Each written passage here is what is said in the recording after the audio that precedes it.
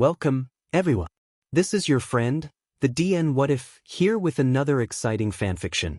Today, we're diving into the story of What If Deku Was the Invisible Savior of Fallen Heroes? If you enjoy this video, don't forget to hit that like button and subscribe for more fanfiction content just like this. Now, let's get started with the fanfic. Izuku bends over the ward plastered to the outside of the shop, lips pressed together as he tries to untangle a spirit from its clutches. Wards aren't so common these days. Not many people are still superstitious enough to believe in what they can't see, but occasionally, he'll still run across a spirit that has carelessly run into their clutches. This one, a curiously indistinct lizard-like thing, hisses and squirms in his grasp as he tries to delicately unhook it from the ward's barbed energy. "Hold still, will you?" Izuku mutters under his breath. He winces as he cuts himself on the ward, but only pauses a moment to lick away the welling blood before returning to his self-assigned task. "This will go much faster if you just let me work." The spirit reluctantly stills. It pins him with its 7 glowing, accusatory eyes as he carefully untangles the last of the wards from its many legs, and then as soon as it is free it sinks its teeth into Izuku's hands. Izuku jumps back with a cry, and the spirit leaps away onto the sidewalk with a rattling sort of snarl. "Abomination," the spirit spits. "Mutant. Freak." It scuttles away, sticky fingers hauling it up the brick wall of the nearest building, before disappearing out of sight with a flick of its lizardly tail. "Glad I could help," Izuku calls after it half-heartedly with a sigh. He ignores the passing pedestrian staring at him and makes to rub at his eyes, but the sting on his hands reminds him that he's still bleeding. He lowers his hands and stares dully at the crimson dark drops. God, he's so tired. He turns and starts making his dreary way back home. He doesn't linger on the spirit's last parting words. It's nothing he hasn't heard before, and it hardly bothers him anymore either. He can't be bothered by something that's true, after all. Midoriya Izuku is well aware that he should not exist. Izuku is dragged awake by the bell-like ringing of his wards going off.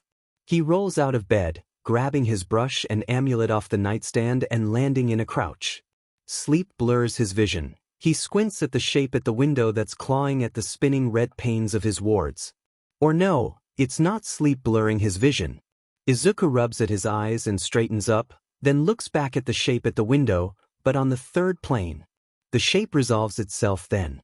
A spirit he's never seen before, draped in dark blue, a multitude of eyes peering out from the darkness of its hood, and shimmering bird of paradise feathers sprouting from its back, beating gently as it hovers in the air. It sees him looking and scratches insistently at his wards again, ignoring the firework gold sparks that leap angrily at its cloak. Izuku hesitates. The smart thing to do right now would be to close the curtains and go back to sleep. The spirits have made themselves abundantly clear over the years that they want very little to do with him, or if they do, that it's a bad thing. Anything this one wants can't be any. It would be better for him to his head down, and forget he ever saw this spirit here. But then the spirit sings something soft and flute-like and sad, layered in on itself in harmonies and echoes, and Izuku feels the full force of its desperation, grief, fury, and its mantra protect, protect, protect. His hand is on the anchor glyph of his wards before he even makes the conscious decision. With a fizzle and a pop, the wards evaporate, and the spirit swoops into the room and comes to a stop before Izuku. It's large. Izuku shrinks back and clutches his amulet. "What do you want?" he croaks out. The spirit whistles a flute song. Images unfold in Izuku's head, swirling with blue and cosmos and impossible dust. Connect. The spirit sings affirmation. "With who?" Another whistled song, and Izuku's vision is overlaid with the picture of a young man with wispy black hair and a nervous expression. He wears a familiar uniform, one that Izuku has seen before. The name clicks. Suneater. He's the hero in training who helped stop an incident earlier today, but was shot and lost his ability to use his quirk. Connect us, connect, can't feel, small Suneater, can't feel, can't touch, can't protect, protect, protect, protect. Izuku lets out a small noise of pain at the deluge of feelings and memories that pours into his head. The stream of consciousness ceases, and the spirit floats back a few inches, almost apologetically. Connect us, it whispers again, and the thread of urgency, grief, fear wraps itself gently around Izuku's heart. I can't, Izuku mumbles. I don't have that ability. You are, Bridge Connection Worldwalker Flesh Blood Bone Spirit, you are, Bridge, you are. Yeah, I know. But I don't interfere with other spirits' connections to their humans. I don't know how to fix this. I can't help you. Izuku shakes his head and bites his lip. No bridge connection thread you, our channel conduit lightning in flesh you. No you are you know. I don't. The spirit lurches forward, its many eyes blazing bright as the sun. Knowledge wrenches its way into his head, like a red-hot poker, like the burning cold. Izuku gasps, his nerveless fingers drop his talisman and paint, but he only registers it from afar. The world swims far beyond the great wall of shimmering pain and the images that fly through his mind. Energy push flow push block clear channel clear burn away open door open gate open and a single black eye that flies open and the ancient earth itself gazes at him and sees right through him, flays him open and lays him bare and consumes him alive and it knows him. Burning cold talons sink into his core and drag him back from the deep cracks of the earth. Izuku opens his eyes with a gasp, rolls himself over on the floor and retches. Nothing comes up. He skipped his meals all day yesterday. It would make. He coughs through the bitter taste of bile that rises up in his throat and lies panting on the floor. A flute whistle carries a thread of apology into his mind. Izuku closes his eyes again and breathes. Then he pushes himself up, wipes his mouth, and gets off the floor. Give me a second. He changes quickly, picks a warm jacket and a large scarf, pockets his keys, quietly leaves out the front door. The spirit floats after him, watching anxiously the whole time, until Izuku turns to it and says, I'm ready. Lead the way. And then it's off like a shot. Izuku runs after it, barely able to keep up. The night wind bites his cheek and claws at his scarf, knifing its way under his coat. He pulls the scarf up and shivers as his hands go numb. I should have brought gloves. The spirit hurtles around the corner and Izuku pushes himself forward into an extra burst of speed. He's red-faced and panting by the time the spirit comes to a stop, and he drops his hands to his knees and gasps for breath. The spirit whistles here go and urgency grief fear go but his lungs burn and his limbs are iron. Give me a sec, he wheezes. I need recovery time, you know. The spirit doesn't seem to understand, or maybe it just doesn't care. It flits around Izuku's head anxiously as he slowly regains his breath, nudging him forward towards the apartment building it's led him to. Okay, let's do this, Izuku says finally, once he's recovered. Which apartment? The spirit whistles and flies up towards a fourth-floor window. Which door do I walk to? Izuku calls up. I can't fly up to the window.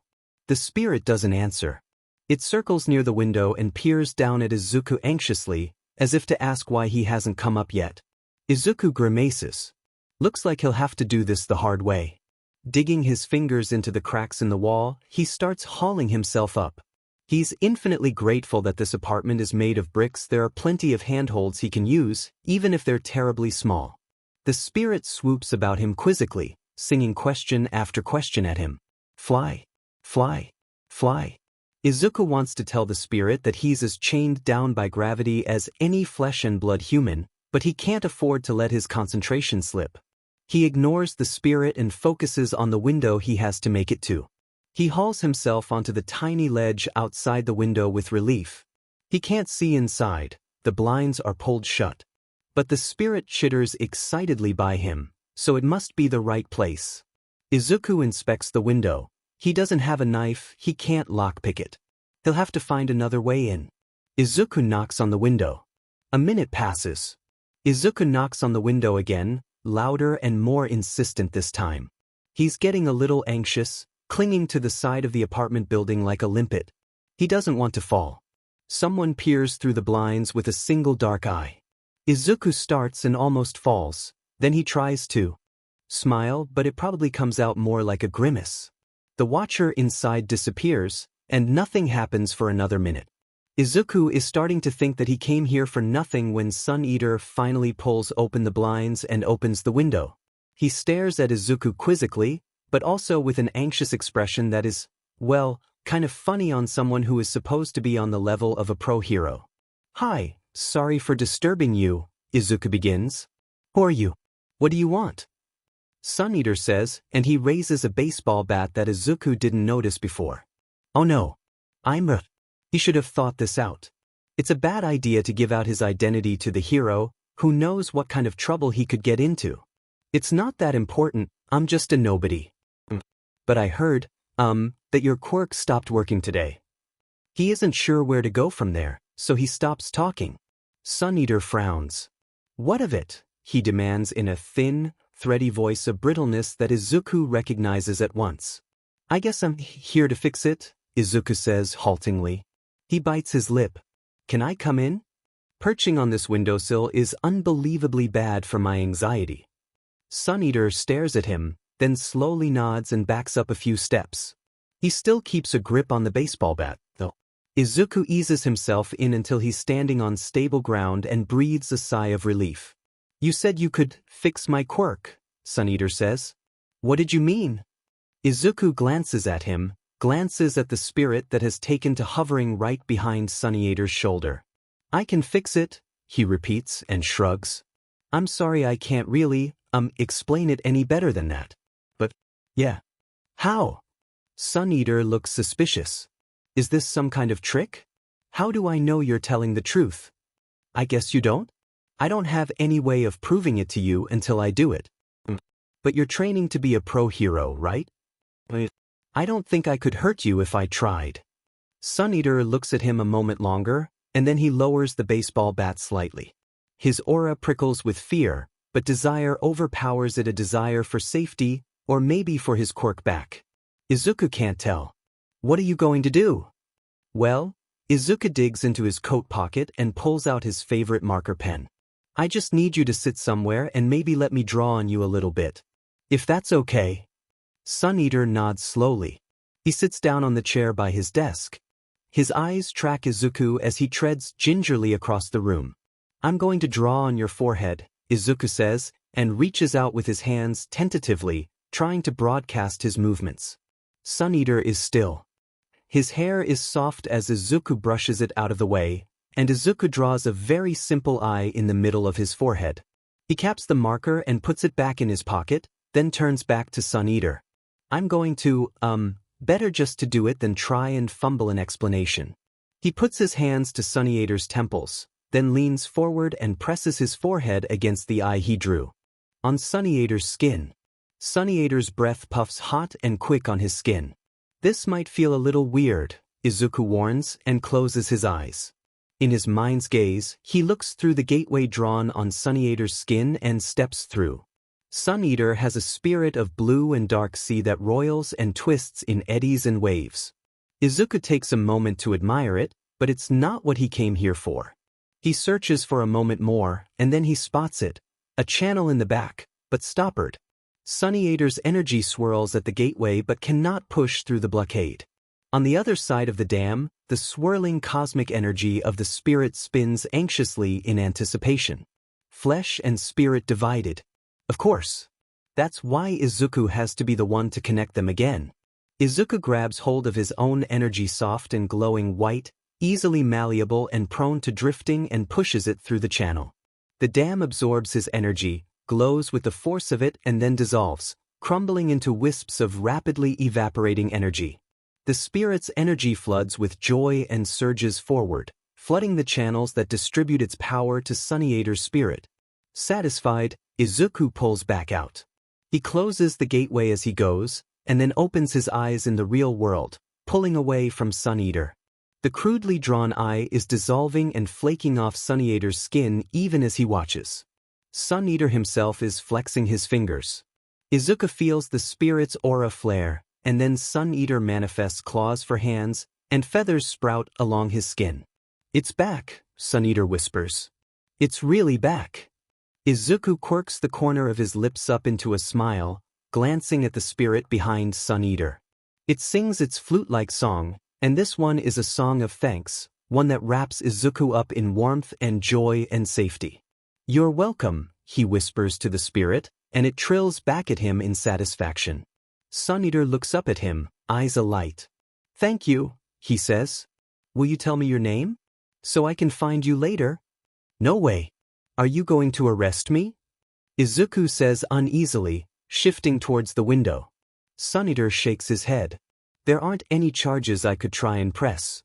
In other words, there's nothing Suneater can do to try and detain him for questioning. Relief floods Izuku's stomach. "I'll be going then. Just be careful, I don't want to have to do this again." "Why did you? Why did you come and help me restore my quirk?" Suneater clarifies. His mouth turns down in dissatisfaction. Unease? Izuku looks at the spirit again. It's cooing gently at Suneater, and its aura glows round with joy. "Someone who cares a lot for you asked me to help," he says finally. "I couldn't say no." "Someone who was it?" "You wouldn't know them," Izuku says. "It's fine though. They know your thanks. I should be going now." Take care." He hops onto the windowsill and surveys a way down. "Wait." Izuku glances back. "You don't have to climb out the window," Suneater says, embarrassed. "The front door is fine." "Oh, thanks," Izuku says in surprise, and follows Suneater awkwardly out the room to the door. He pauses on Suneater's doorstep, and then he turns back. "I know you're a hero," he says. "And this is, well, kind of important, I guess? But if you can, please don't tell anyone about me." Before Suneater can respond, Izuku slips down the hall and away from Suneater's apartment building. Even as he goes, he knows it is too tall in order to ask. It's on the news the next day. Unknown visits Suneater in the night, restores Quirk. The media is abuzz. What are the implications of this? That someone had gotten a hold of drags that could disable someone's ability to use their quirk, but that someone out there has the ability to reverse it. No description of him is put out. But there are law enforcement officials beseeching him to come forward and work with them. "You are in danger, we can protect you, we could use your help." It's a trap that Izuku will not allow himself to be caught in. He closes his eyes and hits the off button on the remote. He has homework to do. The thing is, it doesn't stop. Izuku only ever meant to help the one guardian spirit, Suneater's. But it's as if the floodgates have opened. 2 nights later, there are 2 spirits knocking at his wards, and still more the next night.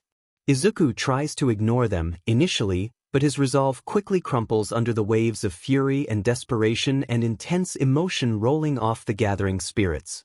He picks up his marker pen and house keys, a pocket knife and a couple items handy for lockpicking, too, and sets out. It seems like it never ends. Izuku loses sleep running around at night, and never can quite seem to find the time to make up for it during the day. Between schoolwork, chores, and his terrible executive DSFNCTN, he just can't carve out time to rest.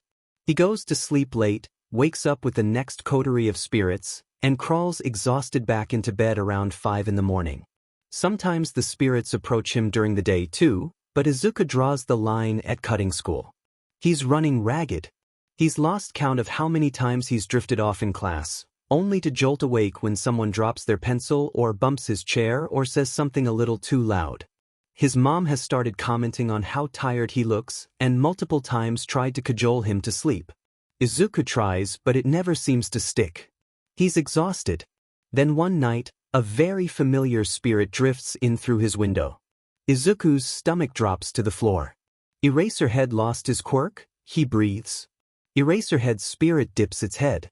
It's a fox spirit, and its 9 waving tails gleam white under the moonlight spilling through the window. Its mouth tugs down into a frown, and its red eyes seem to glow with the force of its displeasure. It is grim, and Izuku suspects that he is a measure of last resort. He swallows and grabs his marker pen off his desk. "I apologize for imposing upon your generosity." Eraserhead's guardian spirit speaks to him curtly. "However, it seems I will be in need of your services." A hero lost his quirk. A hero. Whoever it is, stop ring up everyone's access to their quirks. They're good enough to get a pro hero. Izuku knew that this, whatever it is, this going around and restoring people's quirks, was dangerous, but it never really hit home until now. Izuku only has his marker pen and the curse of straddling the boundary between human and spirit, if they come after him. But a hero lost his quirk, and Izuku is the only one who can restore it. He swallows. Yeah. Where to? But Eraserhead's guardian doesn't answer that, it only sweeps restlessly through his room. Its aura presses heavy and displeased on him, and Izuku manages to get a taste of reluctance in it too. The spirit doesn't want to ask him. Probably because Izuku, by all rights, should not exist, or possibly because it doesn't want to lower itself to asking him of all things for help. Izuku tries to brush aside the sting of hurt, but it does hurt that the spirits demand his aid so freely after years of reviling his existence. If you're worried about giving away his secrets or locations, I can make a binding promise not to reveal that information to anyone easily enough, is all Izuku says aloud. The fox spirit shakes its head, irritated. That is not necessary. For a moment, it almost seems as if it's about to speak, but then it raises its lips in a grimace and turns away. Izuku waits a moment longer before he asks, "What's wrong?" It paces about his room some more. Its tails trail behind it and cast strange shadows on the walls. "I do not like dragging you into this. It's fine. I've been doing this for everyone else. Before, you had a measure of safety." A measure of safety? Do people know who I am? Izuku asks, afraid of the answer. The fox gives another irritated shake of its head. But before, they did not know you were coming, and they did not prepare. Izuku stares at the spirit uncomprehending for a moment longer, before it clicks into place. This is a trap, isn't it? The spirit says nothing, which is an answer in and of itself. Izuku bites down on the nervous laugh trying to force itself out, and he settles for running his hands through his hair instead. Why? They are trying to close in on the villains who produced the cursed drag. You are one of their most important leads. I have searched for alternative means to reopen the connection between myself and my charge, but I have not been able to. Izuku rubs his eyes. You're asking me to walk into a trap. I can help you evade, the spirit says. That's a yes, and they both know exactly what it is the spirit is asking him to do. It is almost too much to ask, so the spirit only hovers silently and waits as Izuku struggles with himself. He won't get his quirk back unless I go, Izuku mumbles. He took a big risk doing that. Why? They want answers, the spirit answers. Simply, and my charge has chosen to risk himself as bait. In the end, though, this doesn't change anything, because Izuku's character demands no less than that he go. Thank you, the spirit says, dipping its head. You did not have to do this. Izuku just shakes his head. He grips his marker pen where it lies in his pocket. We should get going. Where to? You are already doing enough. There is no need for you to walk to. With that, the spirit scoops him up and deposits him on its back in one graceful sweep of motion. Izuku reflexively grabs onto the spirit's fur in an effort to prevent himself from falling. The spirit coils in on itself, tension humming under Izuku's hands, and then it bursts into motion. The world blurs away as it goes. Izuku focuses on the cold sting of wind and the streaks of starlight moving through the sky. His grip tightens around the spirit. Thanks. I don't think I have energy to run across the city, anyways. You may thank me when you have escaped from this venture unscathed, the spirit returns tightly. The rest of their journey passes in tense silence. Soon the spirit slows. A seemingly nondescript apartment building stands before them. Izuku slips off its back and drops lightly to the ground, surveying the street and picking out 235 cameras all trained on the building. Now comes the hard part, the spirit says grimly.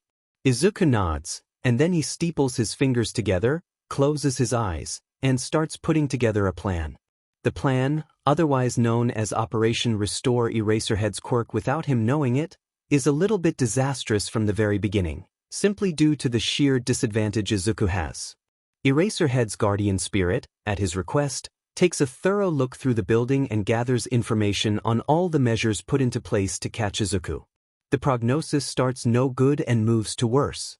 In addition to the cameras, there are also a few heroes keeping watch on the perimeter, and apparently they have actual traps set up in case he slips by them, too. Izuku, on the other hand, has his clothes, a pocket knife, and a pen. But Izuku is nothing if not resourceful, and there is absolutely nothing saying he has to carry out the plan tonight. He and Eraserhead's spirit spend the entire night casing the building and its surroundings, and then Izuku goes back home and sleeps. The solution, in the end, is deceptively simple. Izuku has been restoring people's quirks by creating a gateway between himself and their spirit, allowing him to find and destroy the barrier that's blocking their access to their guardian spirit's power.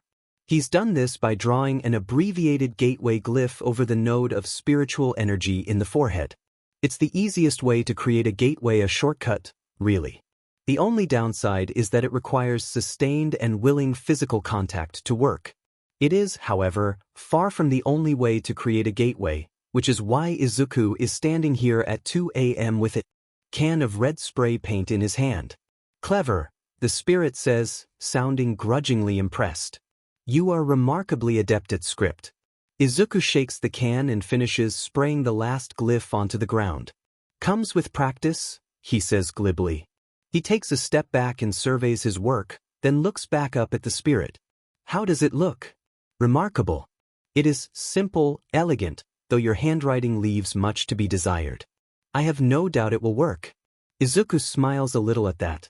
If Eraserhead's spirit is as old and powerful as he thinks it is, then it's quite the compliment he's just received. Thanks. I guess the only thing left now is the hard part. The script he's just written encircles the building that Eraserhead is waiting in. It gives the subject Izuku in this case, marked by a simple trigram over his heart, access to the spirit of the object of the sentence. As long as Izuku stands somewhere within the script, it will work. The only problem is that the object of the sentence, Eraserhead, needs to be marked too. Izuku has designed the script to be as smooth as possible so that no matter how messily he marks Eraserhead, it should work. To that end, Izuku has brought two weapons: an ink stamp with its own ink refill, one he designed himself long ago, and a Sharpie.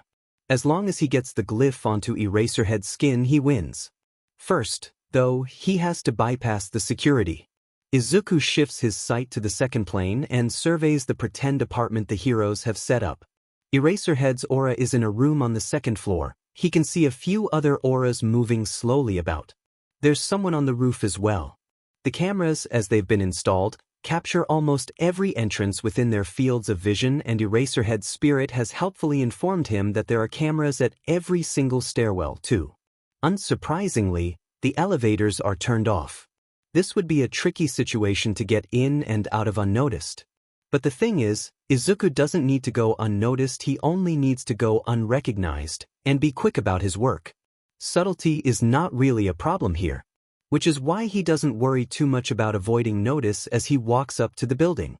Oh, he has his hood tugged over his face and his disposable face mask, and he avoids the most obvious cameras, but he pretends he doesn't notice the others, circling to the back of the building and lockpicking one of the basement windows to get into the below-ground rooms. Where did you say it was? He whispers to Eraserhead's spirit, pulling his disposable face mask more firmly up around his face. Follow me, the spirit answers, sweeping out the door. Izuku slips out after him into a hall and follows him to another locked door. It only takes a few minutes to pick this lock, and when he slips in, his eyes land on a gray box attached to the wall. Perfect. Izuku picks the lock on the box, too, and when he finally gets it open, he flips the circuit breaker. Anything running on the electricity in this building will go out. He switches his sight to the second plane and gauges everyone's auras. Most of them are flaring with surprise, but a few have already taken action, moving through the floors and probably towards the stairs. Izuku needs to get to his goal before someone arrives and flips the circuit breaker back. He unlatches the window in the room and turns to the spirit. Okay, time for part 2. How close can you get me to Eraserhead? The spirit just tosses its head as if to say, who do you think I am? And then it grabs Izuku's jacket in its mouth and tosses him onto its back. Izuku winds his hands in its fur as the spirit leaps out the window and into the air. The night wind rushes around him and tangles playful hands through his hair, and the spirit beneath him almost seems to dissolve into movement, its fur and aura billowing into mist. It bounds through the air, circling around the building and towards the room where Izuku can see Eraserhead's tense aura fluctuating with little spikes of frustration. A moment later, Eraserhead's aura moves away, further into the building, as if he was called away. Izuku seizes the chance. To his room, he whispers to the spirit urgently. It soars swiftly to the window, hovering as Izuku leans over with his lock-picking tools. To his surprise, the window doesn't have any higher security than any of the other locks in this place. It takes a mere 30 seconds to shimmy the lock, and then it's child's play for the spirit to fly him in. It's almost as if they want him to show up and restore Eraserhead's quirk. Izuku quickly closes and locks the window behind him so Eraserhead won't realize anything is off about his room, and he gives a quick cursory scan of his surroundings. A desk with a few screens on them, bundles wires running amok, a couple chairs, a mattress, a closet. Perfect. Izuku ducks into the closet and cramps himself into the corner, behind the few behemoths of shadowy machines crammed in there. He's just gotten the door closed when the lights in the room suddenly flicker on. Someone's fixed the circuit breaker, then. Izuku looks through the building on the second plane and spots Eraserhead's aura coming up the stairs, and the other heroes scattering around the building probably to try and find him. Eraserhead's spirit glides in through the closet door. This plan of yours is rather risky, it observes. And what will you do if he chooses to search through the room? All I can really do is hope for the best, Izuku admits. He should probably feel more worried about it, but the whole night feels rather surreal to him, almost as if he's watching some outside event transpire through a window. Besides, you're going to do your best to minimize that risk, right? The spirit's 9 tails wave pensively behind it as it watches him, something inscrutable passing through its eyes. Then it dips its head and glides back out through the closet door. Eraserhead walks back into the room. The spirit blankets the room with its aura. Izuku shivers as it passes over him, a quicksilver mercury that sends little sparks from his nerves shaking down his spine. It emanates confidence, security, and a strange and sleepy warmth that tries to seep into Izuku's bones. Only the sheer wrongness of it, how unfamiliar the energy, how invasive it is, keeps his eyes from falling shut. Eraserhead won't notice. His guardian spirit's energy has been flowing through him his whole life. A nudge to his mood won't ring any bells. If all goes well, Eraserhead will feel just a little more relaxed, a little more tired, and hopefully, safe enough to let his guard down. That's when Izuku will strike. He hears the chair at the desk squeak as Eraserhead sits down and rolls up to the screen, letting out a sigh. A quick check on the second plane shows Eraserhead's aura fading, jumping back into vibrancy, and fading again, gently pulsing with the edge of sleep. Already, it is fluttering on the edge of third plane, towards dreams and visions and glimpses of what goes unseen by day. Izuku may not have to wait for long. Eraserhead speaks quietly to the other heroes with some telecommunications device. From the little snatches Izuku can hear, they're still searching within the perimeter for him. One of them has discovered the spray-painted script, and is in the process of copying it down on paper. There's something weird about it, says the voice. It sounds warm and familiar somehow, as if Izuku has heard him before. I'm looking at it from less than 4 feet away, but it's still blurry. I can't quite make it out. It's like it changes every time I look back. Eraserhead just tells the person on the other end to do his best, but to stay on alert. Then he checks in with the other people on his team. He asks one of them if there's any coffee in the vicinity, but judging from the way he sighs, the answer is no. I'll make do without, Eraserhead tells the person on the other end of the line. As long as we check in periodically, there should be no problem. Izuku waits in the long dark, training his every sense on tracking Eraserhead's movement through the room, strains them so far that he barely notices the cold metal touch of the spirit's aura fluttering at the edge of him. He is nothing but sense, the rustle of cloth as Eraserhead crosses the floor, the quiet hum of the computer fans and swift fingers tapping on the keyboard, the drowsy, hypnotic pulse of Eraserhead's aura as he moves ever closer to sleep. He waits so long and still he forgets he has ever been anything but waiting, until Eraserhead's aura smooths into the third plane and passes into dream. And then Izuku remembers that he needs to breathe. He exhales in a deep lungful of air, breathes out, rubs his eyes and feels how his legs have cramped up from staying so long and still in the dark. A minute later, when he's worked the pins and needles out of them, he carefully opens the closet and lets himself out. Eraserhead has nodded off in his seat, in front of the monitors displaying footage from the cameras. His guardian spirit hovers next to him, watching with a plaintive sort of look to its face, and its fur casts a ghostly white glow on the room that Izuku knows no one else would see. "Hurry," the spirit says, so soft it barely carries. Izuku nods and gingerly approaches, pulling his stamp from his pocket. One of Eraserhead's hands rests limply on the armrest, and gently, lightly, Izuku presses the stamp to skin. It only takes a touch of his energy to burn the script to life. The glyph lights up across all three of the planes Izuku can access at a glance, unfolding into impossible shapes and a promise yet to be made, pulsing with anticipation of what is to come.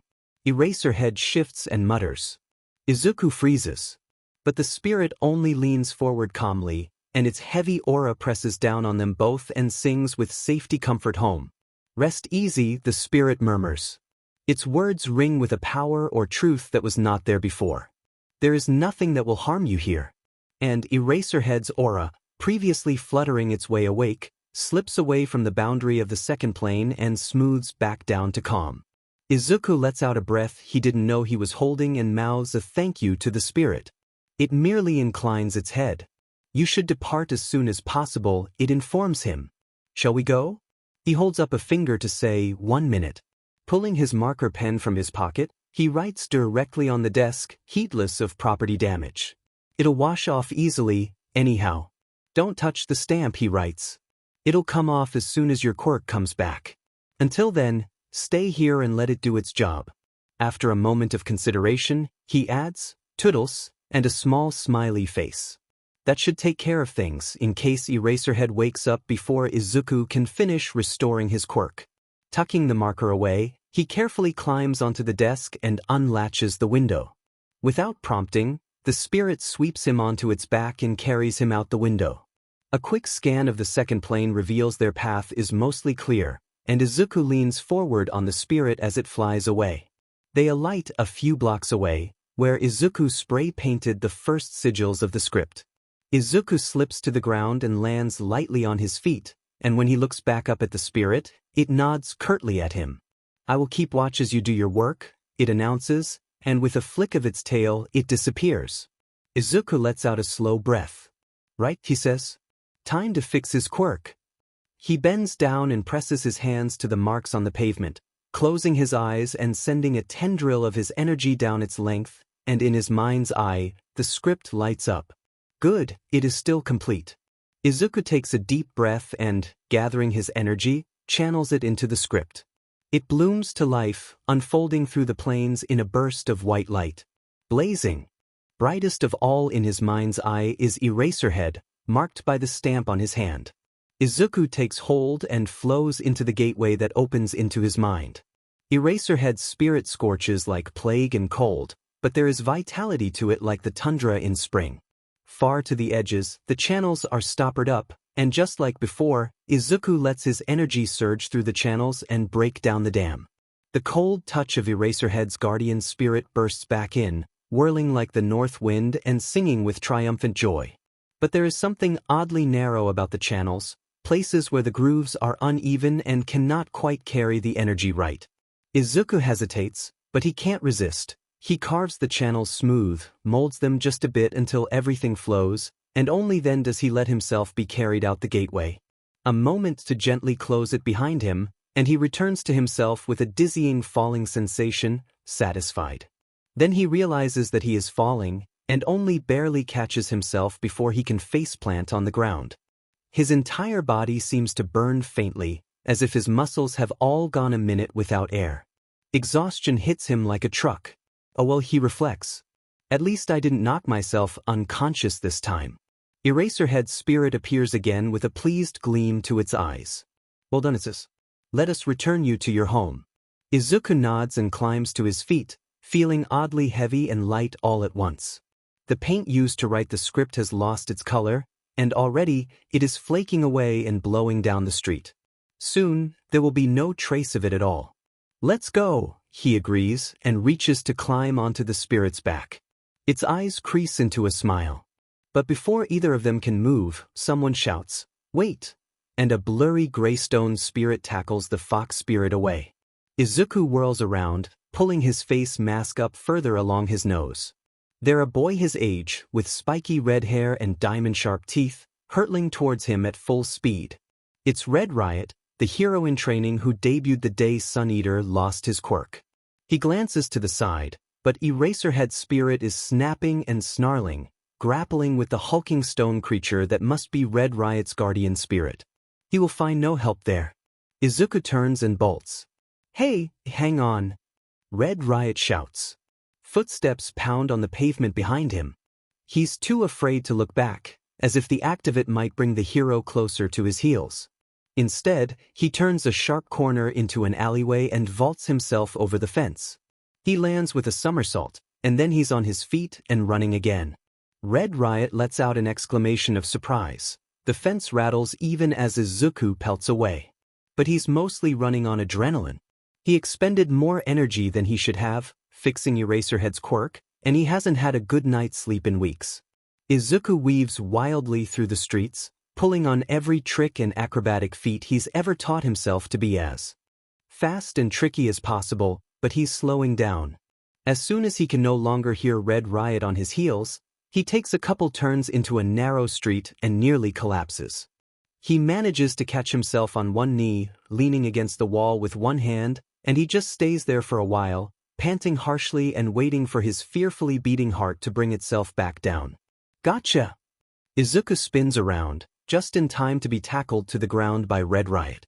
His hood gets dragged off his head by the impact, and his face mask gets torn off too. He shouts and twists, and when that doesn't work, tries to headbutt Red Riot's face. But the hero in training's aura flares, and a stone-hard armor of spiritual energy grows over him on the second plane. The impact hurts Izuku much more than it hurts the red-haired boy, and when he recoils, he accidentally hits his head on the pavement too. His head rings. He thinks he can taste blood. No, that's definitely blood, dripping down from his nose, apparently. He must have overdone it with the script tonight. Red Riot's grip loosens. He even has the audacity to look concerned. "Hey, are you okay?" "Just peachy," Izuku snaps out, flaring what little energy he has left to feel out the armor Red Riot has grown. Yeah," says Red Riot, looking a bit awkward now. "Sorry about all this, but..." Izuku channels his spiritual energy to his mouth and bites. The armor parts before his energy like butter, and his teeth sink into the flesh of Red Riot's arm. The red-haired boy yelps and yanks his arm away. It's opening enough for Izuku to push him off, scramble to his feet, and take off. He only gets a few steps before Red Riot tackles him again, though, and moments later he's pinned face down to the ground. Minute. Izuku tries to wriggle out of his grasp, but Red Riot twists his arm and pushes it up his back, and the pain is enough to make him gasp and finally be still. "Hey, calm down," Red Riot says, sounding as though Izuku is the one making this difficult. Where does he even get off doing that? "I'm not gonna hurt you. I just want to talk." "Oh, sure, you just want to talk," Izuku says, wild with disbelief. "That'd be more believable if you didn't set a trap for me." "Why, you knew?" "Right, because it's so hard to notice all the patrols and traps and cameras." "Are you kidding me? We tried so hard to make sure no one would notice." "Well, try harder next time." "What kind of logic is that? And if you knew it was a trap, why did you come?" "Because I love waking up at 2 in the morning to go traipsing across the city and help some ungrateful pro-hero who decided it was a good idea to risk losing his quirk. Obviously, it's the effing delight of my life." "We're not ungrateful. We just wanted to get into contact with you. We're trying to..." "No thanks," says Izuku. "Ah, come on. You didn't even hear me out." "Sure, I'll hear you out when you aren't pinning me to the ground," Izuku bites out. "Let's have a rational conversation when you're grinding my face into the gravel. I sure do love a 5-star meal of coercion with a side dish of pain." "I'm not trying to coerce you," Red Riot says, sounding almost shocked. "Then get off me." "Promise not to run again?" "It's my free rights as a citizen," Izuku says. And if I'm not being detained or arrested, then I have every right to run, and if I am being detained, why wouldn't I run? Please, says Red Riot. We just need some information. Why are you even putting up a pretense of negotiation? Izuku says. We all know who has the upper hand here. Pretense of, Red Riot repeats, and then he's quiet for a moment. Izuku does his best to beam let go straight into his head. Unsurprisingly, it doesn't work. Let's just go to the heroes, Red Riot says, sounding a bit uncertain now. They'll know how to explain it better. No, Izuku says, so immediately and violently he almost takes himself aback with the force of it. He somehow finds the energy to briefly throw Red Riot off his back, and they scuffle anew, but once again, Red Riot knocks him down and holds him there, this time face to face. This is getting real old. Look, Izuku says and licks his dry lips. If you let me go right now, I'll answer 3 of your questions truthfully. If you arrest me, I swear to every spirit I know I'll fill your audio transcripts with every single bit of bullshittery I can pull. Which is admittedly not a lot, but Red Riot doesn't have to know that. Red Riot's brows furrow, and he tilts his head and does this little pouty thing while considering Izuku's proposal. And you have to listen to our request. For 1 minute, and once that time is up, you won't try and stop me from leaving again, Izuku counters. 5 minutes. 3, and within that time you ask your questions. Red Riot screws up his face in thought. You promise? Seriously? Izuku says. But Red Riot doesn't budge, just trains his weirdly honest and intensely earnest gaze on Izuku, and he just knows that he won't get anywhere if he doesn't give his word. He closes his eyes, resigned. I promise to uphold the terms of this deal if you do, he says, and even as he says it, he can feel the promise binding him, sinking its hooks deep into his blood and marrow. Red Riot studies him for a moment more, and then he nods once. Okay. He releases Izuku, and Izuku immediately scrambles to his feet and puts some distance between them.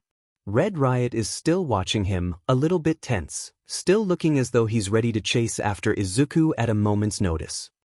As if Izuku can do that now. Well, he says, wiping the blood away from his nose as best as he can before replacing his hood over his head and pulling on the drawstrings. What do you want to know? You'll really answer? Izuku sighs. I promised, didn't I? Hurry up. Clock's ticking. Okay, got it. Wow, you really don't mess around. Red Riot scratches his head. Is a lot of pressure to put on someone on the spot, you know? Me and the hero agencies I'm working with were trying to hunt down the 8 precepts of death, since they're responsible for the Quirk-breaking drags and all.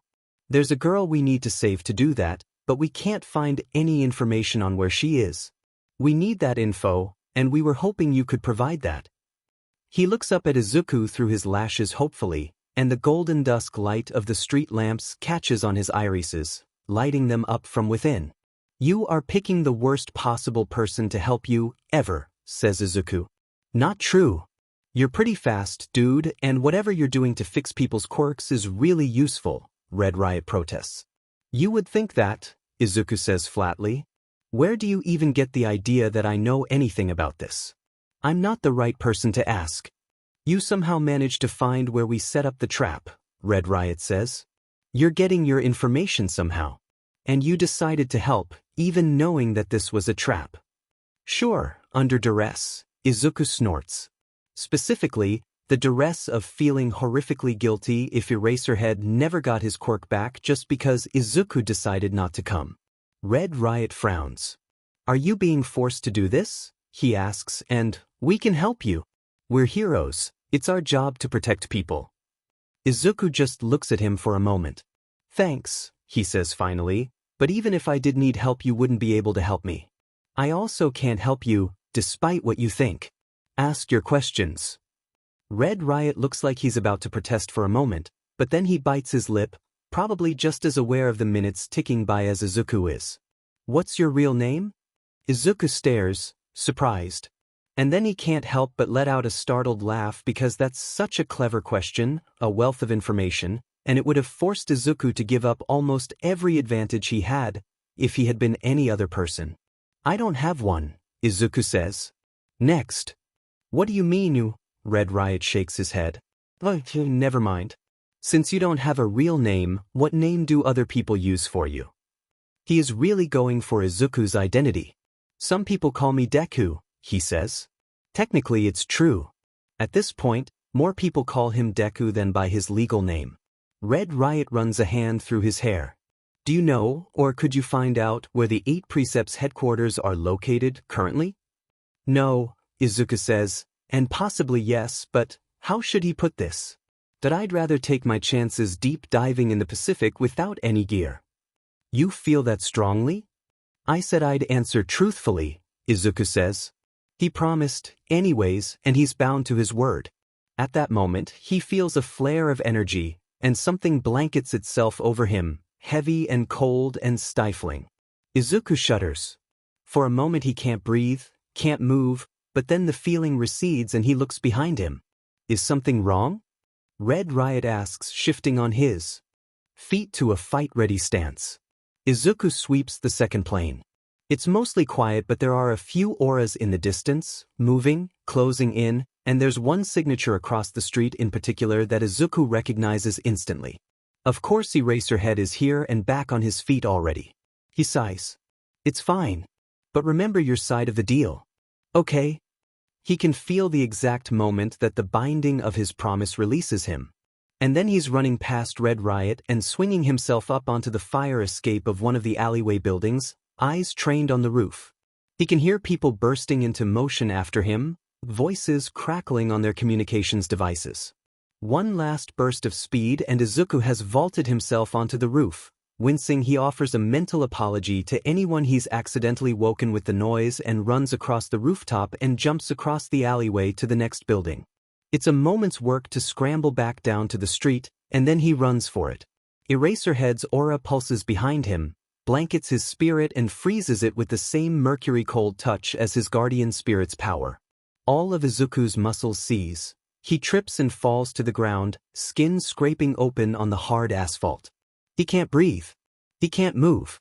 He tries to flare his own energy and burn out the freezing cold of Eraserhead's aura, but his energy is slow and frozen and refuses to budge. He feels like sleep paralysis has set over him, only now he's perfectly lucid and aware for the burn of his lungs and the footsteps rapidly approaching, and there's not a single thing he can do. Just fell over. Shouldn't have that kind of effect on. And then Eraserhead's aura retracts, and Izuku gasps for air. He hauls himself to his feet and runs. There's no time to look back, but too late. White bandages wrap around his legs and pull his feet from under him. Izuku nearly eats the dirt again, but he manages to catch himself on his elbow and roll over, one arm raised to do what? Fight an officer of public law? And then Eraserhead is there, and he grabs Izuku's wrists, and something cold latches onto them with a snap. Izuku lowers his hands and stares at the new pair of simkjrs gleaming mirthfully at him in the lamplight. You, Eraserhead announces, are under arrest. Kirishima Ijuru catches up with everyone else just in time to see Deku look up from his handcuffed hands and say, to Aizawa-sensei's face, I just fixed your entire quirk, you cabbage. Ijuru chokes and nearly trips mid-stride. What kind of ball does it take to say that to the face of the guy who just arrested you? Holy shit. He's almost afraid to see what his teacher's thinking. But no, Aizawa-sensei just raises his eyebrow. It's the I am waiting for you to dig your own grave eyebrow, not the you are an idiot I'm about to destroy you eyebrow. He has learned to discern this kind of vital, life-saving information from his many days in Aizawa-sensei's classroom, so Deku will probably be okay. Except Deku takes one look at Aizawa-sensei's face and elaborates, okay, maybe that was a little. I'm sorry, you are a professional hero who risks his actual life doing hero stuff and deserves respect, especially because you always do stunts that terrify me, like losing your quirk and making a trap out of it, which was really stupid by the way, because what would you have done if I didn't come? It was a bad gamble no matter how you look at it, it was just really bad, and what kind of person just does that? Aizawa-sensei's eyebrow climbs higher on his forehead, deeper into what is either amused or judgmental territory. Ijuru winces. Deku puts his face in his hands and doesn't get up from the ground. A moment later, Deku pulls his hands away and makes a face at his palms. It takes a moment for Aijuru to spot the dark smear of blood trickling down from Deku's nose. "Wahei, you're still bleeding. Are you alright?" Aijuru calls, jogging over and crouching down next to him. He almost forgot, with how quickly Deku took off once he'd answered all 3 questions, but Deku looks well. He looks awful, bleeding from his temple and his nose, and there's already splotchy yellow bruises forming on his cheek. Aijuru has no idea what to do. He looks up to ask, but Aizawa-sensei is already digging through one of the packs on his side. "Okay, sensei knows what's up, that's reassuring. Everything is going to be fine. Sen, Eraserhead'll patch you up real quick, so." "It's fine," Deku says. "You got a head injury," Aijuru says. "Those can be real bad. And it's a head injury from trying to escape from Aijuru, too, and even though it was accidental on both their parts, he still feels terrible about it. The dude just fixed up Sensei's quirk and he looks totally beat up for it." Deku is unfazed. Blood is equally helpful outside the body as it is inside of it. "I'm just leaking a bit," he informs Aijuru, which is the weirdest thing Aijuru has ever heard someone say about blood. "I can use this though," Deku says. He sways and Aijuru, worried, puts a hand on his shoulder to brace him. "Hey, I'm sure you could," Aijuru says, "but blood has all sorts of uses," Deku says blandly, and then he mops up some blood onto his fingers and starts painting onto the skin beneath his collarbone. Aizawa-sensei snatches his hand before he can get more than a few strokes down. "And what do you think you're doing?" he says warningly. "It's for healing," Deku says. Then, accusingly, "I'm pretty sure you stopped my heart for a few seconds. You owe me." And then Deku actually stares Aizawa-sensei down. Aizawa-sensei loses. Aijuru unabashedly lets his jaw drop open when Aizawa-sensei slowly lets go of Deku's hand. This is the first time Aijuru's seen his teacher concede to anyone. What the hell, Deku is so frickin' much. The guy broke into a heavily patrolled area and Aijuru's pretty sure the only reason they caught him was 'cause he stuck around to make sure Sensei's quirk got fixed up. At least, that's what he thinks it was. He saw Deku put on that light show with that weird graffiti of his, and he also saw him almost pass out afterwards. At that thought, Aijuru winces, 'cause man, he really put Deku through the ringer, didn't he? Deku is unbothered by all of this. He just resumes painting his own blood on his skin, cool as anything, like it isn't even a big deal. He just won a staring match against the pro hero who arrested him, and like it ain't a big deal to be painting with his own blood either. With quick, sure strokes, he writes something, a symbol or a word that slides right out of focus no matter how hard Aijuru squints. "There," Deku announces. He wipes his hand off on his pants. Aijuru waits a beat, but Deku remains as beat up looking as before. "You're still bleeding, dude," he feels the need to point out. There's a trickle of blood slowly making its way down the side of Deku's face. He doesn't look too hot. "Wasn't that supposed to heal you?" "It was for preventative healing." "What the heck does that mean? Like a defense sort of thing? But why does he feel like he'd need?" "We're not gonna do anything to you," Aijuru says, feeling a bit stung. "Maybe not on purpose," Deku says. He doesn't even sound bothered by it. That the matter-of-fact way he says it, and accepts it as if this is just a fact of life, is what gets to Aijuru the most. He only hesitates a moment before grabbing Deku's hand. Deku turns startled green eyes on him. "Deku," Aijuru says urgently, "I dunno who you've been hangin' around before, but we ain't like that. We're not gonna just hurt you. Promise." Deku's eyes flicker, and he glances to the side at something Aijuru can't see. He looks back at Aijuru a moment later, blankly, as if Aijuru's words haven't even processed. It's then that Aizawa-sensei shoos Aijuru away and starts fixing up Deku's injuries, for real this time. There's not much to do after that. Aijuru chats with Haru-senpai while someone else drives a cruiser over so they can all head home and get some sleep.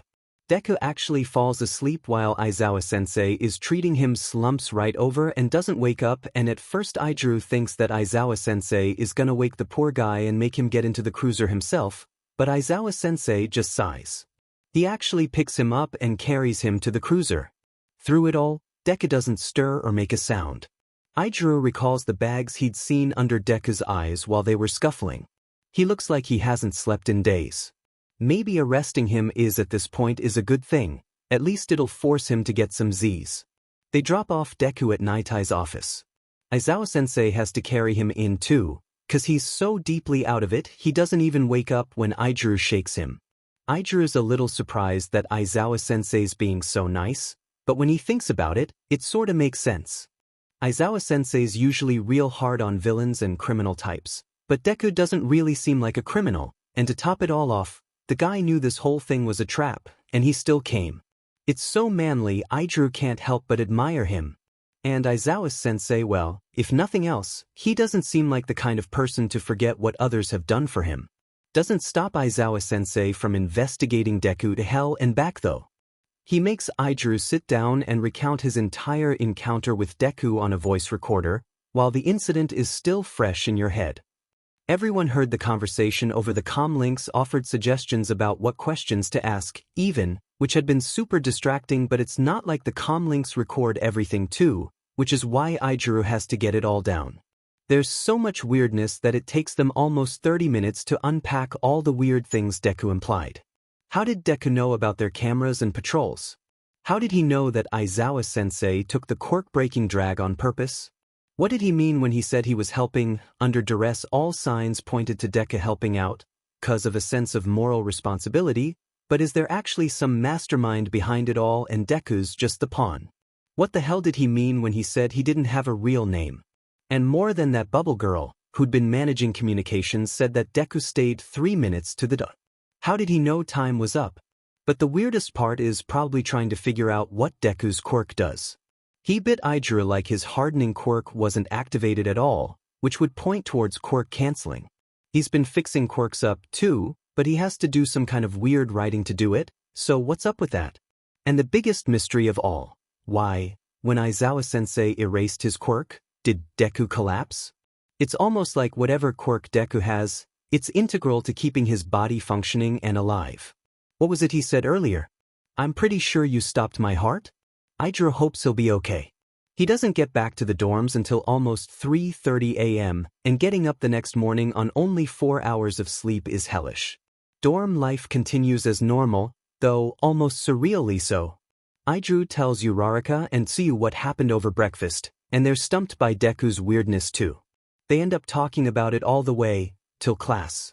Later, Mirio-senpai gives him a clap on the back as congratulations for last night's deeds, and Amajiki-senpai, even if he doesn't totally manage it, stutters out half a compliment before losing his will to speak. That's it. The only change to Yui is this new experience that now resides in him and troubles his thoughts all day. After school, Uraraka and Tsuyu wave him goodbye and take the train together to some other part of the city. Apparently, Ryukyu wants to do some patrolling today, take an easy day after all that intense setup and those stakeout shifts trying to catch Deku. That leaves Aijuru and Aizawa-sensei to go to Naitai's office together. Aizawa-sensei spends most of the train ride napping, and Aijuru occupies himself with texting Bakugo and Kaminari. When they get to Naitai's office though, it's sort of in disarray. What happened?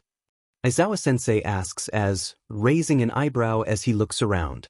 Night-Eye sighs, looking rather harried as he paces around behind the desk. Deku just woke up and broke out, he says, and Aijuru's stomach drops. What? We managed to catch him again, but this should not have happened at all. He gives them a brief rundown on all the weirdness that has happened since last night. Apparently it was like this. Deku slept for 12 hours. The security cameras couldn't render his features clearly, they were strangely full of static, not enough to make the footage unusable, but enough that Deku's face was a blur. When Deku woke up, he took stock of his surroundings quickly, investigating the bare room, nothing but a bed and a table with a few chairs and the adjacent bathroom.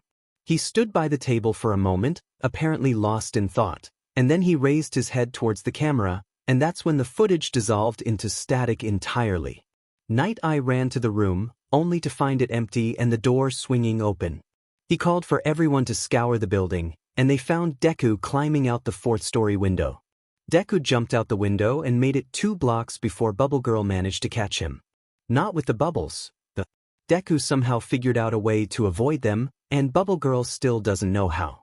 She had to catch him with pure fighting skill alone. It's a relief that they caught Deku, because it would have been horrible if all that work was for nothing, but at the same time, Idru feels kinda bad. Most of all, though, Idru thinks he's just impressed. He's not sure he'd have the courage to break out of hero jail first thing after waking up. Deku's real brave, or just kind of a madman, but either way he can't help but admire his spirit. At that point, Bubble Girl runs up to Nightie's desk and says urgently, "Sir, the fingerprint scans aren't working either."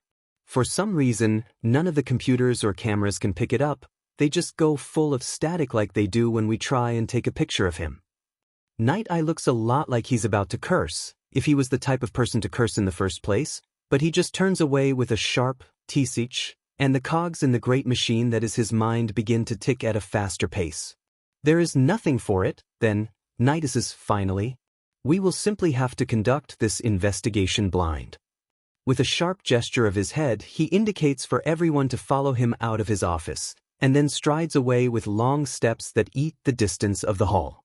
Idru exchanges glances with Aizawa-sensei, and they hurry after him. The interrogation room is actually guarded now and by Fat Gum, too. Holy hell. Through the one-way window, Idru can see Deku freshly handcuffed to the table, and he does not look happy about it. I am going to speak with him, Night Eye tells them. As participants in last night's events, I would like you to observe his conduct and responses. Fat Gum, you are here to provide a fresh pair of eyes. You mentioned that cameras don't work right on him, Aizawa-sensei says. Will the sound transmitters work? It will be warped and of a peculiar quality, Night Eye replies. You will be able to understand what's being said, however.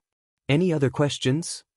They discuss it a moment more, and then Night Eye goes into the interrogation room and Idru and everyone else settle outside the window to watch it happen. It starts fine, with Night Eye giving Deku the usual, legally required introduction, and concluding by asking if Deku understands. That's when Night Eye loses control of the flow of conversation, because Deku says, "Actually, I have a question. Your quirk is some kind of foresight, right?" Night Eye goes still, his head turning bird-like towards the boy. "Right," says Deku. "Well, if you can see into the future, could you, hypothetically, use your foresight to foresee the conversation we're about to have, then evaluate all the answers I give you in the hypothetical future, and then ask me different questions based on what you learned in that conversation? In that case, you would no longer be peering into the future, but an alternate future, right? So I can't figure out if your quirk is evidence of predeterminism or not. I guess the only thing people are fated to do are the things they would choose to do anyways, but since you know what they'll choose, you can change your own choices and that'll change the choices they make as well. So I don't really get it." He pauses and then he adds, "Plus, you could look ahead at this conversation we're having now and know that I don't have anything useful to tell you, so you might as well let me go and save us all the time." Idru lets his jaw drop open. That's one hell of an opening move. Next to him, Fat Gum says, "Huh. He's got spirit." And Aizawa-sensei lets out a huff that almost sounds, dare he say it? Amused. Night Eye studies Deku for a moment more. Then he turns away and starts pacing around the table, looming over Deku's small form. "Allow us to worry about whether your information is useful or not. If you answer our questions truthfully, things will go smoothly and you will have nothing to fear. If not, well, I guess I can save you some time," says Deku, talking right over Night Eye. The sheer audacity of it boggles Idru's mind. "I bet you'll ask questions like, do I know anything about the 8 precepts of death? Do I know where they are located? Do I know how they are blocking everyone's quirks? And how did I get this information? And is there anyone working with me?" And the answers to those questions are. Deku starts sarcastically ticking off his fingers. No, no, no, no, and I lost track of the questions. But the point is I actually have no idea what's going on aside from what Red Riot told me last night. "So you say?" Night Eye comes to a stop across the table from Deku, gaze piercing, glasses gleaming in the light. "But if it were so, then how is it that you learned of Eraserhead's lost quirk, his location, and the security measures that were in place? How did you find out?" "A very large fox told me. Broom-sized. It can fly." Idru chokes. "What?" Night Eye just gives Deku an unimpressed look. "You take this so lightly," he says, taking on a warning tone. Deku just sits back and rolls his eyes. What do you want, the truth or something? Fine.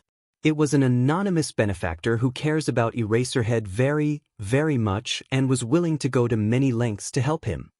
Night Eye pauses to digest this information. A benefactor, you say? Then your incentive for fixing others' quirks is simply for profit. Oh yeah, I get loads, Deku says.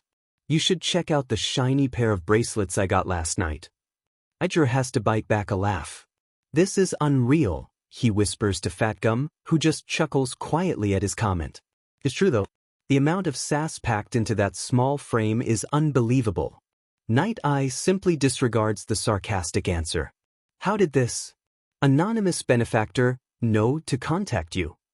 I think contact is way too strong of a word to use here, says Deku, and when he doesn't continue, Night Eye tilts his head in a slow, imposing manner, remaining silent and expectant. What if I told you that they just barge into my room at 2 in the morning without any rhyme or reason and drag me out of bed to run halfway across the city with no warning at all? What would you even say? Then I would ask, why you? My personal theory, says Deku, is that I was born under an unlucky star, so no matter how much I desperately wish for a quiet, peaceful, and uneventful life, I'm permanently destined to be thrown under the bus. Night Eye stares down impassively at him. Deku sardonically waggles his fingers in greeting, causing the HNDCFFS on his wrist to clink. The silence stretches, tense and poised like a hunting thing, until it snaps and Night Eye glides into a predator's stride around the table. Do you understand the position you're in? Night Eye says softly as he circles.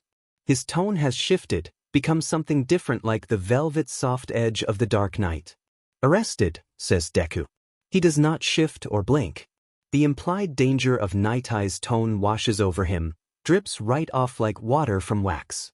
Arrested, Night Eye agrees, with a smile that is too sharp under the harsh shadows and the knife blade of his glasses gleaming in the light. That means, Deku, that you are under our power, our control. It would be in your best interests to cooperate with us. It won't be hard at all, only a little honesty, and you will be free and on your way. But if you aren't willing to cooperate, then that will make things more difficult, won't it? We try and deal like gentlemen here. Let us keep to civil discussion and nothing more. He comes to a stop across the table from Deku, hands clasped behind him, gaze lifted to some unseeable point. But do not make the mistake of thinking we will not go further. Now that you are here, you are far from untouchable and you cannot escape the consequences of your actions. Choose wisely. Idru can barely breathe through the tension in the interrogation room, the darkness that seems to clog the air. Though he just smiles. It's not a mean smile, but it's not nice either. The smile of someone who knows a secret that you are not privy to. With all due respect, Deku says, you cannot keep me here. That doesn't sound good. Idru bites his lip. But Night Eye scoffs, unfazed. If this is about your earlier escapade, don't let it go to your head. You didn't succeed, we won't be so relaxed again. Nor will we be so lenient. It would be in your best interest to cooperate with our questioning. If all goes well, you may even leave within a couple hours. None of us desire to be your enemy. In fact, we'd prefer the opposite. However, if you continue to be uncooperative, you'll find yourself on your own. Deku bursts into startled laughter. He quickly composes himself again, but the strange reaction has Night Eye raising his eyebrows anyways. That's hardly anything new, Night, Deku says, smiling in a bemused sort of way. You'll need a better threat than that. The honesty with which he says it makes Idru's breath catch. Hardly anything new. There's a horribly quizzical amusement in Deku's eyes as he looks at Night Eye, like the suggestion that he's ever been anything but alone is the funniest joke he's ever heard. Hardly anything new. It hits an uncomfortable chord in him, as those words tumble around in his mind, rattling like a hollow wooden box full of bones. Maybe it's just some mind game that Idru's not picking up on, but it sounds like Deku saying, I've always been on my own, or maybe something closer to, I don't have anyone but myself. It makes Idru want to throw open the door and shout at Deku that he's not by himself, that he's not alone, that he must have someone who will fight for him, and if he doesn't, then at the very least, the heroes will. But Idru looks again at the HNCFFS gleaming shiny and clean on Deku's bony wrists, and everything he wants to say comes crashing down inside. And more importantly, Deku continues, not missing a beat, like the unhappy implications he left mean nothing at all. You're right about one thing. We should have a bit of honest conversation. How about this? While we're in this room, you can lie to and threaten me as much as you want, but the moment you lay a hand on me, the law's on my side, not yours. Night Eye's face doesn't budge. According to public law 155-32, subsection 4, clause 2b. Clause 2b was thrown out 6 years ago, says Deku. It got replaced with public law 187-14, which hasn't been modified since. And beyond that, I'm still a minor, so you have to abide by the additional restrictions in subsection I know my rights, and judging by your expression you know them too. Actually, you would have been a very bad hero if you didn't know all this. I really shouldn't give you any props. Then Deku proceeds to lay out, in excruciating detail, exactly what laws govern the hero offices, what procedures they have to follow, and what the limits to their interrogation methods are, and exactly what they can't do to him. Then he says, I don't know who asks me to fix people's quirks. I don't know their names. I definitely cannot describe them to you. They always come at night when it's dark. So I really have no leads for you.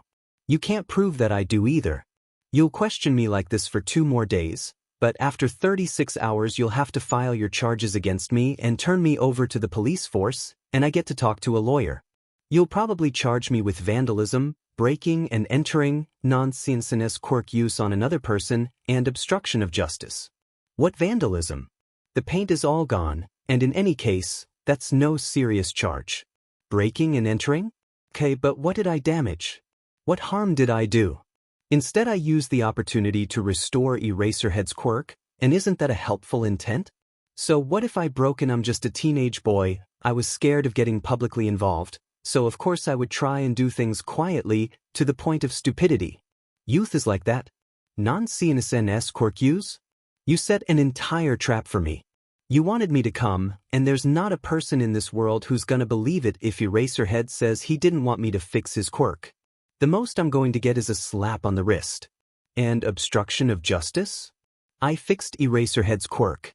I tried so hard to help a hero when no one else could, and I got arrested and interrogated for it, and now I'm being charged just because I don't have the answers you want to get. Does any of that look fair? Who's going to win the court case? I'm young and scared, and even if I did some things wrong I still restored Eraserhead's quirk. The judges will be kind to me. I'll leave with a minor sentence of community service, you'll get a reprimand for wasting your time on such minor infractions as mine, and you'll have wasted 2 weeks on me instead of investigating your other leads. I can afford to wait it out, but you can't, Deku concludes. I'm guessing that whatever your case is, time is of the essence. You can't afford to wait that long, or spend that much time on me. So as you can see, the best option for everyone here is just to let me walk out of the station and forget about it all. Idru can't even begin to think of a rebuttal to that. There's utter silence both within the interrogation room and without, and Aizawa-sensei leans back slightly, his mouth splitting open into an almost manic grin. You're happy about this? Fat Gum murmurs from the side, sounding more amused than anything. Impressed, Aizawa-sensei corrects. Idru has no idea what to make of that. In the room, Night Eye bows his head, and the harsh lighting from above casts his face into shadow. He turns away from the window, from Deku, and his shoulders tremble faintly at first, but then more obviously as he begins to chuckle aloud. I see, he says. It seems, this round I have been bested. I will consider your words. And Night Eye leaves the room, and Deku slumps back in his chair, and in just like that it's over. Idru can barely believe it. Deku, just by knowing their limits, has somehow defanged all of Night Eye's weapons, and all that's left is to retreat, rethink, and regroup. Aizawa-sensei is the second one to try. Deku doesn't say anything to him when he sits down across from him, but he does stop fidgeting with the chains on his HNDCFFS. He sits up straighter, drawing into himself like a winch wound tight, watching Aizawa-sensei with dark and uneasy eyes. Aizawa-sensei waits for a few seconds, almost like he's waiting for Deku to start the conversation, but when he doesn't, he takes the lead himself. Yesterday, when you restored my quirk, you changed something about it, he says. Hang on a minute. Deku what? Hey, isn't that bad? Aijiro looks at Aizawa-sensei, who's waiting expectant for Deku to say something. Deku hesitates and licks dry lips, then parts his mouth to say, that'll be 500 yen. Aijiro's mind stutters briefly. Next to him, Night Eye lets out a surprised ha. Even Deku blinks rapidly after he says that, like he's just as surprised as everyone else at what he said. Aizawa-sensei stares at Deku for a moment, then says, if you are willing. It's 20% simple interest every 12 hours, actually, so 600 yen now, Deku says, and immediately looks mortified. Aijiro has to bite back a laugh. If you are willing, Aizawa-sensei repeats after a pause, I'd like to hear the specifics. Deku shifts and slides a suddenly blank gaze towards Aizawa-sensei. Why, he says. You must have noticed all the changes by now. Some, Aizawa-sensei confirms. But possibly not all. I do rely on this quirk for my profession. I'd like to hear all changes straight from the sources, rather than chance upon them in the midst of a crisis. If you rely upon it so much, why did you deliberately risk losing it? Deku asks. His tone isn't accusing or angry, just tired, and almost rote, like he's reading off a script he's tired of acting. Aizawa-sensei answers him anyways. It was a logical decision. All signs indicated that you had a strong moral compass. I was willing to stake my quirk on that information. A simple enough ruse, albeit with high consequences. Deku lets out a breath.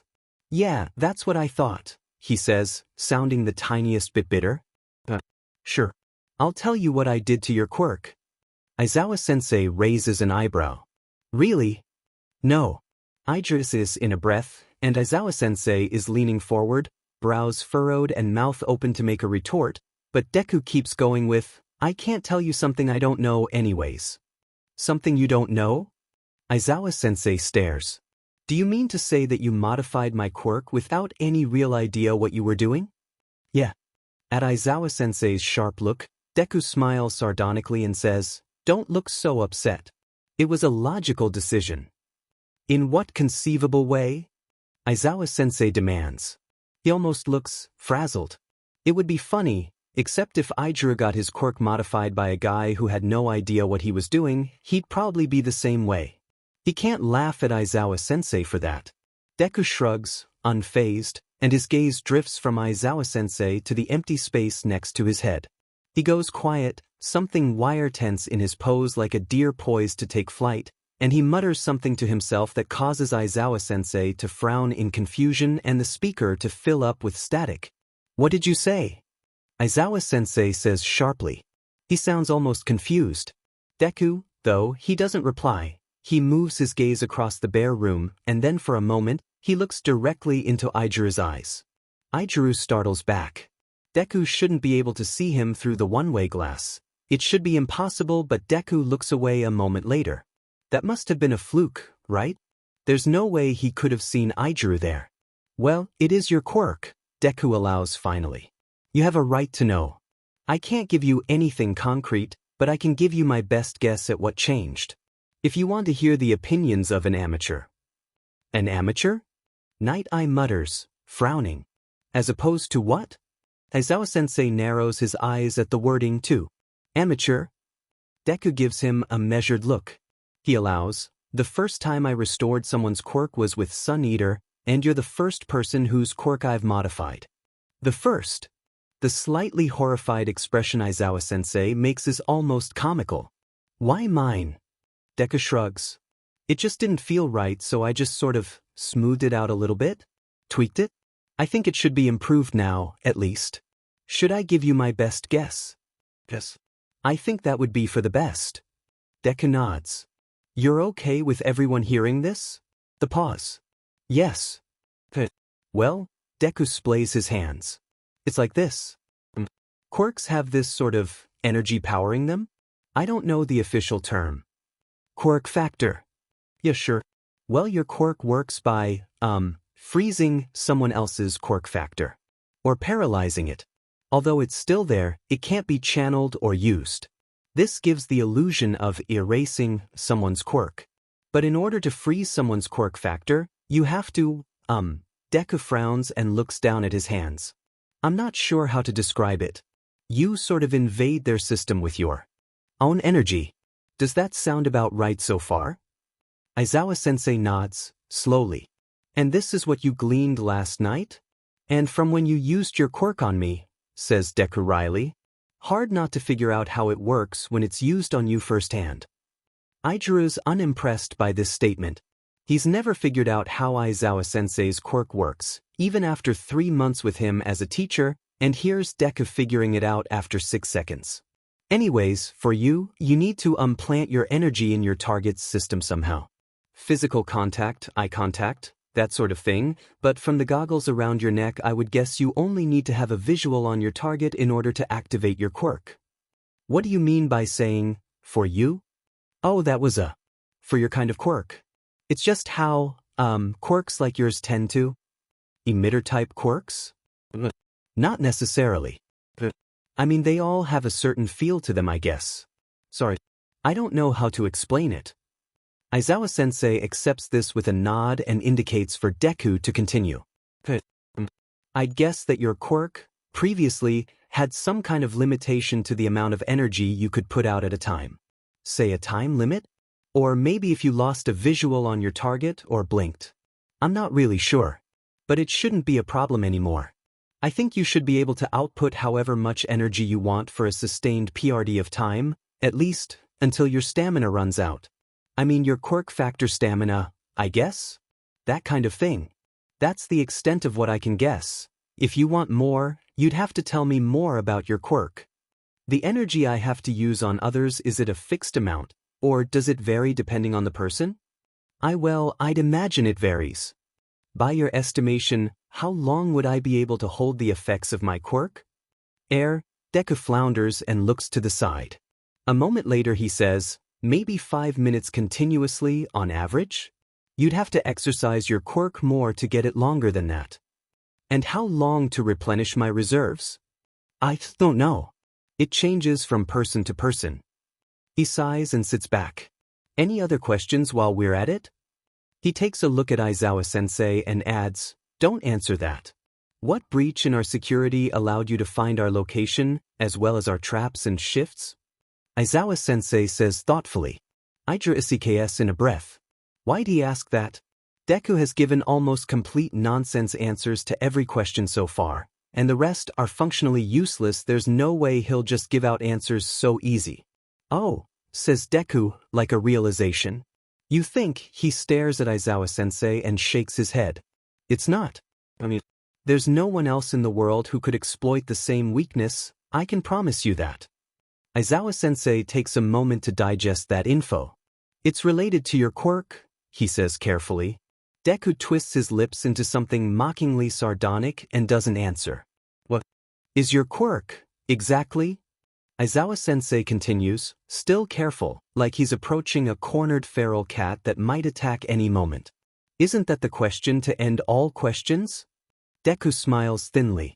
It's a quick, fake thing plastered onto his face, and it doesn't quite fit right all of a sudden, doesn't touch the shining gray light in his eyes or the shadows that draw long and deep at the side. Why don't you give it your best shot? The strange humor that's filled the air buzzes, like the static of a TV when something's gone wrong beyond the wires and you don't know where. Aijiru can feel his muscles tense, even though there's nothing he can do from outside the room if the conversation goes wrong. And he is scared it's gonna go wrong. He can't explain it, this feeling, but he really hopes Aizawa-sensei doesn't make a wrong step somewhere because he thinks if they do, they'll be going in blind. The cameras and electrical equipment don't work right around you, Aizawa-sensei says, with an odd and deliberate weight to his words. You can sense the energy that powers a quirk and modify it. When I erased your quirk, you collapsed. Deku tilts his chair back on 2 legs, irreverently light-hearted despite the heavy atmosphere. Your quirk, you are composed of a form of energy that allows you to sense others' energy, as well as disrupt electrical processes, Aizawa-sensei guesses. That's a pretty good guess, Deku says lightly. Aijiru doesn't know why, but Deku's airy demeanor fills him with deep unease. I think you could even say it's true. The pause. Is it? Aizawa-sensei says, cautiously. He must have sensed it too, Aijuru thinks, that great lurking unknown looming so close and full of shadow behind Deku's words, drawn in by this game of words and by Deku's empty smile. Deku hums and raises his eyes to an empty spot in the air again, looking at something that they can't see. Whatever he sees there makes him pull his lips back into a grin that's all teeth. It's a secret, he says. A secret that no one knows, that one will suffer and one half loathes. Who knows if it's true or not? The only thing we can confidently say is that it's one thing that should not be. Is that what you've been told? Aizawa-sensei's words strike quick as a snake. Deku stutters to a halt. What? Or, to be more accurate, says Aizawa-sensei, is that what you've been led to believe? The front legs of Deku's chair come back to rest on the ground. He's looking at Aizawa-sensei now, all the previous amusement and mirth stripped away to reveal a pale bareness underneath. It is what it is, Deku says quietly. It is what you believe. Deku doesn't reply. He just looks at him with this sort of blankness to it, not like an unmarred sheet of paper, but like digging through the dirt by the riverside and finding nothing but smooth, muddy clay. Anonymous benefactors who are aware of your skill, who you dislike, and who you likely would have avoided if not for your sense of personal responsibility, Aizawa-sensei says into the weight of Deku's silence. Your comment last night that you were doing this under duress. Your belief that you are on your own. Whoever these people are, they are taking advantage of you. Deku's gaze is riveted to Aizawa-sensei, now. His eyes have gone dark. I know. You displayed reckless behavior and disregard for your own health and well-being. They have taught you to devalue yourself. Silence. Something dark shifts behind Deku's eyes, dispassionate and wary and calculating all at once, like the possum that once got trapped in Aijuru's room and refused to leave because Aijuru was in the way. Instead, it had crouched in the corner and watched Aijuru for hours with its cold animal eyes. You've been forced into doing this, Aizawa-sensei says, a question disguised as a statement or maybe not a question at all, and this, somehow, of all the things he said so far, feels the heaviest of them all. Deku licks his lips. His previous stillness slides away from him. He pulls motion and life back into his form and puts it on like a drapery, or a costume that doesn't fit right, dragging at the corners where the movement should be smooth. He begins and stops and turns his eyes up in an eye roll that feels a bit too tired and a bit too performative all at once. I'm not being forced to do this. Aizawa-sensei considers him, almost indifferently, from beneath his messy black hair.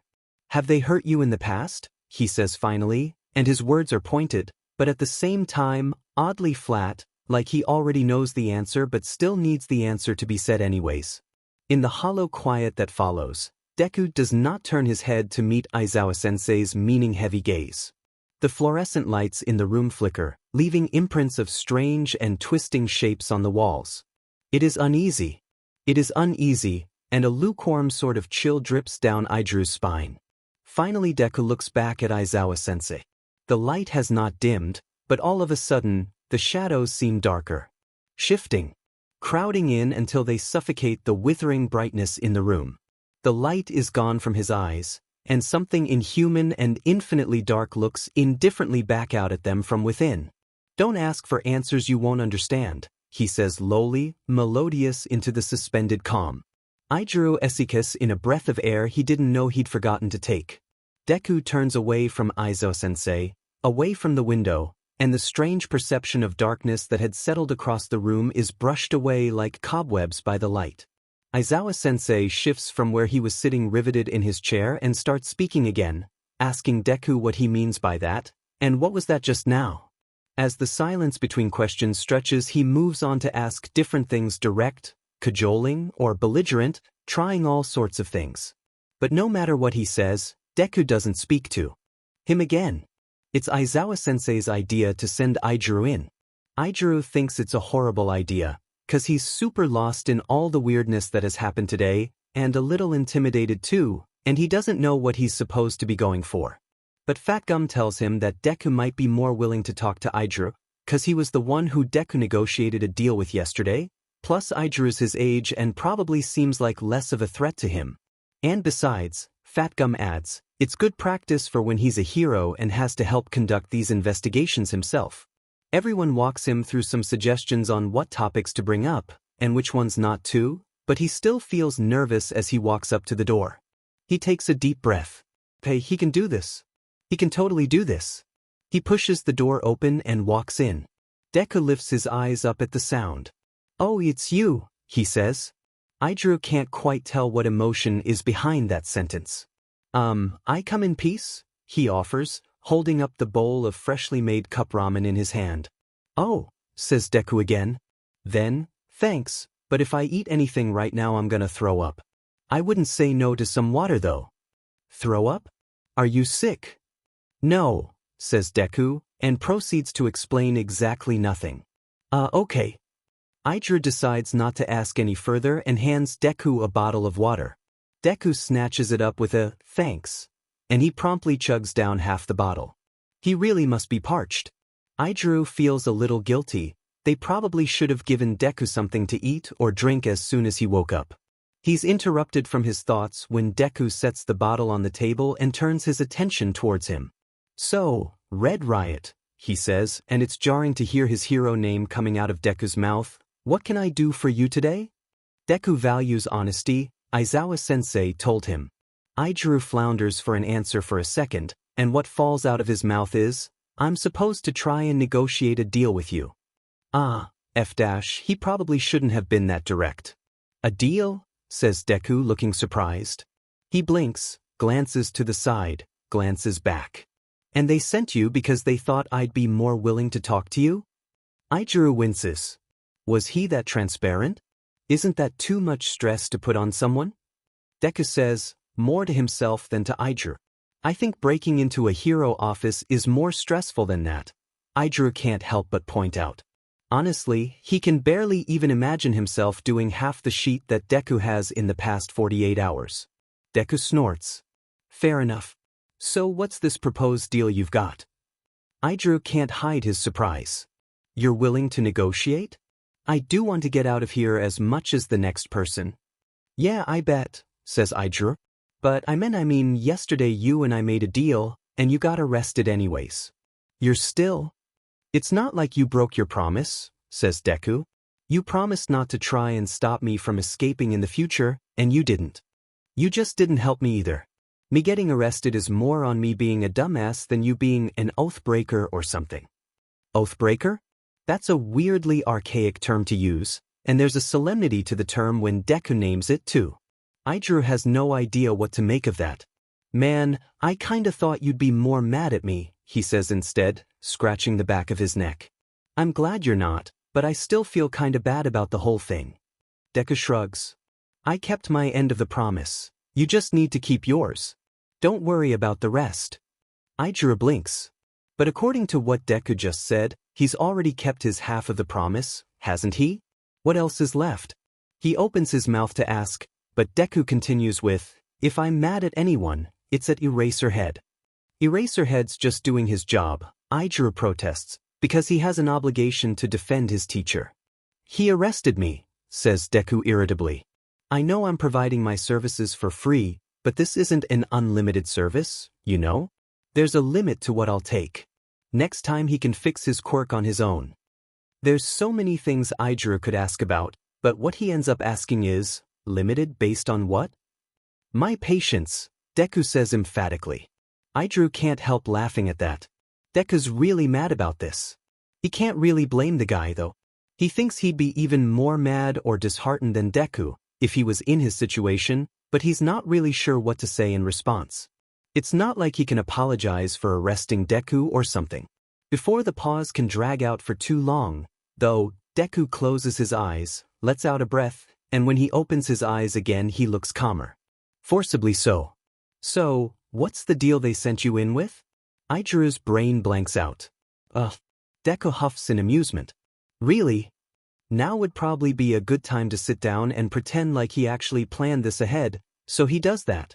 I didn't think it would be this easy, I guess. I mean, you talked down freakin' Nye, and he's scary smart. I thought I didn't have a chance. It's just talking, Deku says with a shrug. Talking is just about the only thing I'm good at. That is so not true, Idru says indignantly, because what? You broke into the building where the trap was set up, and you broke out of here first thing when you woke up. Yeah, but I got caught both times, didn't I? Says Deku pessimistically, and before Idru can say anything to that, he continues with, so what do you want out of this deal? Idru wants to keep fighting Deku on this point, because Deku has done a lot of crazy bullshit in the incredibly short time PRD that Idru's known about him, and that's not useless at all. But he has a job to do, so he grimaces and lets the topic drop. Well, I guess first off, what information are you okay with telling us?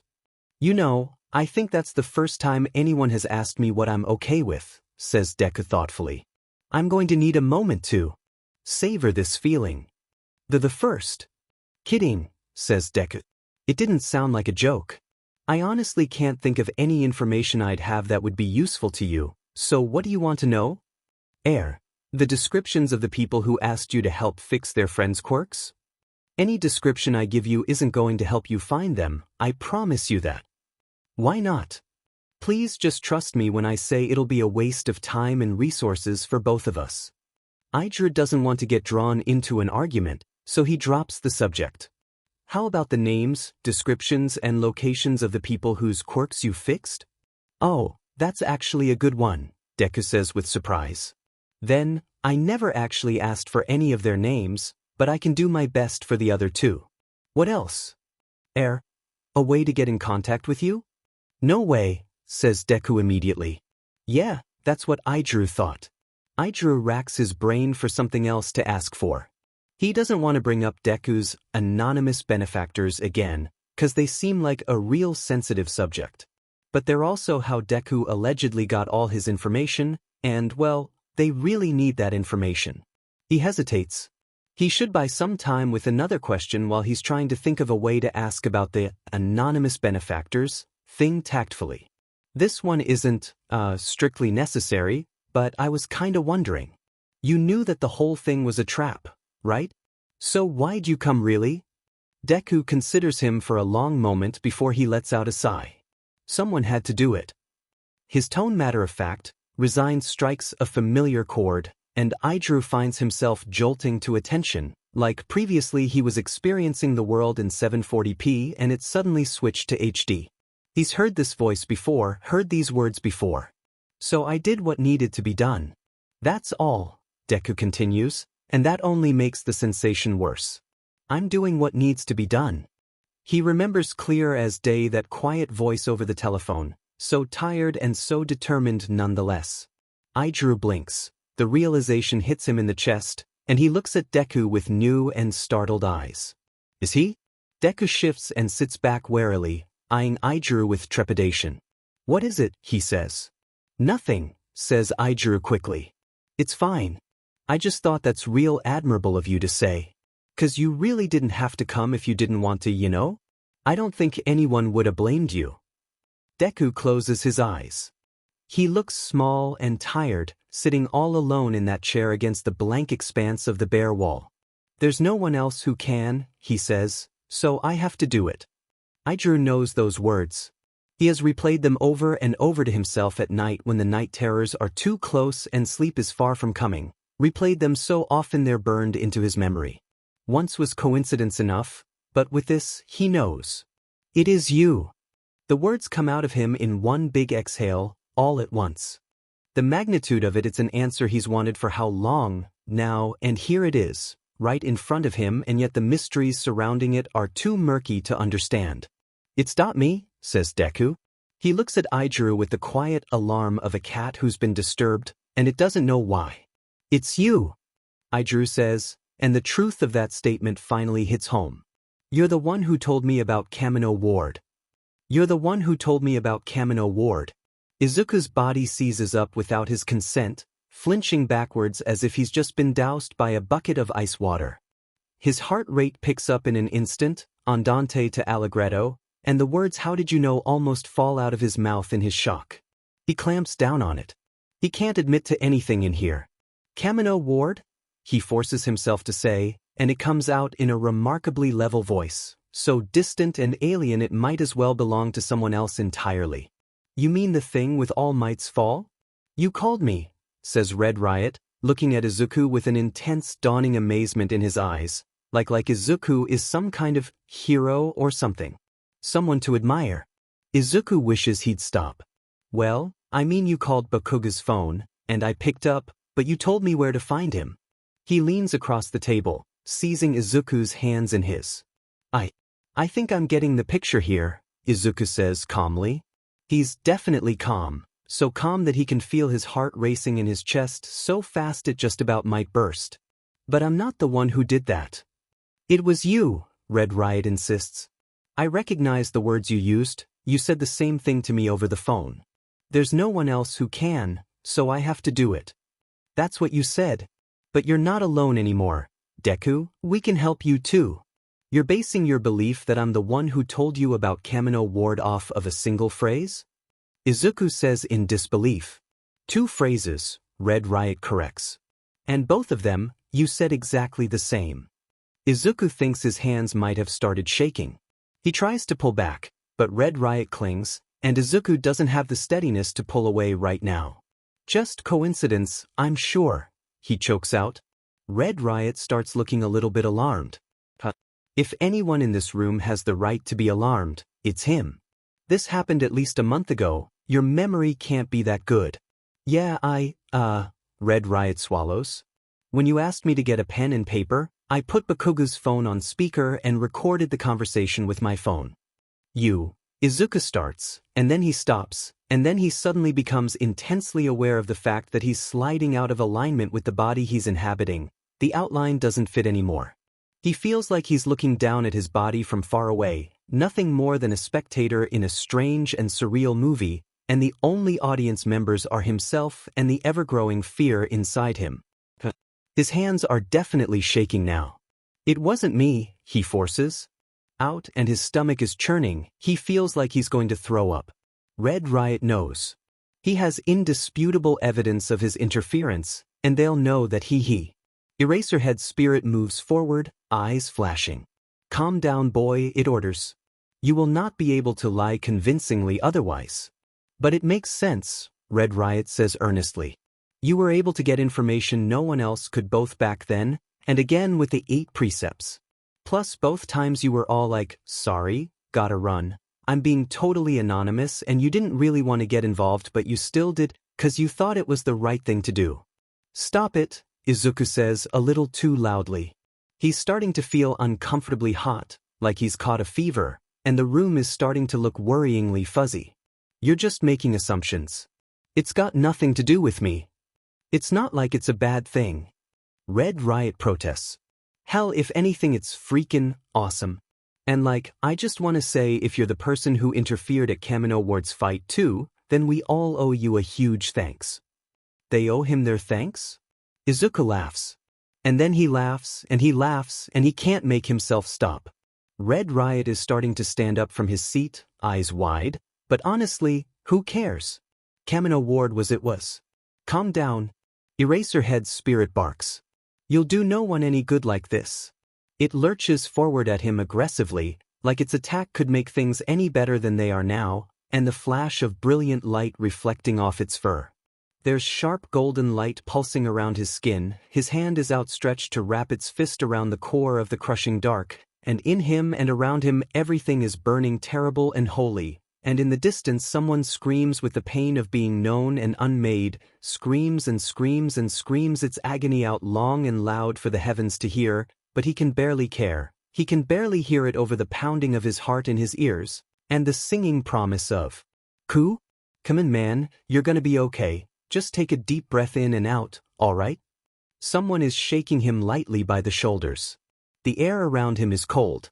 He feels lightheaded and short of breath, and his lungs ache faintly like he's just run an entire marathon. Izuku forces himself to take a deep breath, and another, and then he peels his eyes open to see Red Riot kneeling by his side. "You're hyperventilating," Red Riot says quietly. "Am I?" Izuku says. His heart is racing at a dangerously high speed. The back of the chair is pressed uncomfortably against his spine, where he must have slumped against it. Izuku tries to prop himself up, but he's still shaking, the world tilts around him, and he ends up clutching Red Riot's hero uniform in an effort to keep himself from falling. Red Riot steadies him, and Izuku feels both humiliated and grateful. "Do you need anything?" Red Riot asks quietly, hovering worriedly by his side. "Let me out of here," Izuku says, and normally he wouldn't be so straightforward or desperate, but he is desperate. He can't stay here. "Haven't I've already given you enough." Red Riot looks wide-eyed and distraught. "I can't do that." Izuku closes his eyes, tired. He doesn't know why he asked. Red Riot isn't on his side. No one is. "I'm done with this," he says instead, looking at Eraserhead's spirit in the eyes. "No more deals. And if that's too much to ask, then just leave me alone. Just for a little while." The fox spirit watches him uneasily from the other side of the table, and its 9 tails wave slowly behind it. The cold halo of its aura has taken a heavy lead weight to it, something that leaves an unpleasant phantom taste on Izuku's tongue. "I will not apologize," it says. Izuku just looks at it for a long moment. He didn't ask for an apology. The fox spirit meets his gaze, but in the end, it looks away. It rises to its feet and glides away, stepping through the wall and disappearing with a flick of its ghostly tails. In the corner, Red Riot's spirit watches on. Izuku turns and raises his gaze to meet Red Riot's eyes. Red Riot's aura flutters with a sour, guilty hesitance, and he's looking at Izuku with not pity, exactly. Izuku knows pity. This is closer to helplessness, and Izuku doesn't understand that at all. "I'm sorry," Red Riot says. Izuku stares for a second because an apology? To him? When's the last time and what is he supposed to say to that? He has to suppress an incredulous laugh, because what the F dash? Why is he apologizing? "What are you sorry for?" he says, a little wild, a little accusing. "This is just your internship." Red Riot just looks more upset at that, which is the first clue that Izuku probably forgot the proper social response to an apology. Izuku gives up. He doesn't know what he's looking for. When Red Riot searches his eyes, he has nothing to show but the dark shadows in his mind. Red Riot can't hold his gaze. He finally turns away and quietly leaves through the door, and his aura is tinged with the dark red-purple of shame as he goes. Izuku feels uncomfortably like he's once again missed his line in the script of some great play. It's not an unfamiliar feeling, but it's never a pleasant one. He watches Red Riot's aura recede into the distant corners of the building, lets his gaze drift to the 3 heroes' auras still hovering beyond the window, and deliberately turns his face away from them. He wishes he wants to be out of here. He hates being trapped. They've taken his pens, his stamp, they've emptied his pockets and taken his keys, and of the one hidden set of lockpicks he still has on him, he can't reach it without showing his hand. If only Izuku hadn't been a colossal dumbass and gone the extra mile, fixing up Eraserhead's quirk. He would have finished faster, he would have had enough energy to run away, he would have been gone by the time Red Riot came along. Teaches him to go out on a limb and try and do good, but he never learns, and this is what he gets out of it. Izuku would hate everyone for it, but it's his own DMN fault for caring too much. He splays his hands on the table and can feel them still trembling slightly, like a runner's legs after running too long a race. "Calm down," he orders himself. "Get over it." The threat is gone, Red Riot and the heroes aren't in the room anymore. It doesn't do anything for him, because he knows the heroes are there, and more than that, Red Riot's guardian spirit is still crouching in the corner and watching Izuku as if he is simultaneously the funniest and most irritating chess game it's ever seen. Hell. He's so tired. Screech. He flinches violently and can't catch himself in time to stop himself from looking over. Red Riot's spirit slowly scrapes its stony claws together, setting Izuku's teeth on edge, and when it catches him looking, it smiles at him and uncoils from the shadowy corner in which it's been resting. It's a great 4-legged beast, ambiguously canine or feline, as if it couldn't decide between a lion or a bulldog. Its fur is an iridescent red gold, and standing at its full height, its curling green-blue mane nearly reaches the ceiling. It reminds Izuku of the lion-dog guardian statues he's seen before, but far larger, and it sports an intricately carved stone armor that covers most of its body. "Boy," it addresses him, in a thundering echo of a voice. Negotiate with my charge. Izuku's been passive-aggressively ignoring it this whole time, but hey, as long as it wants to talk. He crosses his arms and glares up, unimpressed. Are you happy now that you've gone and ruined everything? The spirit pulls its lips back into what might be a threatening snarl or a very aggressive, self-satisfied smile. Either way, it has a lot of very sharp teeth. I've done my duty well. Izuku glares harder. A glance at the window reveals that there's still one hero outside the cell, and he doesn't want them eavesdropping. He switches to the second intonation. I don't owe it to you to help you carry out your duty, he says, a bit more snidely than he needs to, but he's still mad, so he doesn't care about being polite anymore. Negotiate with him yourself. It just keeps grinning at him, if it's grinning at all. You know I cannot speak with him. That's not my problem. It lowers its head until its face is right in front of Izuku's. One snap of its teeth, and Izuku's head would come clean off. That would be, well, it would be kind of funny. What would the heroes make of that? I can make it your problem, the spirit offers, in the kind of voice that suggests it would be equally amused whichever way Izuku chooses. Izuku smiles insincerely. Just try it. It takes every ounce of willpower he has to hold himself still as the spirit leans forward and closes its jaws around his upper body, plunging him into darkness. For a moment he thinks he's miscalculated, and he really will die here, in the most pathetic way possible, bisected by an invisible monster in the middle of a jail cell, and then the protective ward he wrote on his collarbone last night flares to life. He grits his teeth as it burns itself into his skin, and the spirit's massive pearly teeth skid off of him in a flurry of angry red sparks, tearing his hoodie as it goes. Izuku takes a couple of deep breaths as it sits back and roars with laughter, aura flaring with mirth and rage. The rune is still burning on his collarbone. Of course, the spirit chuckles. You, of all things, would not be destroyed so easily. Has word spread so far among the spirits, then? Izuku snaps out, projecting as much boredom and bite into the words as he can. After what you did to the unmaker of names. The spirit rolls its eerie, multi-ringed eyes to meet Izuku's gaze. We all remember what you did. If you try and kill me again, he says acidly, I could do it to you too.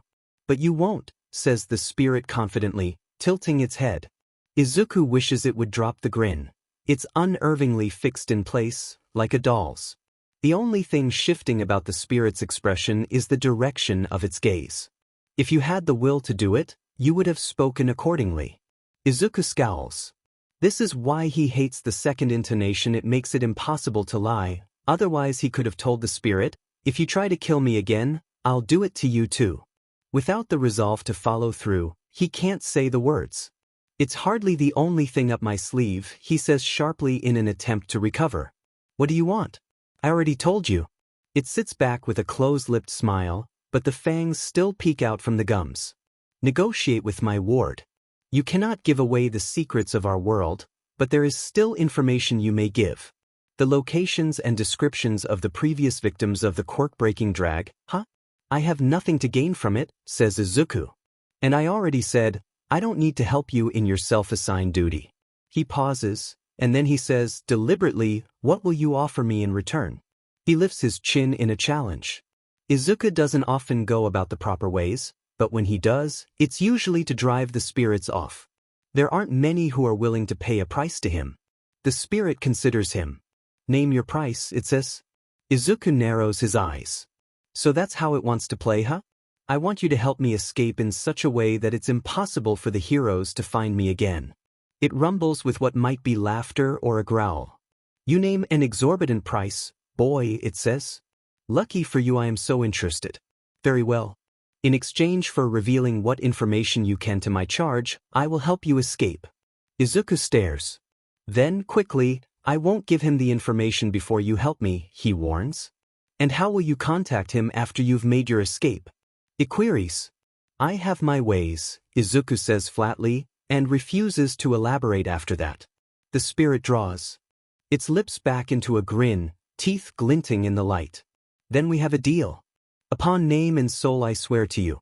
A deal upon name and soul I swear to you, Izuku agrees, and he feels it settle in his bones, a promise and a warning. This is how things are properly done. One way or another, a price will be paid. The spirit lowers its head to look him almost face to face. I know your title, it says with mirth, but you do not know mine. I am the Stone Shaker, the Earth Lion, the Shrine Fong. You may call me any of these. Whatever you say, Temple Dog, Izuku says. It laughs at him. Impudent, aren't you? It says, uncomfortably close to a jeer. It's a wonder no one has killed you by now. Oh, they've tried. Izuku bares his teeth in a smile. I'd say it's more impudent for you to make demands of me. It rumbles, a growl or a chuckle. It considers him for a moment, and then it says, well, boy, how adept are you at channeling another's energy? Absolutely not, says Izuku. Its expression doesn't change, but its aura almost seems to sharpen, scraping where it meets Izuku's energy. But you did quite well against the Unmaker not 3 fortnights ago. Did you not? Something rumbles deep in its chest, a growl, or the shifting plates of the earth itself, harsh as the sharp edges of obsidian rock. If you can channel my energy, it is your best method of escape. No, Izuku repeats. Its aura presses down on him, crushes his lungs between 2 iron jaws until he's gasping for breath. This is your way out, boy. You would be a fool to refuse. You mean I'd be a iffy idiot to accept? Izuku snarls out between short, ragged pants. He's being incredibly offensive, he knows. Offering one's energy to another is never done lightly.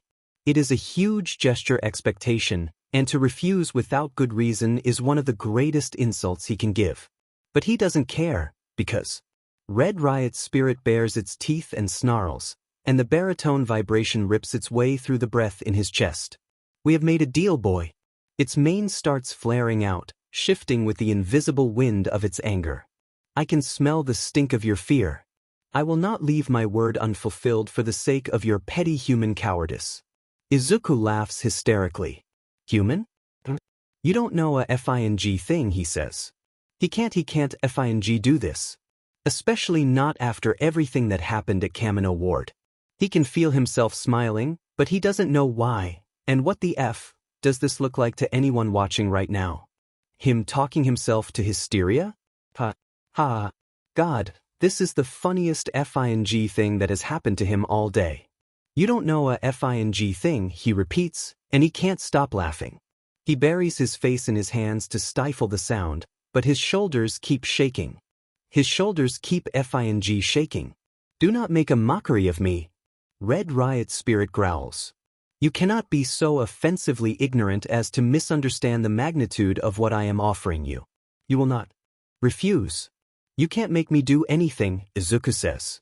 Which is not something he should be saying to the invisible monster that's demonstrably totally okay with killing him, but hey, the last 24 hours have been nothing but a series of bad decisions after bad decisions. Why not add another to the pile?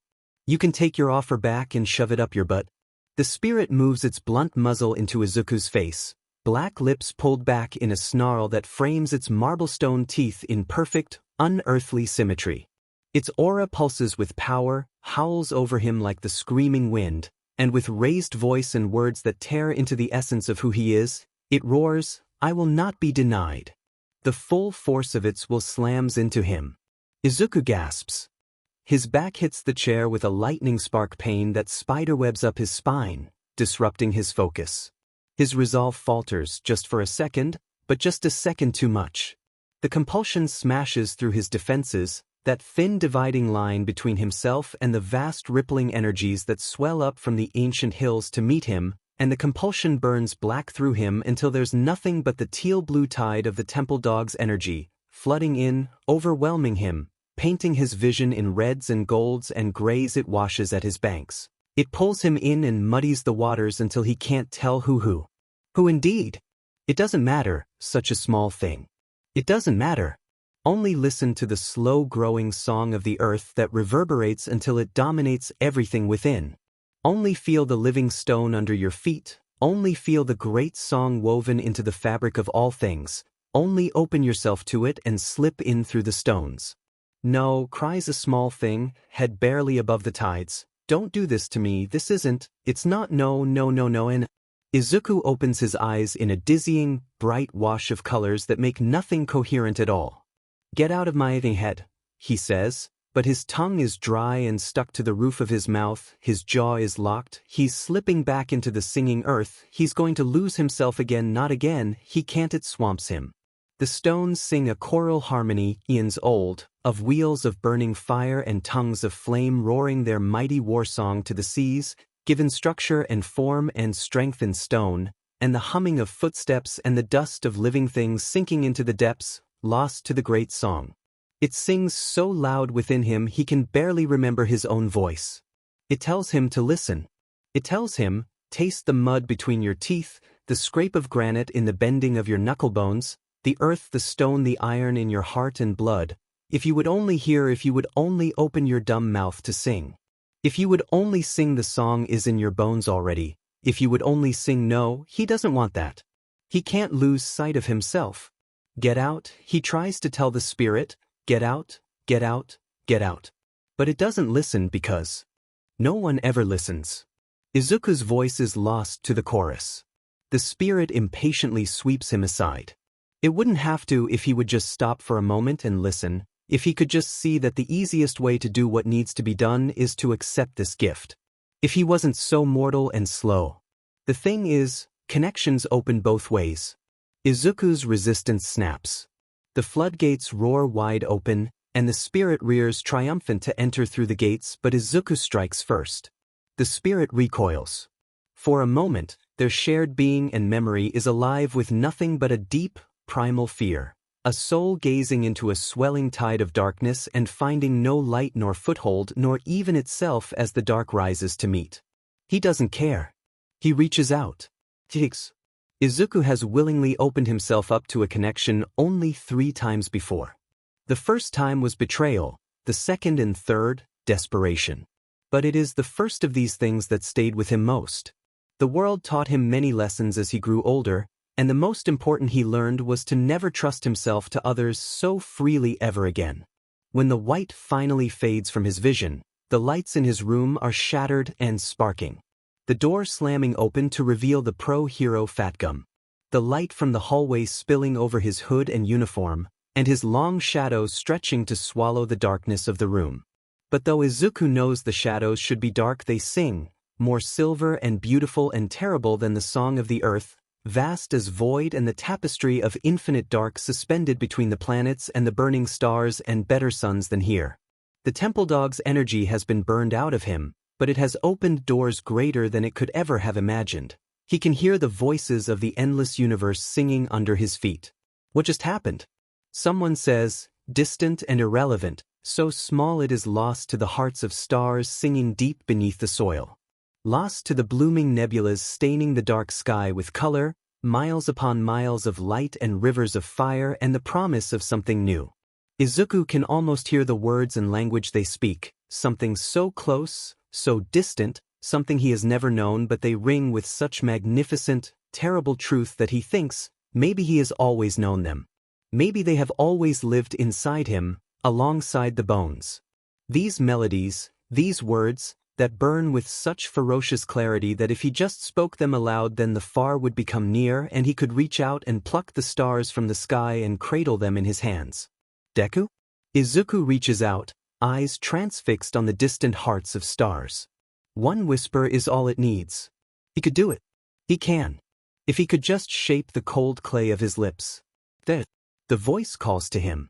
The not name ripples through him, a still pond disturbed by the shadow of a leaf, and curious he turns his gaze to seek the one who would try to name him. But no aura stands before him in this ocean of star and void. Well, no matter. There are far more interesting things to listen to anyway. He reaches out to listen, but Deku, someone says forcefully, Deku, can you hear me? And something touches his body, and Izuku comes back to himself with a start, and all the visions of the universe start sliding away as though it was them that were the illusion and not the poor, false construction of a room around him all along. Deku, Fatgum repeats from somewhere far away, and his hand is warm and heavy on Izuku's shoulder. It takes an eon, but mere seconds too, for Izuku to remember how he is supposed to fit into the small confines of his body. He holds up his hand, turns it this way and that. Is this his? How has he ever considered himself something so small, so simple and well-defined? Deku, Fatgum says. Izuku blinks, startled. He'd completely forgotten he was there. What happened? What happened? Izuku repeats, and his tongue feels so thick and clumsy compared to the singing notes of the universe sliding along strings of starlight. How does he live like this? How has he ever? What do you mean? You were, Fatgum frowns. I'd say catatonic, but you seem to have woken up just fine. And then there's the fine mess you've made of this room.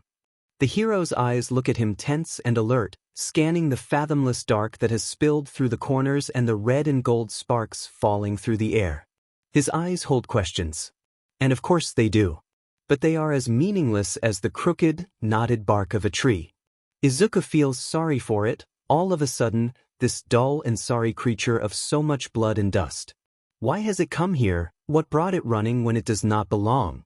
Not with its gray, translucent mortal body, a shambling clay thing stumbling around in the dark with no sight nor inkling of the shining rivers that weave the world along. It tries to speak to him, but its poor voice so small, like the tapping of an ant's feet against the earth.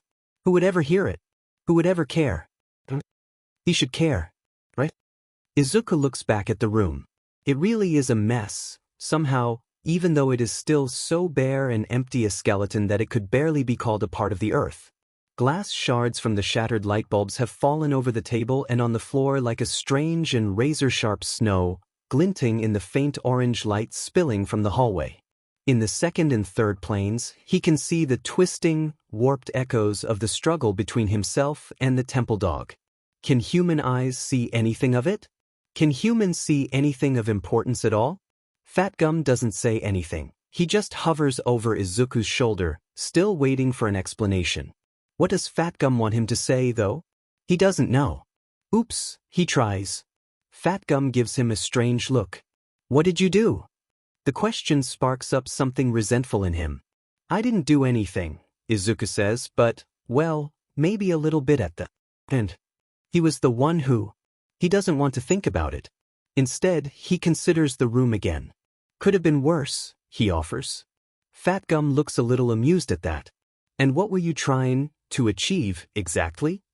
Izuku wonders if he told Fatgum the truth, what he would be able to hear. It's not my fault, he reiterates.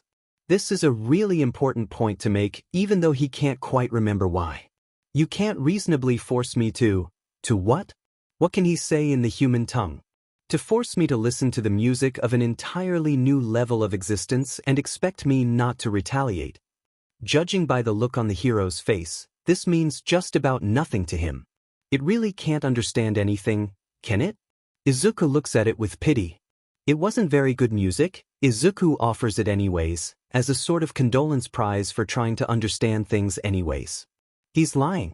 It had been wondrous and magnificent and vast, awesome in the very original definition of the word, so beautiful he'd almost. A cold feeling washes over him. The world comes into sharp focus, driven by the thud of his heartbeat in his ears. He'd almost lost himself in it, hadn't he? He almost lost himself in it. But he wants it. He wants to hear it now that he knows. He wants it the way a drowning man wants air. And he can't help but listen for it again. The song is fading now, quieting to mere whispers of the vast earth chorus it was before. He can no longer hear the core of molten earth, nor the star metal that shone in distant lights. But in the quiet are the small voices, the stone foundation of this building, the dirt under the street, the discordant not quite hum of the metal in his HEs, like the susurrus of rough sea pebbles washing against the shore. Worried me for a moment there. Fatgum is saying in the distance. Your skin was cold and clammy and you didn't seem like you knew what was happening around you, but Izuku is caught on the faint strains of music so close and so near. It hums in him, so sure and cold and silver in the dark. He listens to it, feels it beat in time with his heart. He knows it in his very bones. And in that stillness between beats, it is the easiest thing to just slip the HNDCFFS off his wrists. Fatgum tenses. Izuku only sits there, taking in the sight. The HNCFFs, still locked, still whole, still functioning perfectly except for the fact that they are not where they should be. Don't worry, This is new, Izuku assures Fat Gum. Fat Gum does not look reassured. Izuku should try and smooth things over with the hero he knows, but why should he care, when the song is even now fading, even now gone, leaving nothing but a ringing silence behind? Without it, the simkjrs have no life of their own. They are nothing but the shining steel that made it, deaf to the worlds and words of humankind. Izuku picks them up and weighs them in his hands, as if that could give them voice again, but they sit as dull and dead as rotted wood. Might never hear them sing again. Fatgum's expression morphs into one of concern. He gently nudges Izuku into facing him, and Izuku looks up at him blankly. "Are you all right?" the hero asks. "Why wouldn't I be?" says Izuku. "You're crying," he says. Izuku touches his hand to his cheek. His fingers come away wet. He notices now the hot tears dripping down his face. It's the loss, he thinks. How strange this must look to Fat Gum right now, to walk into a prison and find the lights shattered, the prisoner absent, and then the prisoner returned in mourning. "Oh," he says quietly. "Was this an escape attempt?" Fat Gum asks, gently again, like he's speaking to a wild animal that might scare if he's too loud. "It was. Izuku doesn't know. I'm too small," he says in lieu of trying to explain anything. A fresh wave of tears comes, and he wishes it wouldn't. "I wish I could stop being me." Fat Gum looks at him, melancholy and sad, as if he has perceived even a fraction of what Izuku is trying to say. Then he should be grieving. Instead, he is kind. He is kind when he tries to comfort Izuku, kind when he asks him questions, and kind when he shoos Izuku to a different interrogation room so the one with the lights destroyed can be repaired.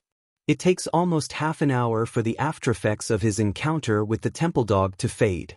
Izuku spends the entirety of that time lying stock-still on the small bed in the interrogation room, staring blankly at the ceiling and contemplating the mistakes he's made. He has made an uncountable number of mistakes in the last 24 hours, honestly. The first and foremost was helping Eraserhead. The second most important, though, was accepting help from someone else. How stupid can he be? He's learned this lesson so many times before. The self-hatred in him curdles, a sour and rotten black thing that sinks down into his chest. He's so tired of this all. Needless to say, he's not in a very good mood when Eraserhead's spirit creeps into the room through the wall. It approaches him but stops a few feet away, tails wagging in trepidation, unsure of whether or not to approach. Well, good. It should be unsure. This whole thing is its fault, anyways, except for the part where Izuku agreed to help. "What do you want?" he snaps, tilting his head over on the mattress, but only the bare minimum to glare into its eyes. "I bring a message from the Earth Lion," the fox says, lifting up its chin and setting its jaw. The small movement lingers in his mind's eye, the subtle fear, resolve, defiance. It remembered what he's capable of, then. Or, no, it didn't remember, it was reminded.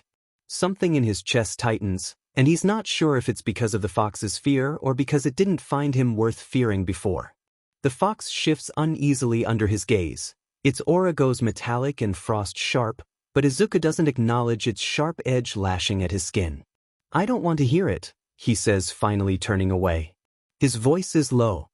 "I don't want to see it either. Tell the temple dog to leave me alone." Its tails lash, ghostly and shining under the fluorescent brightness of the room. "And what of your deal?" Izuku looks at it sharply. It jars back before it can catch itself, but then it meets his gaze with its own defiant eyes, mouth drawn up into a barely suppressed hint of a snarl. Izuku feels cold and dark, looking back at it with something almost close to the cruelty of indifference. But not quite. "Not that it's any of your business," Izuku drawls, "but I'm breaking it." The fox hisses, almost involuntarily, Izuku thinks. Its snarl is no longer repressed. "You do not want the consequences of that. Don't pretend like you actually care about my well-being," Izuku says, low and sharp. The fox flinches back. Its aura fluctuates with free-zones of nervousness. Izuku doesn't care. Besides, Izuku adds casually, and watches through half-lidded eyes as it presses its ears back in hostility. "I could break the temple dog's binding oath quite easily, right now." He smiles. He can feel how it only moves his lips, how it doesn't touch his eyes. But you already suspected that, didn't you? You took its name, it snarls. It should have known better, Izuku says. And you too. He looks at it, and he feels rather tired of this, all of a sudden, tired and bored of this story. It sent you to negotiate, didn't it? Too afraid to show its face to me right now, because of what I could do. The lack of answer he gets is confirmation enough. I'm not going to do anything, Izuku says with a sigh, closing his eyes. He doesn't want to look at the fox.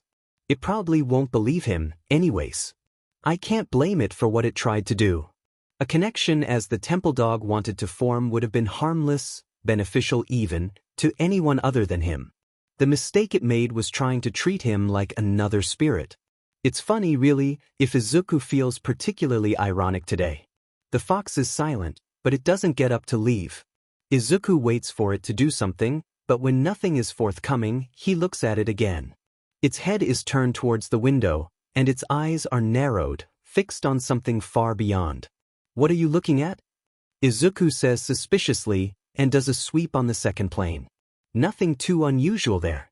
But on the third, a very familiar aura is bearing down on his location with frankly alarming speed. Oh no, Izuku says, just in time for a blur of peach, gray, and white to hurl itself angrily at his chest and knock him back onto the bed. Idiot! Stupid idiot, it yowls.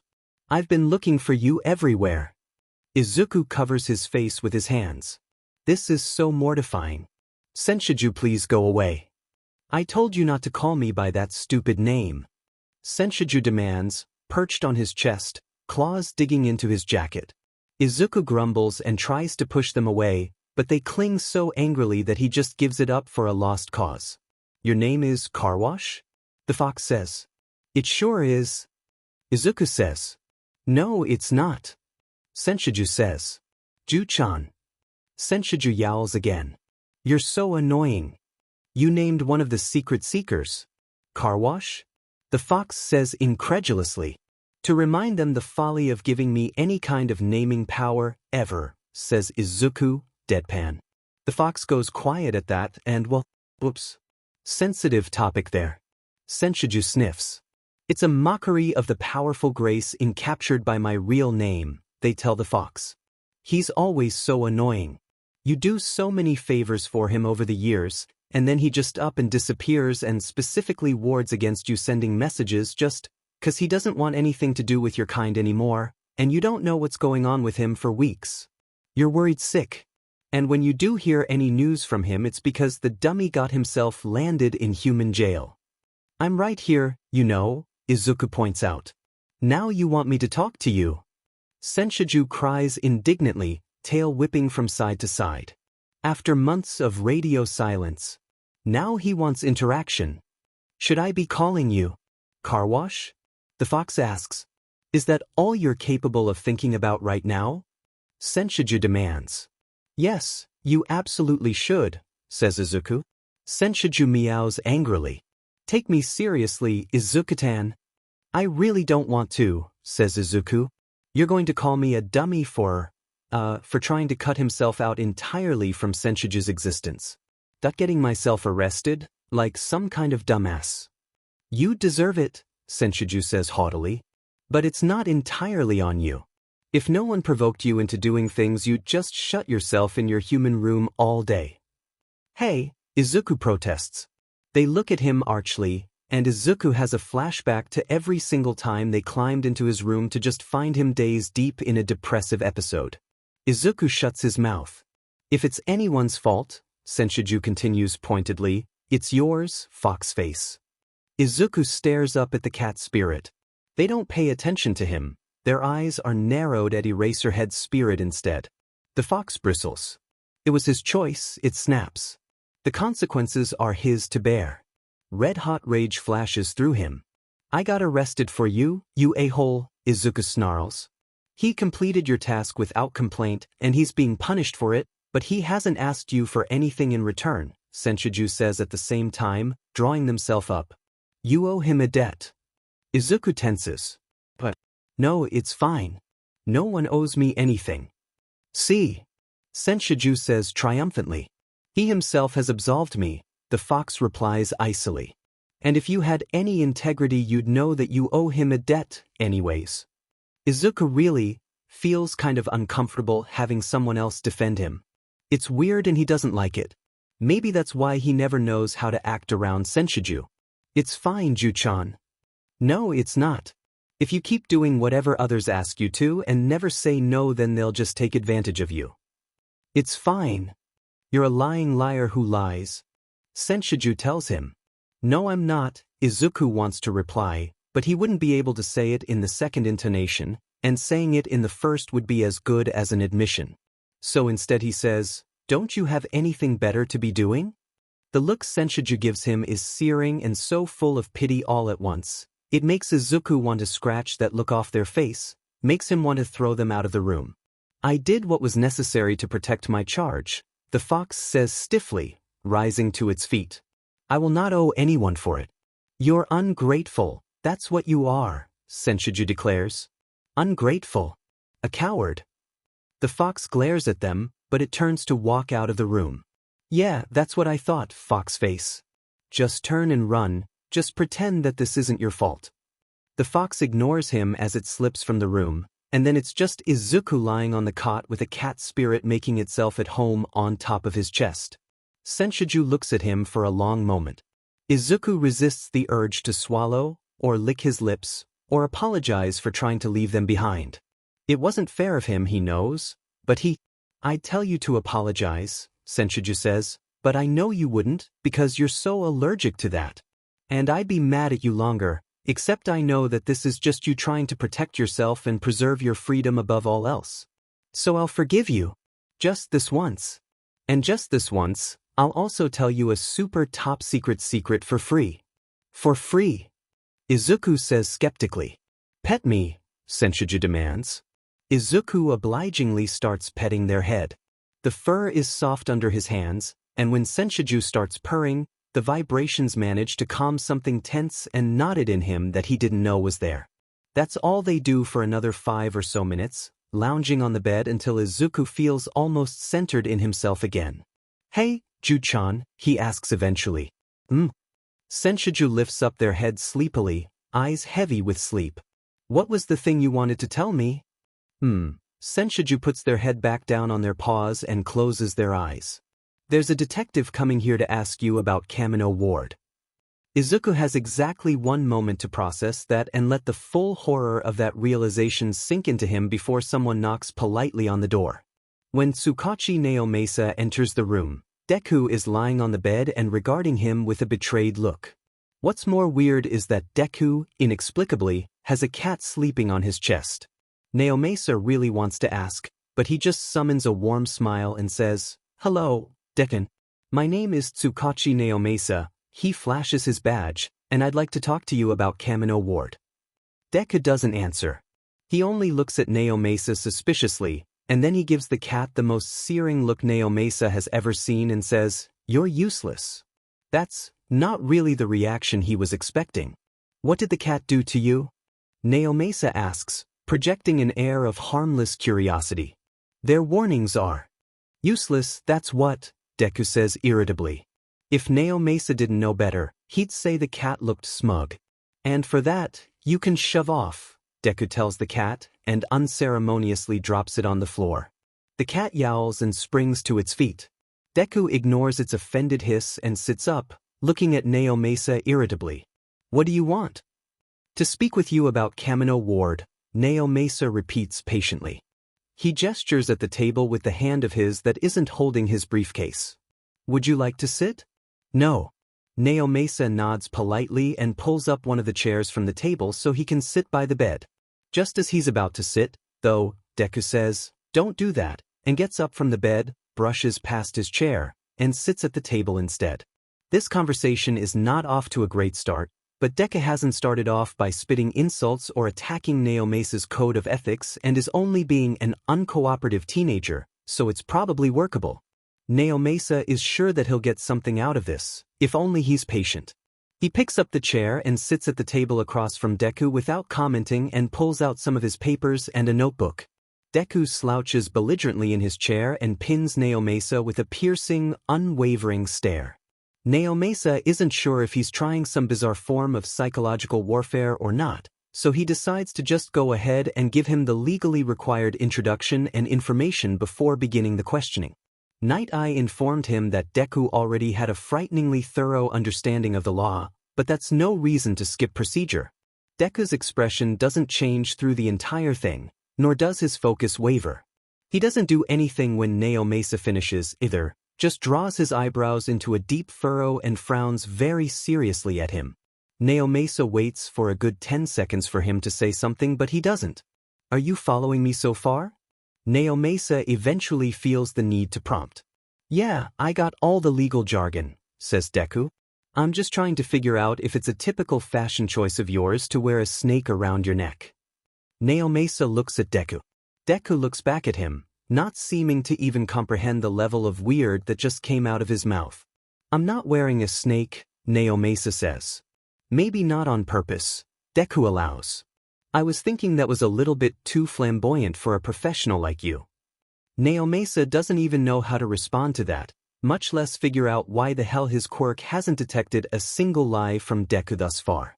Would you care to explain why you think I have a snake? No, says Deku. He should have expected that. He's starting to get an inkling of what conversations with Deku are going to be like.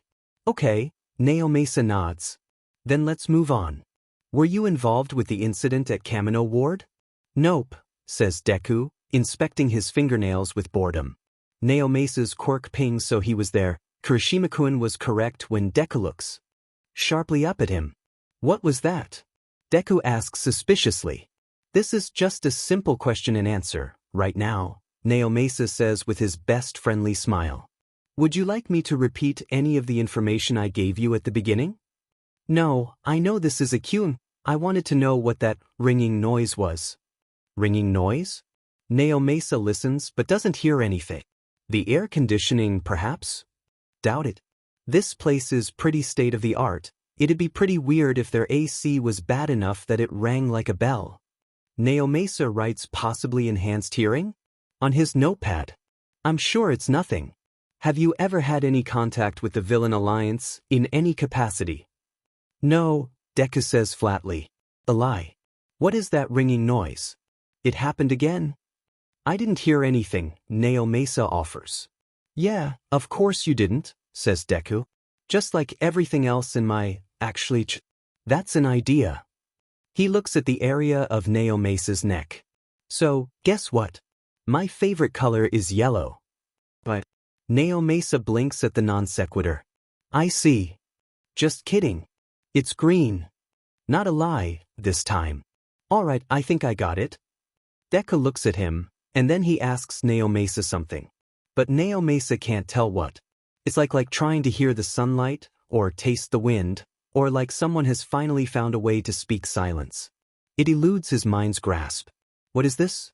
Some of his confusion must slip into his expression, because Deku just nods looking relieved, but also oddly resigned and sits back. Never mind, he says, still resigned.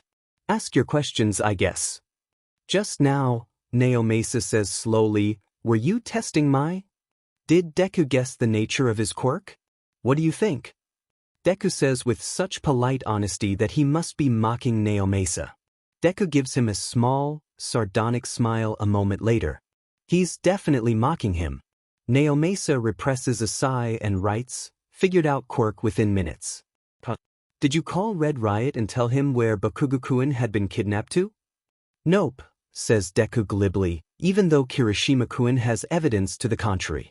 It doesn't register as a lie, though, so. Let me rephrase, Naomesa says. Were you the one who imparted that information to Red Riot? He certainly thinks I am. And you?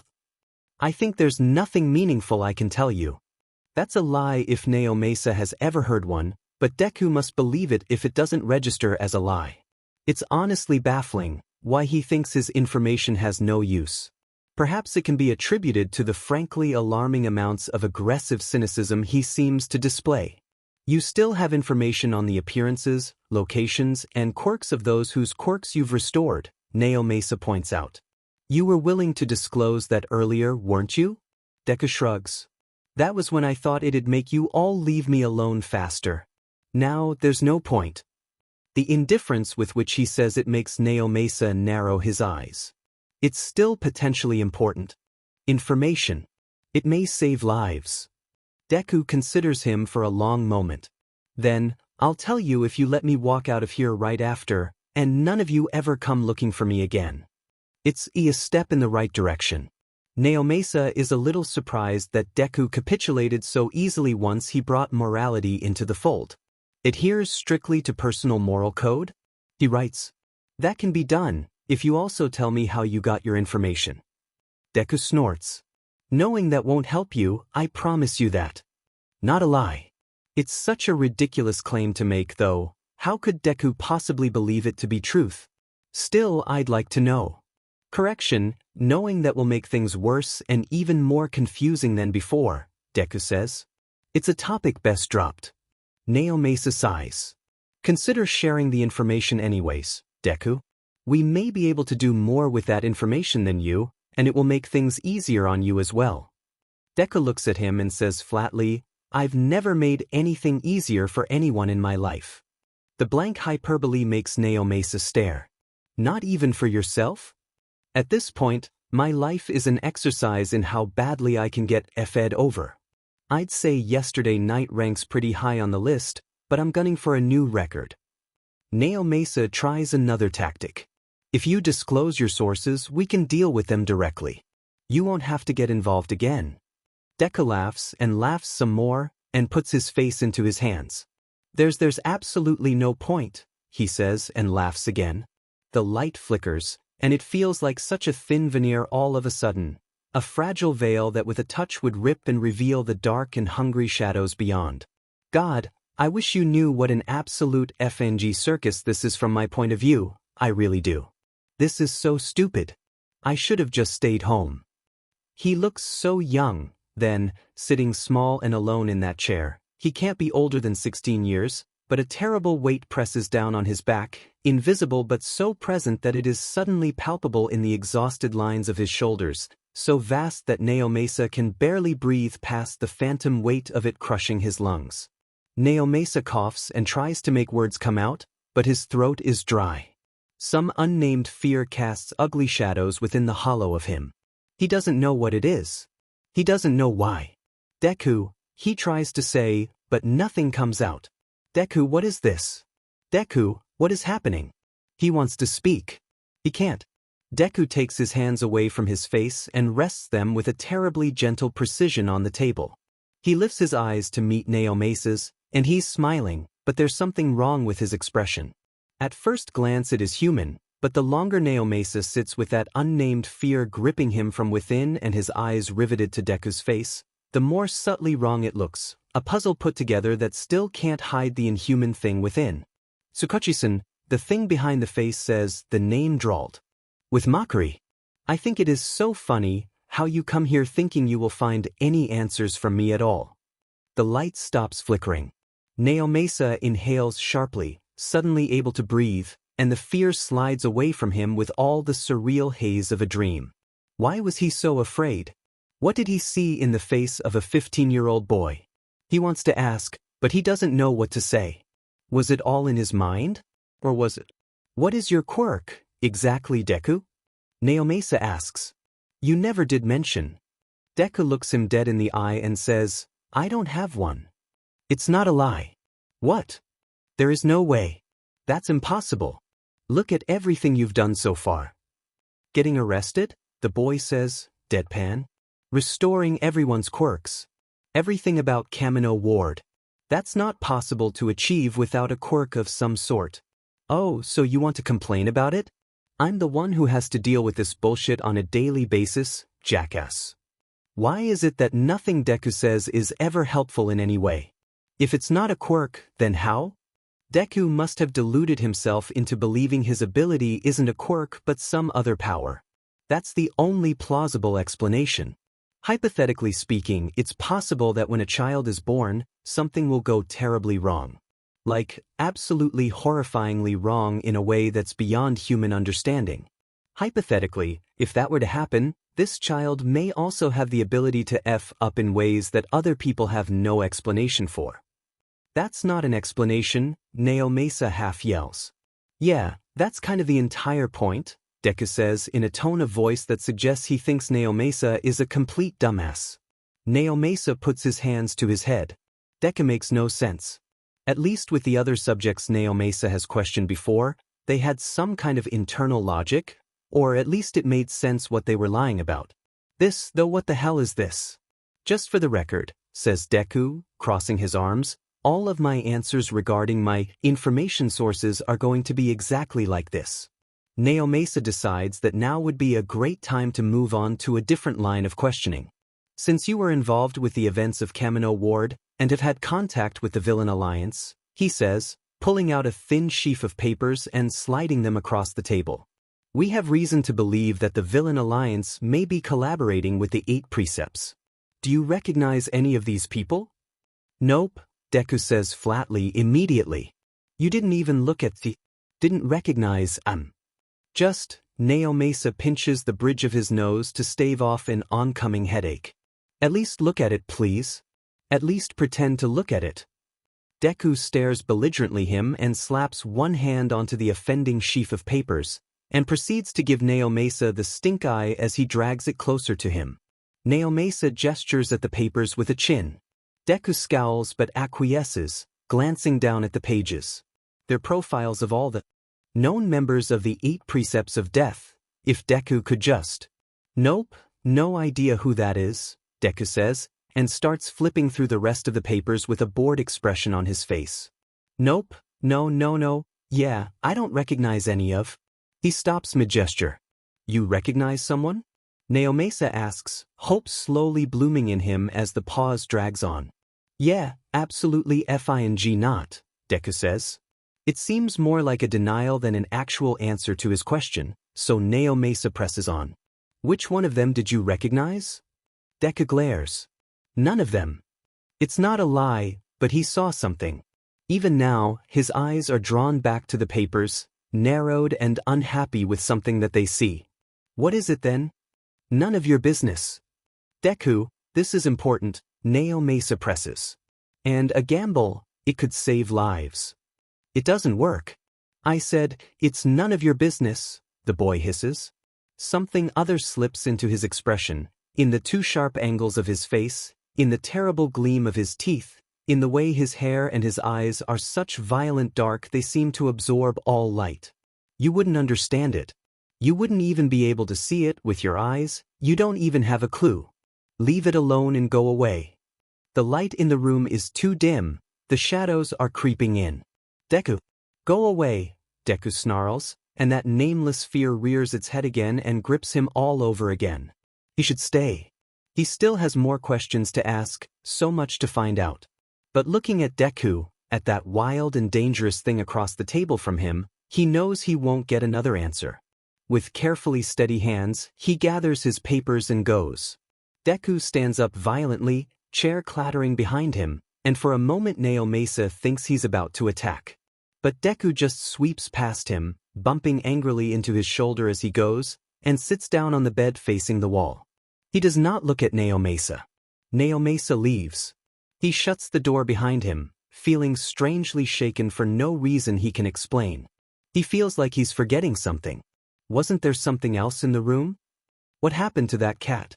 He looks back into the room through the one-way window. The cat is nowhere to be seen. Izuku waits for the door to close before allowing himself to relax a little. He sighs and rubs at his face. God, that conversation went disastrously. Just an absolute gamut of being too emotional and making really bad decisions. Why did he show off so much of his hand? Why did he react so honestly? And more importantly, Izuku pulls a pad of sticky notes, a pen, and a wallet out of his jacket pocket and stares at them. Why did he pickpocket a detective in the middle of an interrogation? Senshiju's whiskers twitch in amusement. Did you steal again, Izuku-tan? Don't say it like I do this on a regular basis, Izuku says defensively. Senshiju just licks their paw smugly. Izuku gives Senshiju a dirty look and rifles through Tsukachi's wallet. Some cash, a few credit cards, the guy's government ID. He's feeling increasingly bad about stealing this, actually. But they're the ones who arrested him and put him into the position to be pickpocketing in the first place, so there. Why did Tsukachi have to come, anyways, riding in on his high horse like he's even got a clue what Izuku's world is like, and showing him that stupid set of photos? He didn't recognize any of them, he told the truth on that. But in 3 of the photos, hovering behind the subjects, had been a spirit, a Kirin with pale fur and accents in red and orange and gold, teal-blue scales glittering on its clawed feet, and a single jagged horn growing from its head. Izuku has seen that spirit in the area near his apartment before, striding purposefully down the streets, its aura pulsing like the bloody skies of anger and grief. Izuku has never spoken to it before, has always avoided it, in fact. He has never been able to withstand the force of its terrible sorrow, nor the burning of its resolve. But if it's with the 8 precepts, Izuku can't ignore it anymore. God damn it, he could just go home and forget any of this ever happened, pretend he has no capability or responsibility, but he does, and he can't sit by. Why did Tsukachi have to show him the photos? He snaps the wallet shut and puts everything back into his pockets. I need to get out of here, he says aloud. Senshiju's tail twitches. Obviously. You should have gotten out of here ages ago. What are you still doing here? Well, I'm sorry, Izuku snaps. I was in a bit of trouble, okay? If you're in trouble, then the solution is pretty obvious, isn't it? Senshiju says prissily. Hurry it up. Izuku looks at them sideways. He doesn't have an obvious solution, just a pen and some sticky notes and a set of lockpicks and himself. What is he supposed to do with that? There's no easy way out of here. Jichin, why are you here, anyways? For some reason, that makes Senshiju bristle. Why am I here? Well, yeah, says Izuku. Don't you have secrets to be uncovering? I'm not going to be able to help you for a while. There's no point in sticking around. They yowl furiously and launch themselves at Izuku's jacket. Izuku tries to catch them, but they cling to his arm and start swiping angrily at his face. Stupid idiot. They caterwaul. Stupid. Stupid. I'll stop that. Izuku snaps, trying to fend off their claws. That hurts, stupid cat. What do you want? You're an idiot. Senshiju cries. What do I want indeed? Idiot. I came here to help you. If you can't get out of here on your own, then ask me for help, you stupid temple child. Izuku stares. Then, dumbly, you came here for me? And his voice is so small. Why? Of course I did. Senshiju stops clawing at his arm and pulls back to look into his eyes, searching for what are they looking for, why did they come for him, why do they? You didn't think I would care to help, Senshiju says with all the dawning of a horrible realization. You didn't even stop to think. No one ever comes to help me, Izuku says blankly, before he can stop himself, and Senshiju looks so devastated and Izuku doesn't know what to do. No, I mean Senshiju, it's not that I'm ungrateful, You just think there's no one you can depend on, Senshiju finishes. Izuku's words desert him. All he can do is look at Senshiju mutely and wonder why it is they care so much. The cat spirit gives him no answers. They only put a paw on his arm and say, Izuku, let's leave. Let's go through the in-between place again. Izuku draws back. I don't really want to, he says, bracing himself for a bad reaction. It doesn't come. We don't have to do it like last time, they say to him. I can teach you to bring yourself there on your own. Izuku digs his fingernails into his palms, chewing the inside of his lips. What if I lose myself? I won't let you, says Senshiju. I'll bring you back. Izuku takes a deep breath, lets it out, and nods. He doesn't have any better ideas. How do I? You can hear the star song now, can't you? Senshiju asks. Izuku hesitates. He says, not anymore. He's afraid of hearing it again too. It's similar to the star song, Senshiju says, but not exactly the same, because you aren't hearing the universe, but feeling for the narrow place beyond it. Listen and try to see. Senshiju opens their mouth and starts to sing an odd tune, at first one silvery note that glides up and down through starlight, but as he listens, he hears layers upon layers of sound unfold into places he never thought he could go. The universe is laid before him, that great void, and the shining hearts of stars spread all across the galaxy. Izuku wants to listen to them again, but Senshouju's song takes on a new shape, then it changes. The stars swim out of focus and instead Izuku finds himself drawn to the darkness. He can hear the mysterious voices in the night. He can see the darkness is all alive, and if he could just lean forward a little more. Izuku-tan. He opens his eyes. His ears ring with whispers he can almost hear. His vision swims, but it has never been so clear before. The shadows in the room writhe alive and waiting. The shadows are full of light, and their secrets beckoning him to come forward, away from the thin veneer of reality contained in the plains and into the endless night.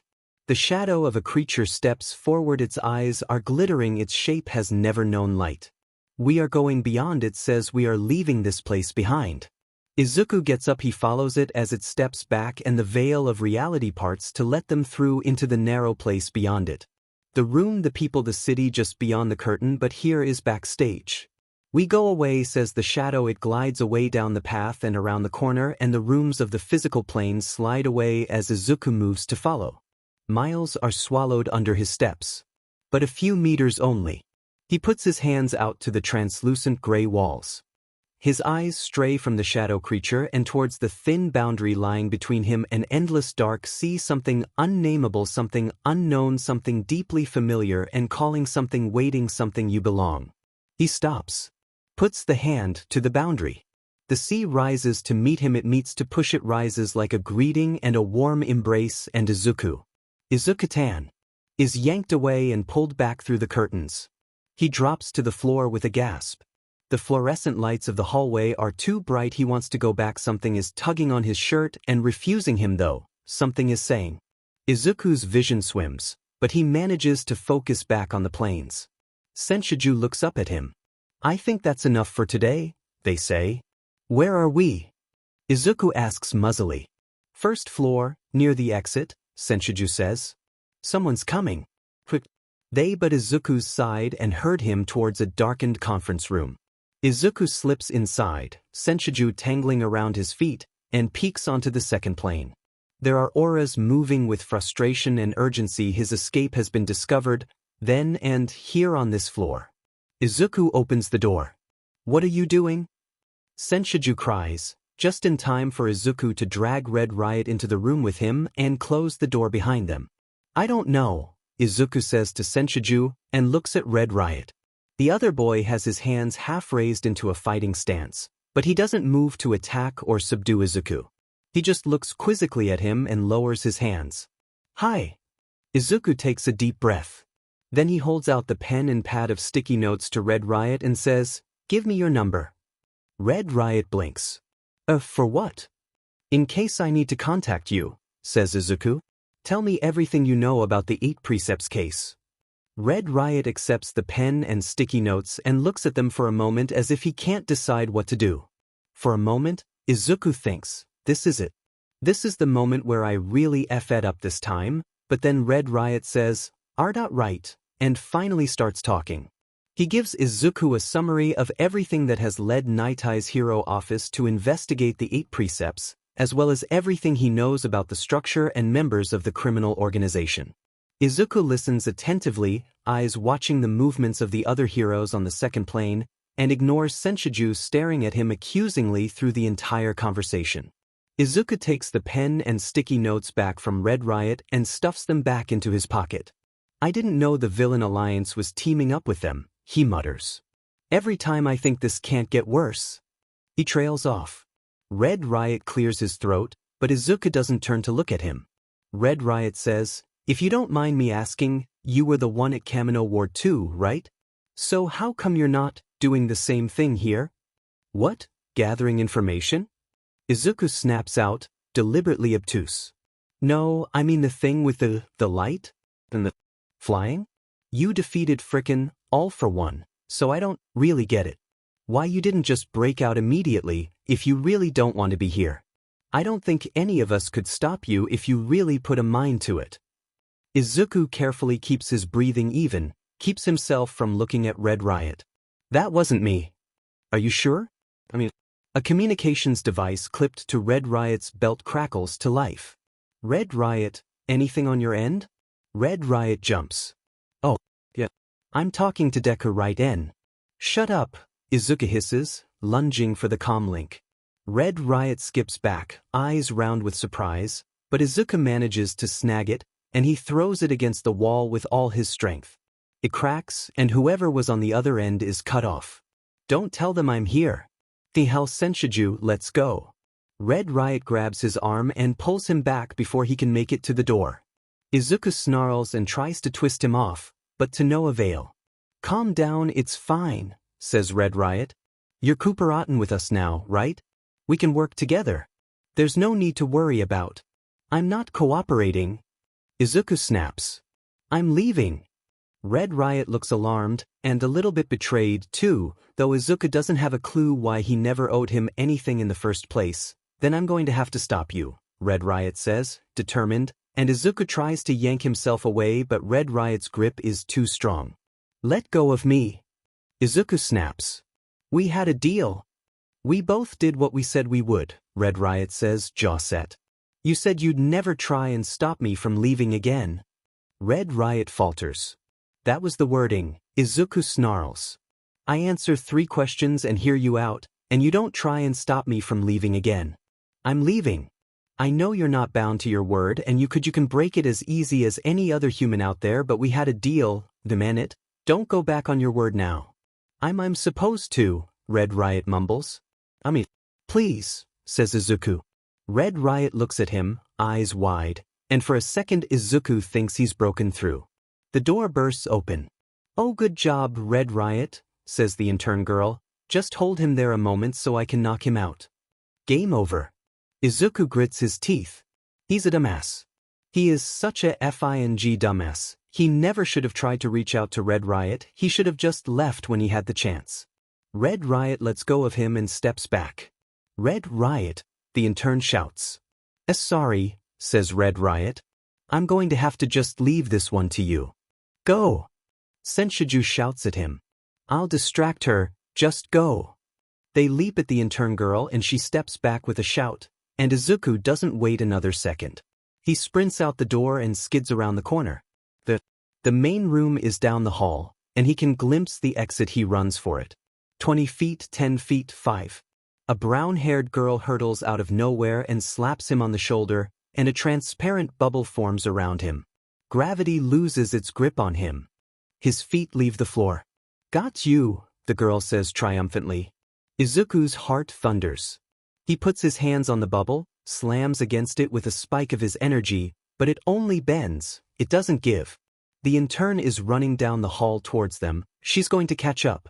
Izuku slams against the bubble furiously, and again and again. The brown-haired girl's eyes widen when Izuku drops down towards the floor a few feet, but it's not enough. He's still trapped. It's not enough, Izuku-tan. Senshiju shouts, sprinting towards him down the hall, fear in their eyes. The brown-haired girl's guardian spirit drifts behind her, a nebulous, galaxy-like cloud that shifts and folds in impossible shapes and colors. Izuku slams his hands against the bubble again and glares at the cloud. It stills under his gaze as he gathers up his energy, pushes it towards his throat. Release, he shouts. The command burns his throat as it comes out, like fire and molten rock, and the bubble shatters. Izuku falls, coughing. He can't breathe, his throat hurts. It was too much to attempt. What? How did he? The girl says, starting forward, and the intern is summoning some of her strange-smelling bubbles again. Move already. Senshiju is yowling, move. Izuku stumbles to his feet, still coughing, and runs out the door into the street. Wait! Someone shouts behind him, but Izuku doesn't look back. He just hurtles into traffic without care. Cars honk as they screech to a halt, and Izuku throws himself into the crowd of pedestrians and runs down the first alley he can find. Even then he doesn't stop. He climbs over fences, into backyards, over rooftops until he's gasping for breath and he doesn't know where he is.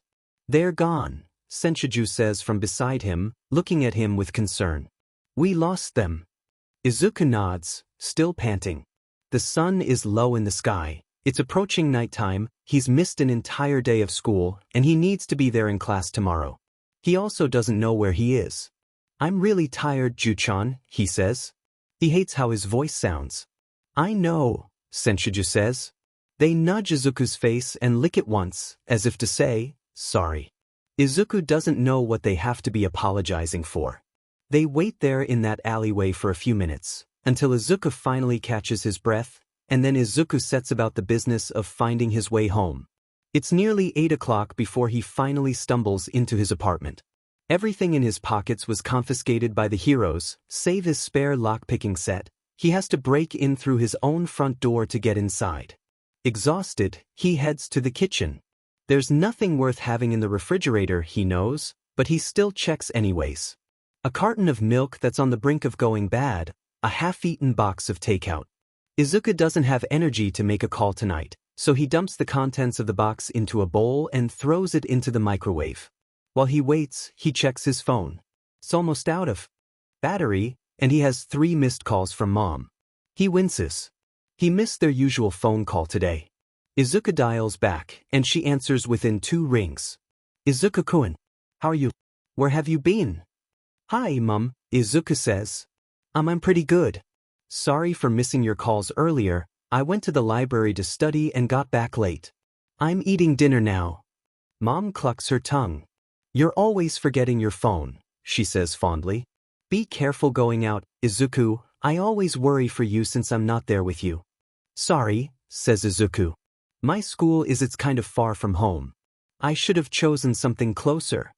No, don't worry about that. Mom says. I'm happy you're going to a school you love. From everything you've told me, it sounds so good for you. I only worry because it's in the nature of parenthood to worry. Do you have enough food?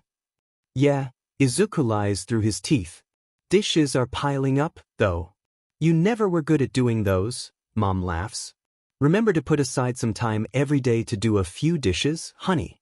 You don't need to do them all at once. Okay, I will, Izuku lies again. I'm trying my best, Mom. I'm just a little tired right now. You need to get more rest, Mom tells him sternly.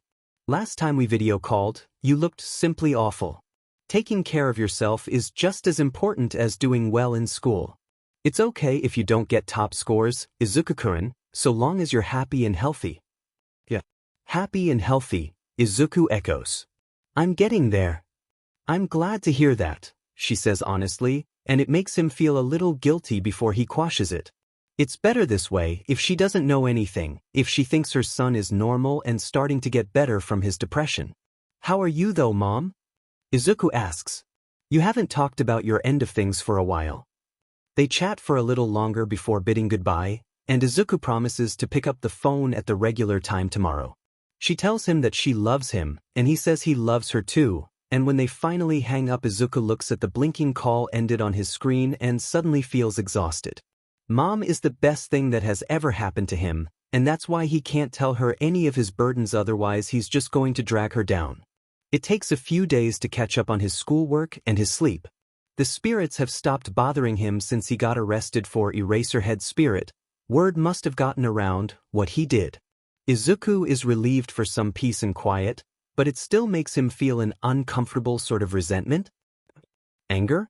To see his classmates' spirits start avoiding him, giving him a wide berth. Senshiju finally manages to track down his house and sits in the alleyway and meows at him until he lets them in and keys them into the wards. They don't do much to disrupt his day, they just sit on the counter and comment about how sparse his apartment looks, or asks what kind of homework he's doing. Anyways, I'm practicing my calligraphy, says Izuku. Senshiju peers at his paper. It's so flat, they say, wrinkling their nose. You would think that, after becoming so familiar with script, Izuku snorts. He presses his brush to paper and carefully sweeps it in an elegant arc. I like it, though. It's beautiful in its simplicity, and with calligraphy, what you see is what you get. It just is. That's all. Senshiju's tail flicks, but they must hear something in his voice, because they don't comment again. It's almost a week later that Izuku thinks about all this Quirk erasing business again. He's walking down the street to the corner store to stock up on food, when he sees the Kirin spirit sweeping around the corner. Its aura, as it brushes over him, makes him grit his teeth with the force of its anger. Izuku is about to brush off the encounter and continue down to the grocery store. Like every other time before, but something stops him. The memory of the detective's words beseeching, "This is important, this could save lives," and Red Riot. Red Riot, with his earnestness and honesty, who kept his promise and let him go, who looked up at him that night and said, "There's a girl we need to save." And Izuku knows, then, that he can't turn away. No, he could do that, DMN it, he could turn around and pretend he never saw the Kirin and never knew anything about it at all. But he knows it's involved with the 8 precepts in some way now. He knows the heroes are so desperate for a lead on the 8 precepts they left a trap for him, so desperate they turned to a 15-year-old boy for answers, and he just up and left them, and now they have no leads at all. He doesn't regret it. He won't let himself be trapped like that, won't let anyone have that kind of power over him again, if there's anything he can do about it. But if he was the only lead they had, then if they don't find a way to take down the 8 precepts, it's his fault, isn't it? Because he left them without answers when he had a way to find them. It's his responsibility. He's the only one who can see the Kirin, who could follow it and find out what it's doing. Once again, there's no one else who can do it. It's just him. Izuku glances around, glances back, and turns to follow the spirit. He checks everything he has on hand, a Sharpie and sticky notes in his pocket, a few lockpicks hidden in the stitching of his hoodie, and a protective medallion around his neck. It'll have to be enough, because the Kirin has never shown up consistently in this area in the past, and he doesn't know when he'll have the opportunity to follow it again. It'll be fine, Izuku tells himself. He'll just follow the Kirin and see what it's up to, and if he has the opportunity to talk to it one-on-one he will. But nothing more than that. He has to scramble to keep up with the spirit, and even has to take a few shortcuts through the alleys so he doesn't fall behind. A few times he thinks that spirit might have noticed him, and he has to duck out of its direct line of sight, but it never amounts to anything. The spirit turns its head away and march on. Izuku manages to tail it into a quieter neighborhood that feels run down, but refined at the same time. The Kirin disappears into the wall of a traditionally styled compound. Izuku scans the second plane. There's a few human auras inside the compound, but more interesting is the fact that there are some auras congregated underneath the ground. There really is something going on here. Izuku swallows. Following on a whim was a really bad idea. He should leave. He'll come back and find the Kirin another time. Izuku pats his pocket for his phone, but it's not there. He must have forgotten it at home again. He'll just have to remember the location. Izuku takes a moment to memorize the scene in front of him so he can find it again, and turns to go. He's met face to face with a man in a top hat, a hooded man in a plague doctor mask, and what looks like a strange bird-like doll, as large as a small child. "It's him," the top hat man says. "Waff," Izuku starts to say. The bird-like doll blurs forward and swings a limb at his head. Izuku ducks and stumbles back, turning to run. Something hits the back of his head. His vision bursts with stars and he falls. The last thing he feels before blacking out is a pair of hands catching him and lifting him off the ground. Izuku comes to consciousness with a start. He flinches back. Standing above him is a man in a plague doctor's mask, his hand outstretched to Izuku's forehead, his eyes clear and cold as the first snowmelt streams of spring. The man withdraws his hand. "Good, you're awake," he comments idly, stepping back and around a coffee table to sit on a sparse, but obviously high-quality, sofa across from Izuku. His jacket has an unreasonably feathered collar, too. It's so big it almost engulfs his head. No, focus? He needs to figure out what's going on. Izuku glances quickly around the room. He's been seated on a sofa across from the guy with the ridiculous feathers. The bird doll and the 2 masked men from before are here, too, along with a few other people and a coterie of spirits. Izuku shifts uncomfortably under their silent gazes, and when he does, he feels a pressure around his arms. A quick tug confirms they've bound his hands behind his back. And to make things even better, on the coffee table between them, they've placed all the contents of his pockets, including his lockpicks.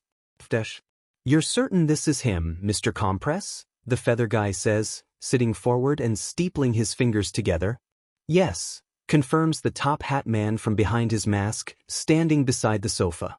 "Everyone here is wearing a mask. It's starting to feel suspiciously cult-like." "He did not appear to recognize me in costume." "What?" says Izuku. Interesting, the feather guy says. He regards Izuku with a clinical look that sends shivers down his spine. Did he ever tell you his name? No, Mr. Compress replies. What kind of name is that, anyways? He only stated his objective, but said nothing about himself. There's an expectant pause.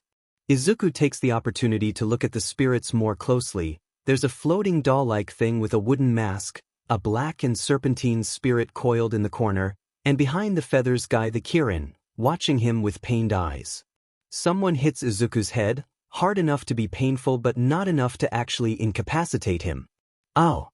Izuku protests, flinching away, but whoever it is grabs a handful of his hair and wrenches his head back up.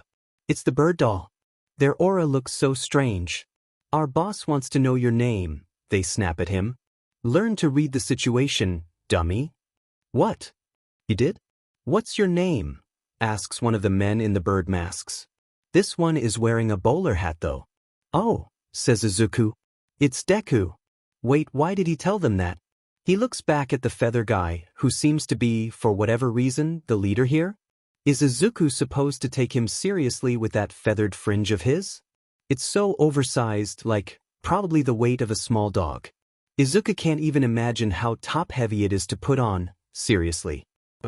Deku, the feathers guy repeats thoughtfully. Do you have any idea who we are?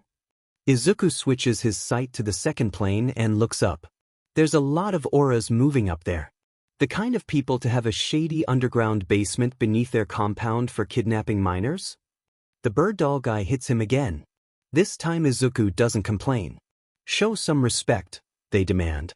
Answer boss's questions seriously. My serious answer is that you look like a cult. The feathers guy raises a hand to stop the bird doll from hitting Izuku again. No need, he drawls. I am not so easily riled by playground taunts. He considers Izuku again, eyes glittering in a way that leaves him filled with deep unease. Tell me, Deku, what do you know of the 8 precepts? This is really not looking too good. They're Yakuza that I really don't want to get involved with, and who I'm really hoping you aren't right now. The feathers guy only seems to find this interesting. So you followed Chronostasis without knowing what organization he was part of? Who? Izuku asks blankly. There's a pause. How did you find this location then? The feathers guy queries. You kidnapped me here, Izuku feels the need to point out. To the compound, he clarifies. Unwillingly, Izuku suggests. The feathers guy narrows his eyes at the answer, clearly unsatisfied. Like he has any right to be. Izuku is the one being kidnapped by him right now. Shin, feathers guy calls, and one of the masked men steps forward. Are you the one who has been restoring lost quirks? He asks. Not this again, Izuku can't help but saying. It was, but I wish everyone would just leave me alone about it. It's no one's business but my own. He stops. Said too much. Why did he tell them it was him? What are they going to do to him, especially if they're there really? He glances up. Feathers guy looks incredibly satisfied, but in a way that makes Izuku feel like he's a particularly enthralling specimen on the dissecting table. His stomach falls. There's no way they'll let him go now, is there? Why is he so stupid? Let's cut to the chase, Feathers guy decides, leaning forward and weaving his fingers together. You must have guessed by now that we are the 8 precepts of death. I am Overhaul. You have caused me quite a bit of trouble, fixing the quirks that my drags were designed to remove. Normally I would simply have had you eliminated, but your skill set interests me. I am willing to spare your life if you enter my service and use your gifts to my advantage, and as long as you disclose who your leader is, and how you have acquired so much information on who was shot with the quirk-breaking drag. Overhaul spreads his hands. Betray them and live, or die under the misery of torture, having betrayed them anyways. What will you choose? He wants to kidnap Izuku, for the exact same reason the heroes just arrested him for? You have got to be effing kidding me, says Izuku. Upon further reflection, you have got to be kidding me is not the greatest opening sentence he could have started with. Overhaul narrows his eyes. The masked man in the bowler hat asks calmly, and what do you mean by that? I just got finished being arrested for all this bullshit and I really don't want to go through it again, Izuku says. Arrested? Yeah. What happened while you were arrested? Heroes locked me up and tried to offer me essentially the same deal as you, except with less murder and way more legal jargon? Overhaul raises an eyebrow. And what did you do? I told them I didn't have any useful information for them, and when they didn't believe me, I just broke out. Izuku intends to stop there, but his mouth keeps moving. Which is my tentative working plan for right now also, because I honestly can't help you with whatever you're trying to do. No one really seems to believe him. Our information got leaked to you somehow, Deku, Overhaul says simply. I want to know how. A mix of bad luck and misfortune that is specific to me being what I am, says Izuku. Your quirk. Huh, that's hilarious. Something like that. One of the masked men what had Overhaul called him earlier, Shin, focuses his attention oddly on Izuku, for whatever reason. What is your quirk? Hell if I know. Overhaul looks slightly annoyed by the non-answer. Mr. Compress, he calls. Describe Deku's use of his quirk to me again, if you will. The guy in the top hat nods sharply. He drew on my forehead and pressed his head to mine. The necessity of the symbol, as well as physical contact, is why I hypothesized his quirk must work through some combination of writing and physical contact, hence why I suggested his. Hence be bound? He didn't seem to do anything, but the strangest sensation came over me. A rush, a shiver, the sliding sensation when you are drifting off and something drags you back awake. Something inside of me sparked. I am a showman, Overhaul. I make it my business to describe and astound. And yet I have no words for what I felt. Wait, hang on a minute, says Izuku, and stares at Mr. Compress accusingly. I fixed your quirk? Mr. Compress nods. Yes. Your entire quirk? Why did yes? I fixed your entire quirk and this is how you repay me? Izuku says furiously. Who the f is Mr. Compress? Izuku is going to wring his guardian spirit's neck and then he is going to extract a terrible revenge upon this man. Mr. Compress clears his throat. Understand my position, de? No, says Izuku. Before Mr. Compress can say anything else, Izuku spots his spirit entering the room, a hovering creature with dark marble-sized spheres orbiting around it as it moves. Izuku remembers this spirit. Wait, I know you. You're the guy with the FNG trophy case of tokusatsu figurines in your kitchen area? The guy who looked like a complete FING shut-in? That guy? Did you even pause for a moment to consider that maybe a trophy case goes better in your bedroom or living room instead of your FING kitchen? Mr. Compress's mask hides his expression, but his aura immediately flares with embarrassment. Overhaul raises a single eyebrow. The bird doll, lounging on the sofa next to Izuku, snickers. Which franchise? That's not important, Mr. Compress starts to say. I'm going to break out of here, Izuku tells him aggressively, and then I'm going to break into your house and throw all of your dishes on the floor. Mr. Compress stares at him from behind the mask. The bird doll asks. Izuku glares. I could do it, you know. I remember where you live. Oh, says Overhaul with casual interest. Where is it then? I have no idea. He only remembers where it is because he had to climb through the sewers to avoid some spirit's territory. An address, though? Overhaul looks at him unblinkingly. You just said. I know what I said. Everything I say is complete horseshit. I don't even remember what his face looks like. Mr. Compress's aura tinges blue with relief. Izuku tries to murder him with the force of his gaze alone. You don't remember what his face looks like, Overhaul repeats. Despite the fact that, in order to repair his quirk, you had to be face to face. I don't remember unimportant details like that. Izuku glares at Mr. Compress's spirit.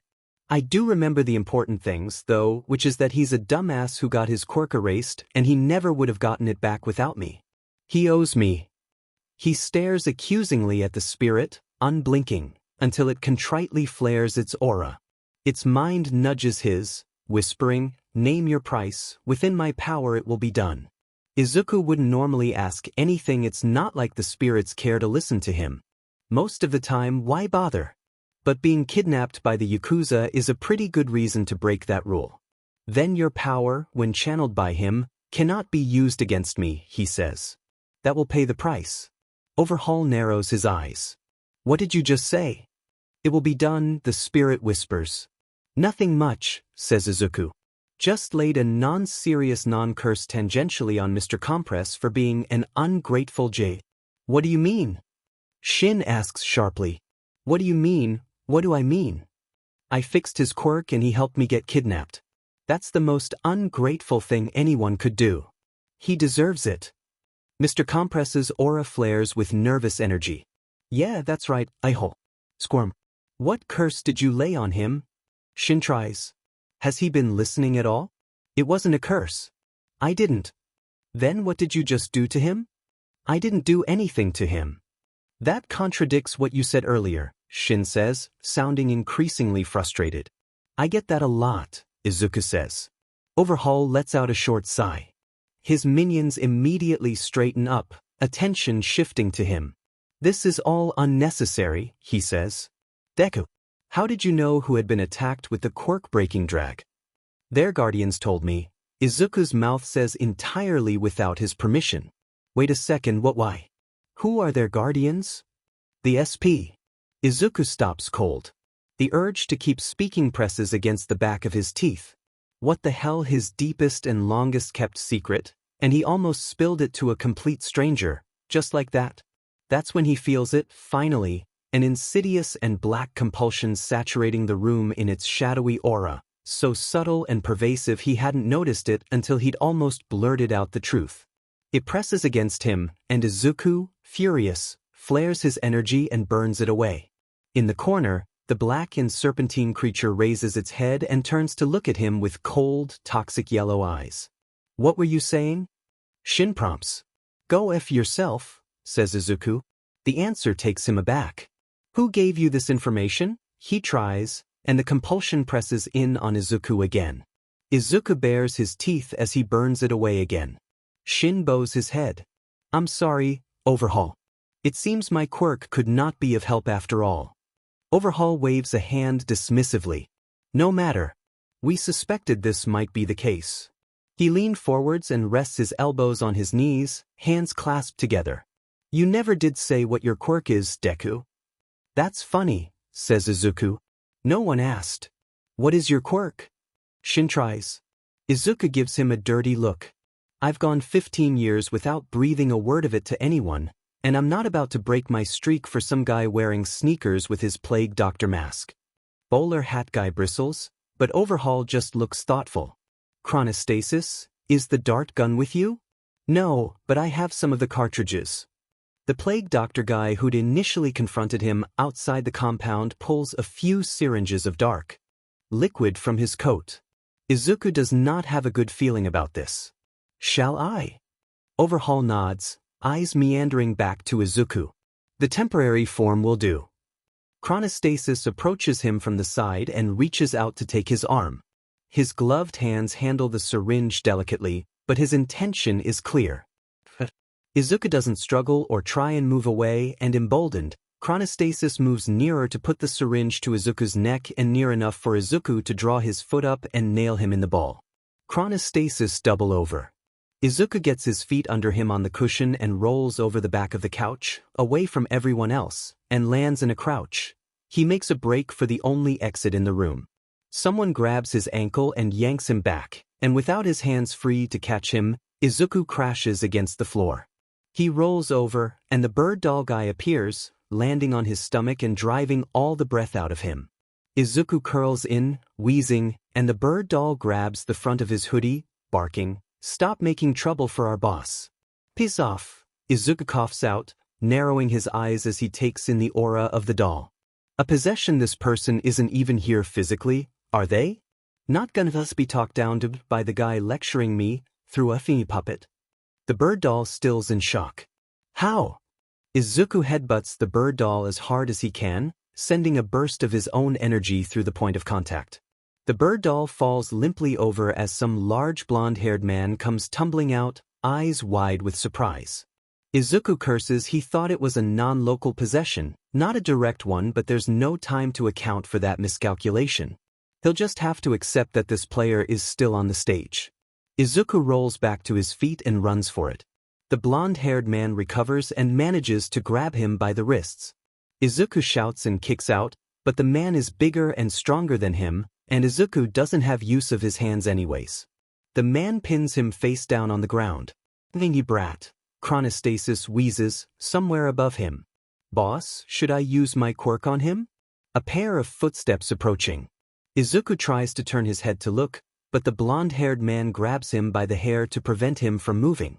All he can see is a small patch of bare linoleum floor. No need, Overhaul says dismissively, and Izuku hears clothes rustling as someone crouches down near his legs. Hand me the drag. Hold him in place, Mimic. Izuku can feel his heart rate steadily rising, beating jackhammer fast in his chest. His breathing is coming more ragged. He can't see what's going on. He's trapped. He can hardly move. Izuku jerks when he feels a pair of gloved hands grab him by the ankle and roll up the cuff of his jeans to expose bare skin. He tries to yank his leg away. He fails. A moment later, he has to grit his teeth as a needle is jabbed sharply into his leg. At first, Izuku doesn't feel anything, but then a strange tingling sensation starts washing through his body, some foreign glass-cold energy surging through his blood, slipping all the way through him. It feels awful and thick and slimy, and he involuntarily shudders through his whole body. He flares his own energy in an attempt to burn it away, but it's like trying to hold water, all of it slipping away from his reach. And then the foreign energy turns, rolls over, transforming from a tingle to a molten hot burn, a fire tearing, a wind howling, screaming through the smallness of his body. It seizes him by flesh and by spirit, digs in its hooks, and pulls. Izuku hears himself make a choked-off scream. It's tearing him apart. His vision goes double, his mind and body pulling two different ways, and his body is shaking, the nerves sparking and sparking like live wires gone mad, and the energy is still tearing him apart. He hisses out between clenched teeth, but he can't unclench his jaw. His muscles are completely seizing up. The floor falls out from under him, and it's just him and the merciless glass-cold energy ripping him apart from the very bone. His vision whites out. It's all he can do to cling on, hold himself together when he feels like he's being completely undone. But it's still tearing at him. It's everywhere. It's not going away. Izuku flares his energy as high as it can go, and he burns. When he comes back to himself, there's no one holding him down. He's curling in on himself, panting and clammy with sweat. The taste of blood is on his teeth. Experimentally, and because he doesn't have any dignity left to lose, he spits, and drops of red splatter on the floor in front of Overhaul's shoes. Izuku hisses out in a ragged breath. Well, there's no taking back whatever it was Overhaul and company just saw. What was that? The short-term form of our quirk-breaking drag, Overhaul replies. His expression is clear of any guilt or stain on his consciousness. His eyes are bright. He doesn't care. Fingers, Izuku mutters, eyes falling back shut. Nothing ever works right on me. He hopes they don't spend the next 2 hours slowly torturing him with that FING drag. What do you mean by that? Overhaul queries. I just F things up, Izuku feels himself mumble. The compulsion from earlier has settled on him again, but he's so tired. He can't find it in himself to fight. It's just because of who I am. Nothing ever goes right around me. He drifts off for a bit, then he's completely depleted. His energy reserves have never been this low. He barely rouses when someone drags him across the floor and dumps his body on the couch. He only realizes he's listing over when someone catches him and holds him up. Izuku drags his eyes open, and oh, it's the bird doll again. Seems like the blonde man is back to his weird possession shenanigans. Overhaul crouches in front of him. That one guy, Shin, is by his side. Let's try this again, Deku, Overhaul says. Who told you about this? The heroes, mostly, Izuku feels himself say. I didn't really have a clue who you guys were before they arrested me. Then how did you know who had lost their quirk? Izuku starts and stops, trying to hold it in. The compulsion presses down on him. He has to speak. But he doesn't have to do it in a way they'll understand, does he? He switches to the second intonation. Their guardian spirits told me, and led me to them so I could fix their quirks for them and reconnect them with their charges. Overhaul's eyes narrow. What did you just say? Izuku repeats himself, still in the second intonation. The serpentine spirit uncoils itself from the corner and slithers over to him at a leisurely pace. He's fairly sure this spirit is the one responsible for the compulsion. This doesn't look great for him. Overhaul seems impatient. I'd suggest you give me some answers soon, he says, and puts a single gloved hand on Izuku's leg. Or I may start removing limbs. Izuku watches the black serpent slowly climb its way up said leg. It looks at him with amusement in its poisonous, heavy gaze, and Izuku can't help but laugh. A bit wild, a bit unhinged. There's no point in telling you anything. It wouldn't help you, he says. I guess this is as good a way to go as any. Dismembered in a Yakuza stronghold, 'cause I don't have anything worth listening to. Beats being bitten in half by an invisible monster in a jail cell. It wouldn't help us, Shin repeats slowly. But would it harm you? Of him for catching that. In all probability, yeah. How so? You'd want to kill me, at best, and experiment on me to hell and back at worst? Izuku says drily. I'm pretty sure that's what you're thinking about doing anyways, though, so. He trails off. The serpent spirit has wound itself around his torso. Izuku looks down at it uneasily. It gives him a sly look, and then he feels it. Another compulsion settling over him. So, Izuku says, but the compulsion squeezes him, and the rest of his words come spilling out in the first intonation. What's the point? There's no reason to talk to you at all. What do you mean by that? Shin queries. Because it doesn't matter what I say. Izuku clenches his jaw, but the words keep pouring out anyways with no conscious input from him, as if they've bypassed him entirely and are coming straight from his thoughts. If I tell the truth, you won't believe me. If I don't, then I'm a liar, and even if you do believe me, I still lose. The end result is the same. And what end result is that? Shin prompts. Oh, the usual criminal pastimes: torture, murder, or... The last answer presses against the back of his teeth. He struggles for a moment not to speak, but, or you'll try and use me like all the rest. The rest? Yeah, says Izuku. Shin seems dissatisfied. What do they try and use you for? He doesn't want to answer this. Izuku grits his teeth, but the compulsion squeezes him tight and more. Words come spilling out.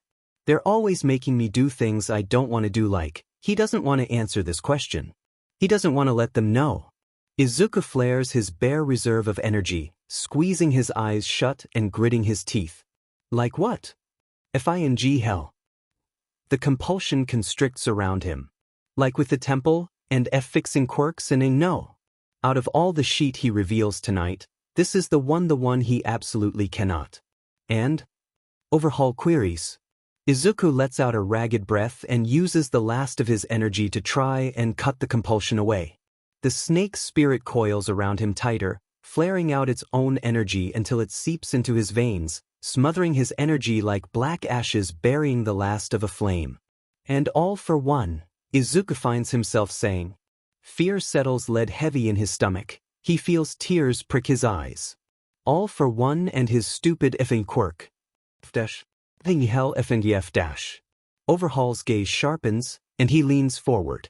What do you have to do with all for one? He feels sick. He wants to throw up. The words keep tumbling out. If he hadn't kidnapped Bakugo and if he just left it well enough alone, then no one would have come to me for help and I never would have known and I never would have been involved, but he should have just quit. 'Cause if he did, then I never would have had to. To what? Izuku bites his tongue, so hard he tastes blood. The snake spirit tightens its hold on him again, and it lays its fangs on the bare nape of his neck. The compulsion is so strong now, it grips him all the way from within, to his very blood, to his very bones. It won't let him go. And all those angry words and thoughts he's been keeping inside, I wouldn't have had to kill his spirit. Izuku bursts out, suddenly furious. I wouldn't have had to destroy his quirk. If he just stopped and minded his own effing business, If he hadn't gone and done any of that, then I never would have gotten involved and everything would have been better. But now he's quirkless and good as dead, and I have to carry that on my shoulders now, and I don't have his quirk, but I might as well have it, because I know how to do it too. I don't want to know, I never did, but I'm always being backed into a corner. I always end up having to do all this garbage, this FANG sheet. Overhaul's eyes are wide. You are the third party at Kamino Ward? I didn't want to be, Izuku says. I didn't mean to interfere. But then he was going to take Bakugo away again, he was going to kill All Might, someone was going to die right in front of me. Of course I had to do something. Of FING course he did. Why aren't you using the same abilities now as you displayed at Kamino Ward? Can't, he says, feeling tired. The circumstances were one of a kind. I'd only ever do it in a life or death situation, and there's no one to do it with right now anyways. What did you do and who with? Already revealed the second greatest secret he has. There's no point in fighting the compulsion now. All Might's quirk spirit, he says dully. I fused with it. Overhaul looks at him sharply, and his expression melts into something full of calculation. He tilts his head, and the fluorescent lights catching on the sides of his face illuminate his ice-chip eyes into something clear and utterly devoid of conscience. This man does not care what he does to Izuku. It would be more frightening if Izuku hadn't been on the receiving end of that kind of look from almost every spirit he's ever met in his life. What exactly, says Overhaul, leaning forward, is the full extent of your abilities, Deku? I don't know, says Izuku. He looks directly at the serpent spirit. And if you had any mercy at all, you'd knock me out before he can ask me any more, or all your secrets will be spilled too. And there's no one here who that would help. Who are you talking to? Shin says. A snake. There's a pause. The serpent shifts, considering, and a moment later, the compulsion to speak in the first intonation lifts. But the Kirin spirit also steps forward, eyes full of fury and mourning. Dark scales, Fitzis. That's enough. The serpent flickers out its tongue. He is the name eater, it says. What do you care about him? He is just a boy. Please, Izuku says. I've already told them enough. Nothing else I have to say will help them. That's all he intends to say, but then the truth compulsion nudges him, and before his brain can catch up to his mouth, I'm tired. I just want to stop. Something shifts in the serpent's bright eyes. Dark scales, if you do not do it, I will, says the Kirin. Can you replicate all for one's abilities? Overhaul asks. Yes, Izuku replies. He feels so exhausted. This interrogation has taken every last thing he's had to give. I wish I didn't know how. The serpent spirit looks between Izuku and the Kirin, hesitating for a long, long moment. And it squeezes Izuku one last time. A compulsion settles heavy over him, and his consciousness starts to fade out, pressed down into a welcome dark. Sleep, the serpent tells him. Everything blurs, and then Izuku is lost to the peace and dark of complete oblivion. When Izuku wakes up, he's strapped down to a cold table in what looks like a dark medical lab. He can barely move. The straps dig into his skin, and no matter how much he twists or struggles, he can't reach any of the buckles. It's all he can do not to panic. He takes deep breaths, one after another, as his heart race picks up races, takes long minutes to slow back down, and then he does an inventory of himself. The last traces of the sleep compulsion are dissipating from him. There are also traces of a different spirit's energy in him. Someone was using their quirk on him while he was unconscious? He can't feel any adverse effects. Checking his energy reserves, he notes that his energy is somewhat replenished. He uses a bit to burn out the last bits of that foreign energy. He's still clothed, thank God, and most important, he can feel his protective amulet still resting smooth and warm against his chest. Izuku sighs in relief. Then he turns his gaze to the hulking, seething beast hunched over by the wall, so tall it nearly reaches the ceiling. It has glowing neon eyes and a shadowy muzzle full of white teeth, but beyond that, it's difficult to say. The skins, faces, and pelts of all manner of peculiar beings are stitched together over it like the most grotesque of cloaks. There's a black ichor still dripping from the seams, like some horrific impersonation of blood. Whose spirit are you? Izuku asks. Skin Beast is my title, And overhaul my charge, it says in a long rattling hiss of a breath. The smell of something rank and fetid washes over him. It peels its lips back into a curious smile. And you are the little name-eater who has stirred up so much fear. Izuku grimaces at the title. How long have I been out? Nearly 3 hours now, it says. It shifts to peer at him more closely. You have gotten yourself into quite a situation. How did you find this place? Followed the Kirin. Worst decision I've made this week.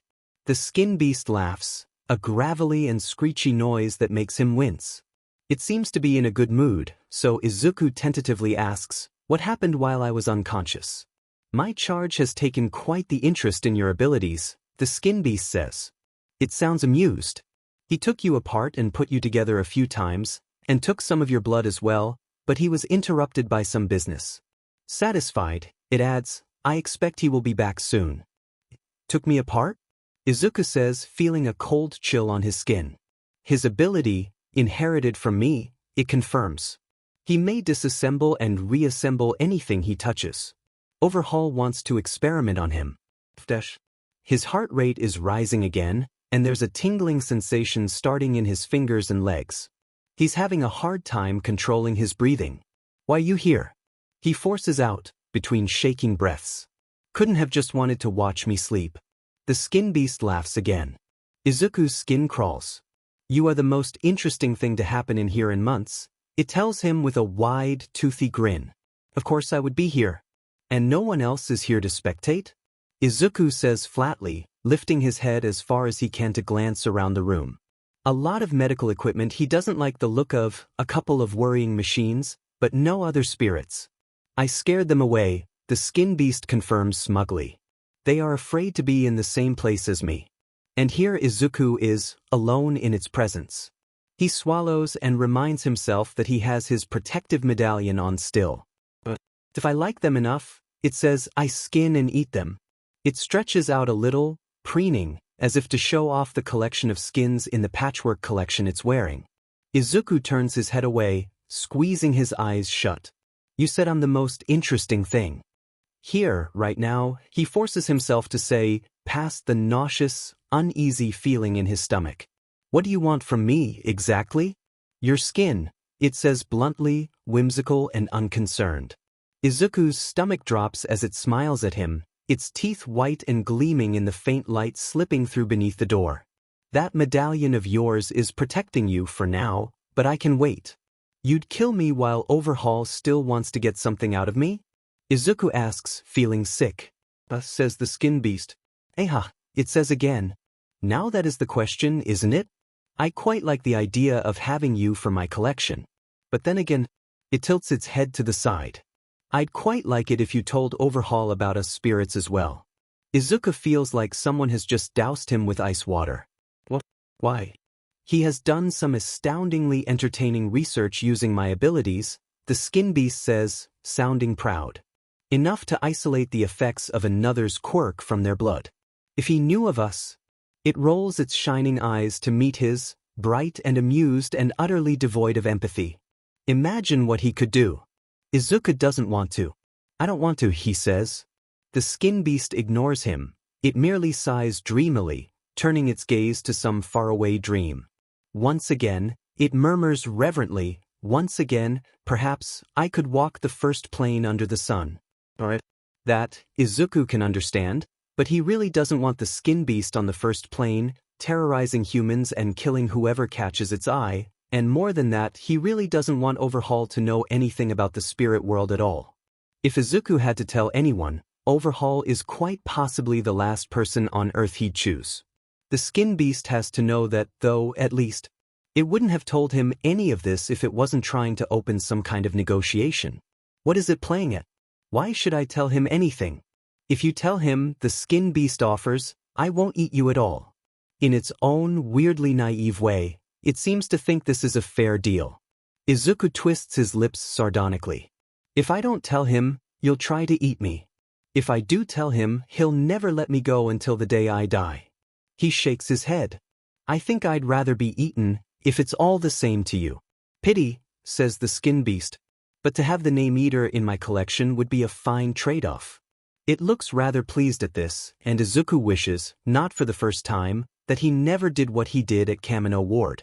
Not the part where he and All Might's guardian spirit stopped all for one. He could never regret keeping someone from being killed. But afterwards, with the Unmaker. Izuku lets out a long, tired breath and closes his eyes. The amulet is reassuringly warm around his neck. If there's nothing else, he says, I think I'll go back to sleep. There's nothing he can do now but wait. He wakes up who knows how long later to the sound of Overhaul snapping on a new pair of gloves. He squints against the fluorescent lights. Above him, Overhaul and his dumb mask and dumber feather-lined hood come into view. He's holding an empty syringe. Overhaul doesn't say anything to him as he jabs the syringe into the crook of Izuku's arm, and Izuku doesn't say anything either. He just watches silently as Overhaul collects his blood. The man then disappears for an indeterminate amount of time, probably to look at Izuku's blood. When he returns, there's a thoughtful look in his eyes. He walks over to Izuku, still strapped to the table, and puts his hand on Izuku's arm. Izuku draws in a sharp breath when he feels foreign energy flooding his system with barely a thought. He uses his own energy to burn it away. There's no way he's letting that stay in him long enough to find out what it does, especially if Overhaul's ability is what the Skin Beast claimed. Overhaul looks down at him, puzzled, brows furrowing. Energy pours into Izuku's system again, and again he burns it out. If this is all that they're going to do today, Izuku is probably going to lose. It takes more energy for him to purge something out of a system than for it to invade. In a war of attrition, there's no way Izuku can last. He has to find another alternative. Overhaul's expression morphs into something clinical, cold, and thoughtful. The insertion of his energy into Izuku's system is slower this time, and it gives Izuku a moment to observe how exactly his quirk works. It seems that the 5 fingers, 5 points of contact, acts a shortcut gateway through which Overhaul's energy comes.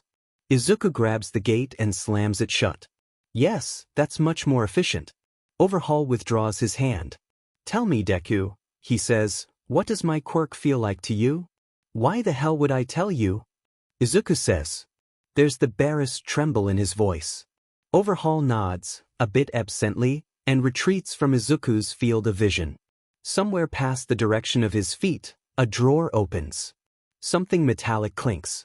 When Overhaul reappears, he's holding disinfectant and a scalpel in his hands. Izuku feels himself go completely, utterly cold. His eyes are riveted to the scalpel. He knew that Overhaul was going to try to that he was an awful excuse of a human being, but somehow, it didn't sink in until now, with the harsh white light gleaming off the indifferent and terrible edge of a metal blade. If you do not cooperate, or at minimum, cease disrupting my quirk, Overhaul says, with all the dispassionate annoyance of navigating a business contract, then I will have to do this the old-fashioned way, and there is no anesthesia in stock. He feels sick. Bile is rising in the back of his throat. He thinks he might have started to shake. I hope you choke and die. Overhaul doesn't even blink. Even if I did have some on hand, I would not be able to use it. The application of anesthesia is a precise and exacting field, where a small error can easily result in the subject still conscious through surgery, or the subject entering a coma or dying. And I do not have any particular training in this field. He pauses, looking down at Izuku. The light above them casts shadows over his face. Do you still care to test me? Izuku grits his teeth. He hates Overhaul with everything he has in him, hates Overhaul more than almost anyone he's ever hated before. He wishes Overhaul would drop down dead right where he stands. When Overhaul uses his quirk again, though, Izuku doesn't try to stop him. Nearly 3 hours later, Izuku is tossed into an empty room with a tiny, adjacent bathroom and locked inside. Knowing that they have pre-prepared cells like this makes his stomach churn. And in conjunction with everything else that's just happened, Izuku stumbles into the bathroom and throws up into the toilet. He's learned more about his own body than he ever wanted to know. His ability to tolerate others' energy in his system for long PRDS of time, for one, how much blood he has for another. But worst of all was when Overhaul removed Izuku's arm and grafted it to something else for study, and Izuku could still feel everything that was being done to it. could still control it even because his energy was still in it. Overhaul had been particularly interested in that. Izuku shudders and puts a hand to his mouth, trying not to throw up again. If he doesn't find a way out of here, he'd rather kill himself and be done with it than endure this. He'll take off the FNG medallion and let the skin beast eat him, if he has to. He doesn't FNG care. Izuku breaks down in the bathroom for a few minutes. He cries embarrassingly and even punches the wall. It's stupid, none of it is going to help the situation. He forcefully shoves all of those emotions away and gets himself back together so he can think of a way to escape. If he could try going through the in-between place, he doesn't know if he can get there by himself, though, and he's scared to try. Senshiju said that he should ask them for help if he needed it, though. Maybe? Izuku bites his index finger. With his blood, he quickly draws a hexagonal script on the floor, then scrawls a please help and one half of a locating rune on it. The other half he draws on himself. He channels his energy into the scripts, and the hexagonal script burns to life. A copy made of his white energy peels away into the second plane and whisks away through the wall. Hopefully Senshiju will get it soon.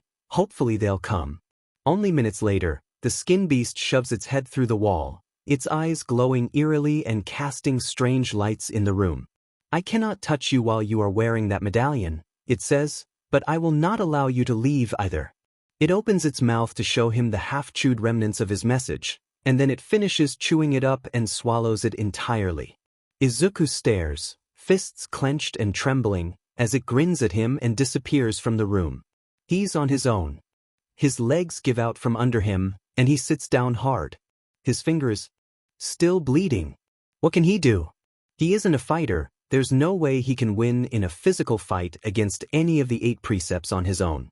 His scripts only work against other spirits. What the hell can he do?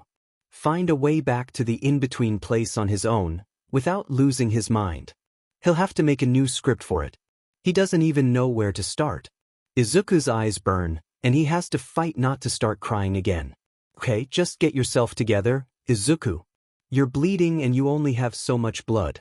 Izuku wipes his eyes and goes to the bathroom sink. Plugging the drain, he fills it with water and sticks his hand in. The water slowly starts turning pink. When he's satisfied with its color, he uses his teeth to rip a thin strip of cloth off the bottom of his shirt, then binds his finger as best as he can. That should work for ink. The next question, then, is what the hell he's supposed to write. There are 4 planes. The first, or the physical. The second, for minds and auras and particularly determined spirits. The third, where most guardian spirits reside, and which is for dreams and transitions. And the fourth, where the most powerful spirits reside, and where Izuku suspects the soul of someone in a deep sleep or a coma might walk. Fourth plane spirits are so vast and so intrinsically connected to the universe that they're almost too great to perceive. It's the plane of planetary spirits, spirits of stars and nebulas and entire galaxies, the plane in which things like the star song are sung. Beyond it, there is only the other place where all beings go when they pass on, and from which no soul nor spirit has ever returned. The in-between place is none of these things. If the planes are what make up the universe, then the in-between place is the thin structure underneath, the place where things go when they slip between the cracks. If the universe is a stage, then the in-between is backstage. It is the thin boundary between the universe and the vast, dark nothingness beyond. A single misstep there and Izuku would disappear from existence entirely. So, yeah, the in-between is kind of a tricky place to get to, and a tricky place to be. To make it worse, Izuku isn't sure it even has a proper name to write down in a script, or if a script will even work in the in-between. And what case should he be writing into? For every plane, there's a corresponding intonation and written case. But what does the in-between have? Izuku squeezes his eyes shut. Just think. He's been to the in-between place before, he's heard the way Senshiju talks in there, the way those words are shaped not as syllables or sounds, but transmitted like sudden and inexplicable knowledge obtained in a dream. If he can just feel out the shape of it and put it down, if he could just remember. He takes his time thinking it over. The gray quality of the in-between, the surreal and dreamlike quality. How the universe had slid away into some translucent, glittering thing beyond the veil. The dim light and shadow that slanted through the space, overlaying each other at sharp and impossible angles, and Senshigu's speech, how it wasn't so much spoken as it came into being as if it always was. Izuku feels for the kernel of knowledge hidden in those memories, and something shifts, deep in his mind, as if awakening, as if a slow movement in the mist. He opens his eyes and dips his finger into the bloody water of the sink, and begins writing on the walls. 3 failed scripts. His energy is running low, and there's not much water left in the sink, but he's gotten closer with every try. This is the one that will get him home. He's sure of it. If he just adds a couple more clauses around the edge, to make sure he doesn't lose himself when he enters. Izuku is just finishing up with the last glyphs when he hears the cell door open. He startles, fumbles to write down the very last of the glyphs. The door shuts with a click. He braces himself and draws up his energy to activate the script. The bathroom door swings open, and Izuku freezes. Standing at the door is a girl, no older than 10, frozen in spot. She's a child. "What are you doing in here?" he asks, horrified. He quickly shifts his focus to the second plane. There's an aura frantically moving around on this floor. "Are you running from someone?" The girl doesn't move for a second longer, and then she nods, casting a fearful look back to the main, empty room of the cell. Izuku looks over his script one more time. He only wrote it to get one person through the in-between space, and he doesn't know if it can handle 2. He looks at the girl. "It's not even a choice, really. I can hide you," he says. "Do you want me to?" She jerks her gaze back to him, surprised, and for a moment Izuku thinks she's just going to run back out there, but then they both hear it, footsteps rapidly approaching down the hall. She nods. Izuku holds out his hand, and she takes it with a fearful expression. Her hand is so small. "I need you to close your eyes," he says, and she does, squeezing them tightly shut. "Take as deep a breath you can and hold it. Whatever you hear or feel, don't look, don't move, and most importantly, don't let go of my hand." He pushes his energy into the subject clause written on his arm. It glows, and with a mental command, he sends it winding down to his skin and climbing onto the girl's hand instead. He slams the other hand against the fully written script on the wall, burning it to life. Clear as day, reality around him splinters and refracts until he can clearly see the 4 planes overlaying each other, and more than that, the thin curtain separating them from the in-between place. Izuku pulls the curtain over the girl just in time for the cell door slamming open. A man with shaggy, light-colored hair appears in the bathroom doorway. His eyes flicker to the blood-stained sink, to the slight scorching on the walls from Izuku's failed scripts, to Izuku crouching down by a messy, water and blood-stained wall. "Geez, what the hell have you been up to in here?" the man mutters, casting one last look around. His eyes skitter right over the space where the girl was standing. "Haven't seen a girl run in here, by any chance?" Izuku can feel the script starting to destabilize. The energy doesn't want to hold together. It wasn't made to hold a human. "I heard someone rattling the doorknob," he tells the man tersely, straining to keep the script from falling apart. The man nods and closes the bathroom door, and a moment later, Izuku hears the cell door slam shut with an audible click. Izuku pulls the girl out of the in-between space and wraps her in his arms, covering her with his body as the script destabilizes. The energy bursts like a firecracker. White light flashes over the walls. There's a faint hiss as the bloody water that made up the script evaporates to nothing. Izuku sets down the girl and glances at the wall, where the only trace of the script is a red-brown powder crumbling to the floor and faint black marks singed into the plaster. "Are you okay?" he asks, turning back to the girl. He takes in her appearance, long white hair, a single horn, red eyes. She's tearing up, but she isn't making a sound. Izuku frowns, but then he remembers he transferred the subject clause of the script to her, and the script just imploded. He curses mentally and gently takes her arm. "I'm sorry that hurt. Let me just check." He rolls up her jacket sleeves and stops, frozen. Her arm is completely wrapped in bandages. If she's running around terrified down here, then what's Overhaul doing to her? What the F dash? "Hey," he says in as gentle a voice he can manage. "I don't think we've been properly introduced. I'm Deku, what's your name?" She bites her lip before answering in a voice so quiet he can barely catch it. Eri-chan, I want to check that I didn't hurt you too bad just now. But I'm afraid that taking off your bandages will hurt you more. On a scale of 1 to 10, how much pain do you feel? Eri fiddles with the hem of her jacket, looking down at the floor. Finally, she holds up 3 fingers. Do you think it would hurt more if I take your bandages off? Eri gives a tiny shrug, still not looking up, but she squeezes Izuku's hand a bit tighter. Best not try it right now then. He can feel her trembling through their grip. Eri-chan, he says, why are you in this place? She mumbles something he can't hear. Can you repeat that? Researching my quirk, she mumbles. Does it hurt? She nods, and Izuku feels a deep, burning anger spring to life. It's one thing if Overhaul pulls this kind of sheet on him. But this is she's just a kid. Izuku has to get her out of here. He runs through the calculations in his head. His script destabilized, but that's because it wasn't meant to carry a human through the in-between. He'll have to make accommodations. Izuku mentally rearranges the script in his head and nods to himself. This could work. He'll just have to work out the KNKS as he goes.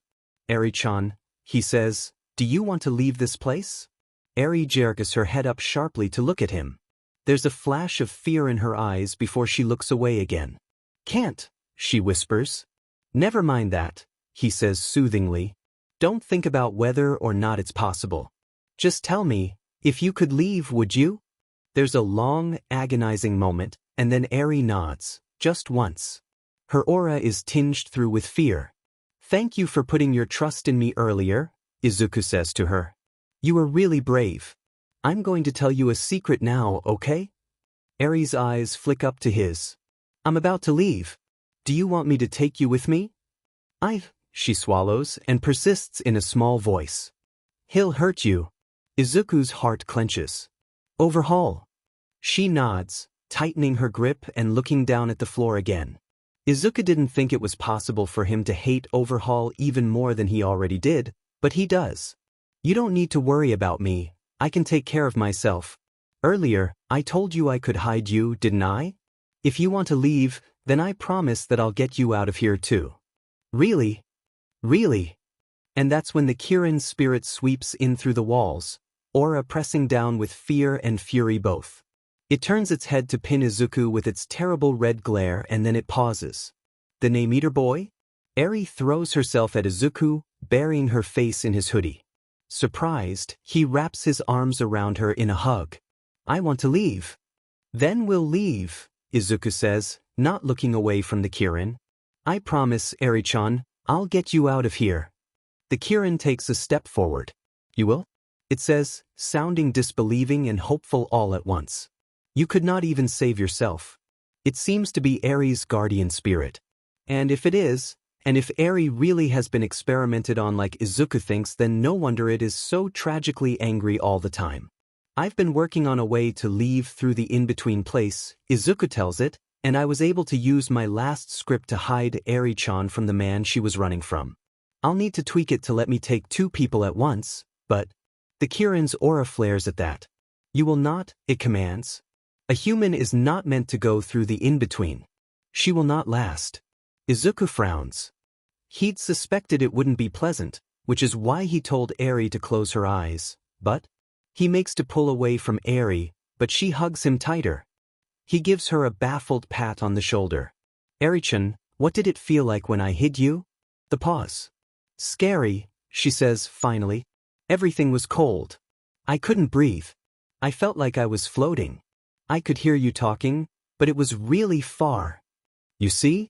The Kirin says. You cannot take her through there. Izuku sits and absorbs this information. Unfortunately, it makes sense. The in-between place is the bare wire framework of the universe, hardly a place for a first-plane creature. But if he doesn't take her through there, what else can he do? Let me lend you my strength, the Kirin says suddenly. How did you fuse with the Chimera? I am willing to do it with you. Izuku takes a shaky breath, mind racing. If there's any other way to do this, any other way at all. He can't think of one. And he already decided that he's going to get Eri out of here. If he has to sacrifice himself, then that's how it is. But still, before I tell you, he says, you have to promise not to use this information against me and to never give this knowledge to anyone else. The Kirin frowns. Will this knowledge harm anyone? Me, says Izuku. Which is why you have to promise. He shifts so he can hug Eri better. She doesn't show any signs of letting go. It studies him for a long moment, before finally saying, I promise I will not use the information you are about to reveal to me against you, nor will I give this knowledge to anyone else, so long as you speak the truth, and these conditions will bring no harm to me and my charge. It'll work. I let the chimera possess me, Izuku says in a rush, and looks away. His heart is beating fast. Possess you? The Kirin sounds startled. Yeah, says Izuku. You can see how the planes don't work right around me, right? If you possess me, you and your powers can interact with every single plane at once. He glances at the Kirin carefully to monitor its reaction. There's a puzzled crease to its eyes, and its aura pulses contemplatively. Who will be able to use my power on the walls, keeping her captive? Izuku swallows. There are so many tempting reasons for a spirit to want to possess him. But the Kirin made a promise, he reminds himself. It can't use the knowledge against him. I'll only invite you in if you promise to leave after we've removed Eri from immediate danger. The Kirin looks at him with hungry eyes, and Izuku is afraid for a moment that it won't make that promise, that the temptation of having Izuku as a vessel is too much, but the Kirin only says, I promise I will abide by your terms, so long as we are united in the common purpose of removing my charge from Overhaul's care. Izuku lets out a breath. Okay, he says out loud. He swallows again and wipes his sweaty palms on his pants. His heart is pounding, and he's fairly certain he's about to lose his nerve. To lose control like that again. But what else can he do? Eri has to go free, no matter the cost to him. Eri-chan, are you ready to go? Eri nods into his jacket. But, the Kirin adds, I would prefer to do a partial possession, not a full one. I am not fond of overriding one's mind. Izuku nearly cries in relief. He takes a deep breath and another. For this to work, he takes off his medallion and puts it around Eri's neck. If it can't protect him, then maybe it can offer some measure of protection to her instead. Eri-chan, this might look a little weird to you, but don't be scared. Okay. And then, turning to the Kirin, under the terms. We have agreed to, he swallows one more time, throat dry. He has to force the last words out. I invite you in. The Kirin glows, and then Izuku's world is consumed by a rush of pale golden fire streaked through with red, and a moment later, when they open his eyes, the Kirin is gone, and everything has been tinted gold as if they're viewing the world through the thinnest shell of a rose pearl. They flex his hands experimentally. His nails have turned into black, wicked claws, and its teal scales are covering his hands and running up his arms. They open his mouth and exhale a plume of black smoke. Eri pulls back and looks up at them curiously. Deku. They peer down at her. She's so small. She's so near. You look different. You. She reaches up, and they bend down obligingly. Her hand touches something attached to the skull above the eyes. My horn, the Kirin whispers. You have a horn like me, she says, full of wonder, and touches it again. That's because I'm borrowing your power for a bit, they say, the boy in them says. She withdraws suddenly, looking fearful. My Quirk. The Kirin moves to speak. Do not worry, Eri. It rumbles, and something about the mortal form's voice takes on a strange and echoing quality, distorted until it is almost in the second intonation, but not quite. Your power cannot hurt us. Her mouth parts in awe as she stares up at them, and they smile at her reassuringly. Then they crouch down with their back towards her. Alright, then it's time to get out of here. Climb on. Eri clumsily clambers on, wrapping her arms around their neck nervously, and they spring up. The Kirin's energy courses through him, golden and overflowing and so full of vitality, mingling with the boy's strange, inert, and so very condensed energy. They go to the cell door to turn the knob. It's locked. But it doesn't bother them. They just put their hands to the door and push. It crumples under their force, and a moment later, they are standing in the hall. Wow, Eri whispers into their ear. They chuckle, and scanning the second plane, they lope towards the most likely location for the stairs. In short order, though, they see the skin beast block their path. Its eyes are hungry, and the many faces stitched into its skin are stretched grotesquely, the holes where their mouths should be stretched wide open as if screaming. What an interesting development, Time Walker, it says. To think you would join with the name Eater. How curious. Get out of the way, they say. No, I don't think so. It peels its muzzle back into a grin. I'd much rather skin you instead. It leaps. They send out a sweep of golden fire, and the hall ignites. The skin beast crashes into them with its pelts on fire. It sends a pulse of ugly, slimy energy slithering into them, but a careless flick and the energy is burned out, easy as anything. And then they put their hands to the skin beast's face. The room pulses once with their energy, and then the skin beast is frozen. Mid-growl, unable to move. You could not defeat me even when we were not united? The Kirin says, amused, what made you think you could defeat us now? They leave the skin beast caught frozen in time, golden flames liking at its heels. It will break free soon, but if it is wise, it won't come after them again. What happened, Deku? Eri whispers. We had to take care of an unexpected enemy, they reply. We may have another few fights before we are truly free. But do not be afraid, Eri. We will protect you. We. Eri acts. You have never been alone, they say. Then, more Kirin than boy, I have always been with you. They climb up the stairs and lope through the maze-like halls. Avoiding other humans or spirits is easy, so long as they keep an eye on everyone's auras on the second plane. It is easy to ghost through this floor and the next. The fire alarm goes off. Weird, do they not have fire alarms on the floor I was on? The nameless boy thinks. We probably should have put out that fire. It does not matter. They cannot stop us, the rest of them says. Eri clings tighter to them, but doesn't say a word. They climb up to the next floor. This time, they come across a few of Overhaul's masked human subordinates. Hey, who the hell, one of them says, and then, put the girl down right now. Get out of the way, they say. In response, the skinnier human draws on its guardian spirit's power, and its hair shoots out towards them at blinding speed. Not fast enough. They skip out of the way, grab the hair, and with a flare of their energy, set it ablaze. The human screams, and they blur forward to grab it by the throat and slam it into the wall, knocking it out. They turn to the other human. Will you fight too? Its face splits into a huge grin. Came here to put out a fire, but instead I get to fight you, it says with obvious pleasure. So you're the kid who defeated all for one, huh? I'm going to enjoy this. Enough talking. They blur forward, claws outstretched, but the human grabs their clawed arm and sends them skidding down the hall. Annoyed, they set the hall on fire. The human barrels right through the wall of flame, heedless of how its clothes and hair ignite. With a joyous roar, it charges forward at them. They frown and catch its energy-enforced punch. Its spirit's power has coated it in bronze armor. They pull on the boy's well of energy, then, sending the white energy through the armor and vibrating it at just the right frequency until the armor shatters. Then they break the human's arm, throw the human away, and continue on. Except they sense the human rush them again, and annoyed, they whirl around and catch the human's punch again, shattering its armor just as before. You are outclassed, they say, annoyed. Leave. The human laughs. It ain't over till one of us is dead, it roars. You'll have to kill me if you want us to stop. So show me what you got. What an annoying amount of bluster. They send out a wave of their energy and wind back time on the human, watching dispassionately as it collapses to the ground with a scream.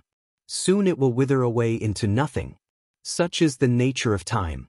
They turn to walk away. The boy says suddenly, strongly, "Don't kill him." Their vision goes double, and Izuku suddenly feels them splitting down the middle where they used to be a harmonized whole. The Kirin queries. His life is of no worth. Yes, it is. He's alive, so it's worth something. He's not a threat to us, so just let it go.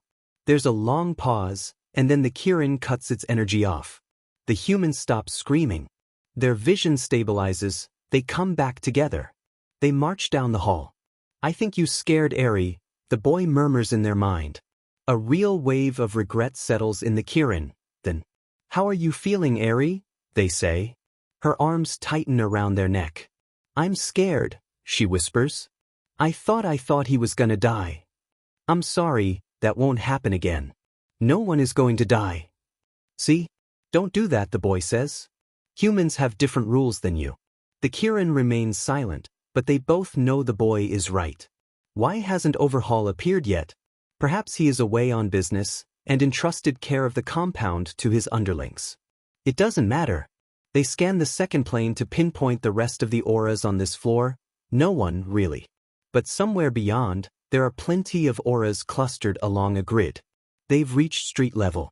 Eri, do you know where the door is? She doesn't. They wander the floor for a little bit before they finally find an exit, and then they're stepping out into a well-kept backyard. The sky above is dark and filled with stars.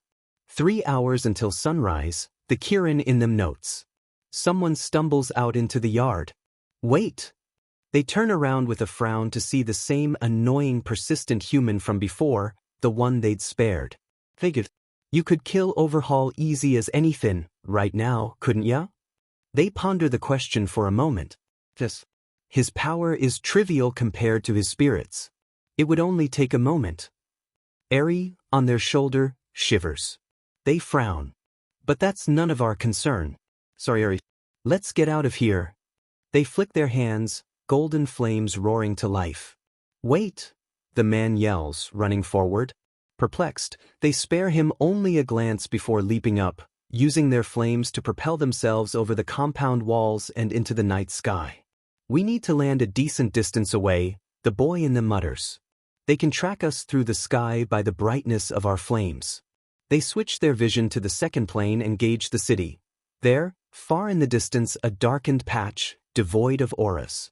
Likely a public park, abandoned at this time of night. That will do. Shifting their hands, they steer themselves towards their chosen landing spot and send themselves higher into the air and higher and higher. The buildings below them shrink and shrink. When they're at a good height, they cut out their flames. Velocity alone should carry them most of the way from here. And now, there are no flames to track them by. Eri screams. Don't worry, they shout. We'll land safely. Just hang on tight. They hurtle down towards the ground, and the wind rushes past them so cold and sharp it could cut them. The stars are beautiful, glittering and distant above the thin and misty clouds. The nameless boy in them can't help but open their mouth and laugh, exuberant, at the weightless feeling of their fall. Nothing to catch them, nothing around them, nothing but this sweet and utter freedom. We're free, Eri, he enthuses, and he laughs again. We're free. Not quite yet, the Kirin reminds them. We must still land. Izuku laughs as they fall down towards their landing spot, and sure enough, it's a nice public park with plenty of trees. Timewalker, your turn, he shouts. We have been using my power this whole time, the Kirin points out, but it pulls its golden energy around them, catching them and Eri in a golden bubble. Their racing descent slows down to a brisk leap to a casual downward saunter, and then in a cheerful exuberance, they set the trees beneath them on fire to burn the branches in their way. We probably shouldn't have done that, Izuku remarks. Someone will see it, says the Kirin, and puts the fire out. They land lightly on the grass. They crouch down and let Eri tumble off their back onto her feet. She looks around with wide eyes, then looks up at them, and they can't help but grin and sweep her up into a hug, spinning her around. She squeaks, her aura flaring with surprise but then a creeping, insistent awe. We did it. We're out. Izuku laughs, and the golden sheen fades from his vision as the Kirin retreats from him and ends the possession. We did it. He sets her down, breathless and grinning so wide it hurts, and she gives him a small, hesitant smile back. Now, all we have to do is get you somewhere safe, he says cheerfully. I could take you to the police. The smile drops from her face. He stops. No. He might look for me there, she whispers. Oh, Eri. He tries to think of someone else to give her to. Do you want me to take you to the heroes? She shakes her head. Izuku frowns, but no one else comes to mind. Do you want to stay at my house until we figure something out? She looks up at him shyly. Can I? He tugs at his lip and looks askance at the Kirin. Guardian spirits usually don't want him around their charges longer than strictly necessary. But the Kirin shakes its head and says, "She will be safe with you. If you would take her with you, I would owe you a great debt." "You don't owe me a debt for doing what's right," Izuku says, rolling his eyes. He holds out his hand to Eri, and she takes it tentatively. "Then let's go home for the night, Eri-chan. We'll figure everything out in the morning." They walk down to a nearby bus station, where Izuku grabs a flyer and scans the subway train schedule. There's a station about half a mile away, and it has trains running every hour all night. Good enough for him. He walks with Eri down the streets. She seems happy to be outside, although she glances around nervously on occasion. They pass an apartment where some clothes are being hung out to dry, and Izuku steals a beanie to hide Eri's hair with, bunching her long hair into a bun before sliding the beanie over it. Izuku also exchanges his hoodie for a baggy brown coat and finds a red sweater to replace Eri's jacket. It's not much of a disguise, but better than nothing. The station is nearly abandoned. He doesn't have any money or a train pass, but after scuffing up his hair a bit and making himself look sufficiently distressed, someone is kind enough to scan him and Eri through the gates for free. After 15 minutes of waiting, they board the train that'll take them closest to his apartment. They sit down by the window, with Eri taking the window seat. There's no one else in this particular car. Izuku doesn't think much of it until he sees a man with long, light-colored hair enter through the doors with a large, armored lion spirit stalking at his heels. The Kirin, at Izuku's side, bristles. "It's him," it snarls. Izuku sits up straighter. The man strolls down the corridor and sits down in the row behind them. "Hey kid," he says. "Why'd you go running off like that, huh?" He and Eri both stiffen at his voice. It's him, that guy Izuku told the Kirin not to kill. He turns to make eye contact with the man over the edge of his seat. "How did you find us?" "My quirk makes me real sturdy," the man replies with a grin. "Ran after ya over the rooftops, followin' that fire of yours. Course, I lost you for a bit, but then you set those trees on fire. I just followed you from there." Izuku grits his teeth. The Kirin, at the side, flares its aura, angry and regretful. "What do you want? You didn't stick around to hear me out back there." The man shakes his head with a TSK. "Been following Overhaul, 'cause I couldn't beat him. If I'm gonna follow anyone for being stronger than me, though, you're way more interesting. Probably less boring too." He grins at Izuku. "Ain't leaving until I beat you, fair and square." "When we fought you said it wasn't over till one of us died," Izuku hisses. "That's right. You want to follow me because you want to fight me to the death? You should have let me kill him," the Kirin says darkly.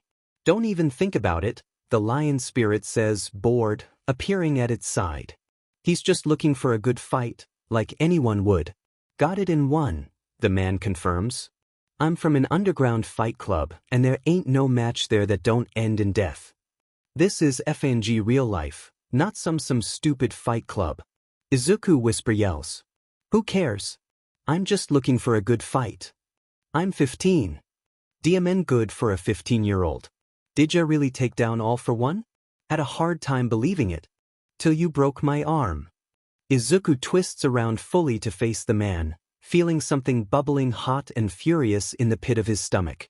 "What the F is wrong with you?" he demands. "Don't you have anything better to do than pick a fight with a teenager a decade your junior? Go outside and get a hobby." The man just laughs at him. "Hobby? Kid, this is my life. I want nothing but a good fight where I can go to fucking town with my quirk. But there ain't many who can take a punch from me and still stay standing on their feet. I punched you, and you weren't even fazed." He seems to find this incredibly funny. The lion spirit licks her paw and remarks, "It's true. There aren't many who are worthy out there. This man is so FNG stupid. I honestly don't give a shit. Find someone else." "Ah, but a match ain't over till one of us is dead," the man says cheerfully. "I lost this time, but next time I'll give you a run for your money, you'll see." "Absolutely not," says Izuku. "There's nothing I want more than a proper fight," the man says wistfully. "One that makes me afraid for my fucking life. One that pushes me to the absolute edge. One filled with the kind of raw power that comes from putting your life on the line. I want to have that kind of brawl. I've been searching my whole life for it. And then here you come along.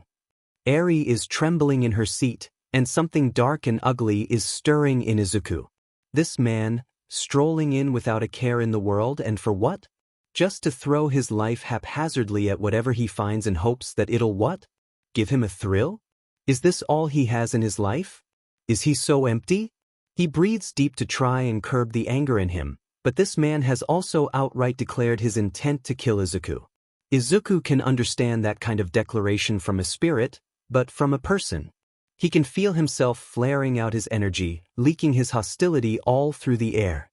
He tries to rein it in, but God, this man is so effing dumb, and his motives are so meaningless. Is that all you have to say? He says, flat and low. There's something dark in his voice, every ounce of his disdain and dispassionate apathy compressed into a gunmetal blade. The man draws back, and some quicksilver unease flashes through his eyes, but the grin remains. Not interested? Izuku forces himself to breathe in through the nose, past the black temper clotting in his chest. When he exhales, he lets his energy pool in the shadows beneath his feet in a vague effort to release his anger. The Kirin and the lion spirit are drawing away, ears pressed back against their heads. Of course I'm not interested, he says in a voice as calm as a river in the night. Who would care for such a petty, asinine thing? The grin is gone from the man's face, and he's looking at Izuku with the same deeply unsettled look that everyone always does. It doesn't touch Izuku. Power, fighting, he mocks. Shut the F up. If that's all your life is worth, then get out of my sight. He glares. The man is barely breathing, watching him with clear, sharp eyes, but unmoving in his seat, as if some distant power has seized him and held him frozen there. His aura churns dark with fear, fluttering rapidly at the edges with confusion. He doesn't seem like he'll say anything else. Izuku turns away. Sitting next to him, Eri looks up at him uncertainly, and it occurs to him, then, that he just swore in front of her. F-, he says, and then slaps himself in the face. He did it again. Eri-chan, how are you holding up? She glances uncertainly at the man behind them. Is Rappa-san going to follow us? He better not, Izuku says darkly. He's got enough on his plate. S.A., Rappa says suddenly. That fightin' ability of yours, you can't use it all the time, can you? Otherwise you never would have gotten caught by Overhaul in the first place. Izuku sets his jaw and very determinedly does not look back. None of your business. Ah, but you've got everyone after you now, don't ya? You were arrested by the heroes, weren't you? And the girl's important somehow, I hear. The rest of Overhaul's gang is gonna come running after you. Izuku just knows Rappa is grinning again, and he really wishes he could wipe it off his face. I said, it's none of your business. If I stick with you, Rappa says, you get an extra bodyguard for the kid, and I get my pick of good fights. He sounds incredibly smug. Izuku's first instinct is to say no, but he stops and looks at Eri. He doesn't have any fighting ability on his own, except the ability to occasionally circumvent someone's quirk. But it won't do him any good against fast fighters like the ones in Overhaul's employ. If someone came to take Eri back, he wouldn't be able to protect her. Not by himself. Eri-chan, he says. Did Rappa ever do anything to you? She bites her lip and shakes her head. He's newer, she says. I didn't see him a lot. Would you be scared of having him around? It's a stupid question, actually. Izuku grimaces at himself, but Eri says, Is he going to take us back? Well, Rappa? Izuku says curtly. Nah, the man says with a laugh. This is way more fun. Eri bites her lip again, then shakes her head. Whatever Dekunizan thinks is best, she mumbles. Izuku glances at the Kirin. It looks incredibly displeased, but it's also assessing Rappa and not dismissing the offer outright. If he ever wants a good fight from you, the lion spirit offers, just call for me. I'd be more than happy to tussle with him. The Kirin casts a distasteful look at it. Extra insurance never hurts, it says begrudgingly. He seems straightforward enough, but his loyalties are fickle. I do not like it. I can't think of a way to get rid of him. If he could find us after we leaped halfway across the city, he could follow me any time, no problem, Izuku mutters darkly. He should just turn Rappa into the police, honestly, but then Rappa might injure them and escape back. To the 8 precepts. Turning him into the heroes.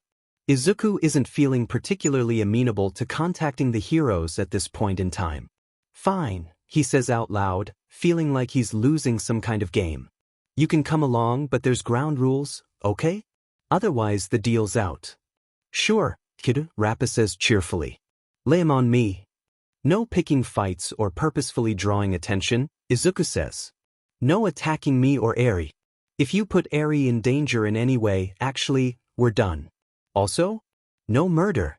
Except in self-defense or defense of others, I guess. Rappa gives a theatrical sigh. You make this so difficult. I want to fight you too, you know. Izuku makes a face and glances at the lion spirit. She looks back at him with interest. That I'll consider it on a case-by-case basis. I guess that's the best I'll get. I'm gonna have a go at anyone who attacks me, though. Izuku sighs. Fine, whatever. But that's it. Okay. You got it, says Rappa cheerfully. So, what are your names, anyways? Never bothered to learn them. Izuku sighs again and puts his head in his hands. He hates every decision he's ever made, for leading him up to this moment. He regrets this so much. They reach Izuku's apartment, and Rappa and Eri watch as Izuku digs out a spare set of lockpicks from the soil in the flower pot and breaks in through his own front door.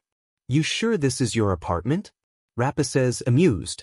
Shut up, Izuku says. I lost my keys. Rappa laughs at him. Izuku shoots him a dirty look and lets them into his apartment. His apartment seems so much dirtier and more crowded with 2 other people in there. Izuku kicks his clothes on the floor into a pile and straightens up his bed, then tells Eri she can go to sleep there if she wants. Eri hesitates until Izuku tells her that it's no problem, not to worry about it. After that, she crawls under the blanket covers and is out like a light. Nice place you got here, Rappa says to Izuku when he walks into the kitchen. Shut up, Izuku grouses. He digs through the fridge. Oh, thank God, leftover takeout. He tosses it into the microwave. I don't have a lot to eat here, and I don't know if I've got the money to feed 2 more people, but you can make yourself welcome to the contents of my fridge while you're here. Rappa hums, but he doesn't make for the fridge or anything. He just kind of sits there and watches while Izuku rapidly devours his food. Izuku is so FNG hungry. He's expended so much energy in the past 24 hours it's a miracle he's still awake, honestly. It's probably the adrenaline. Sure enough, when he finishes eating, the exhaustion hits him like a truck. He blinks, sways, catches himself on the table. It's all he can do to put his dish in the sink and walk back to his bed. I don't have an extra bed, he tells Rappa, but there's a couple extra blankets in the closet, plus a few spare pillows lying around. Sorry, I'm exhausted. You'll have to fix your own bed. He collapses into his bed, next to Eri, and his fatigue truly crashes over him then. He sighs deeply, eyes drooping closed, rapidly drifting away from consciousness. He's so tired after everything that's happened today. In the distance, Rappa murmurs something, just a kid, huh? He thinks he hears, but it's so murky and far away. His exhaustion swamps him. And then he's out.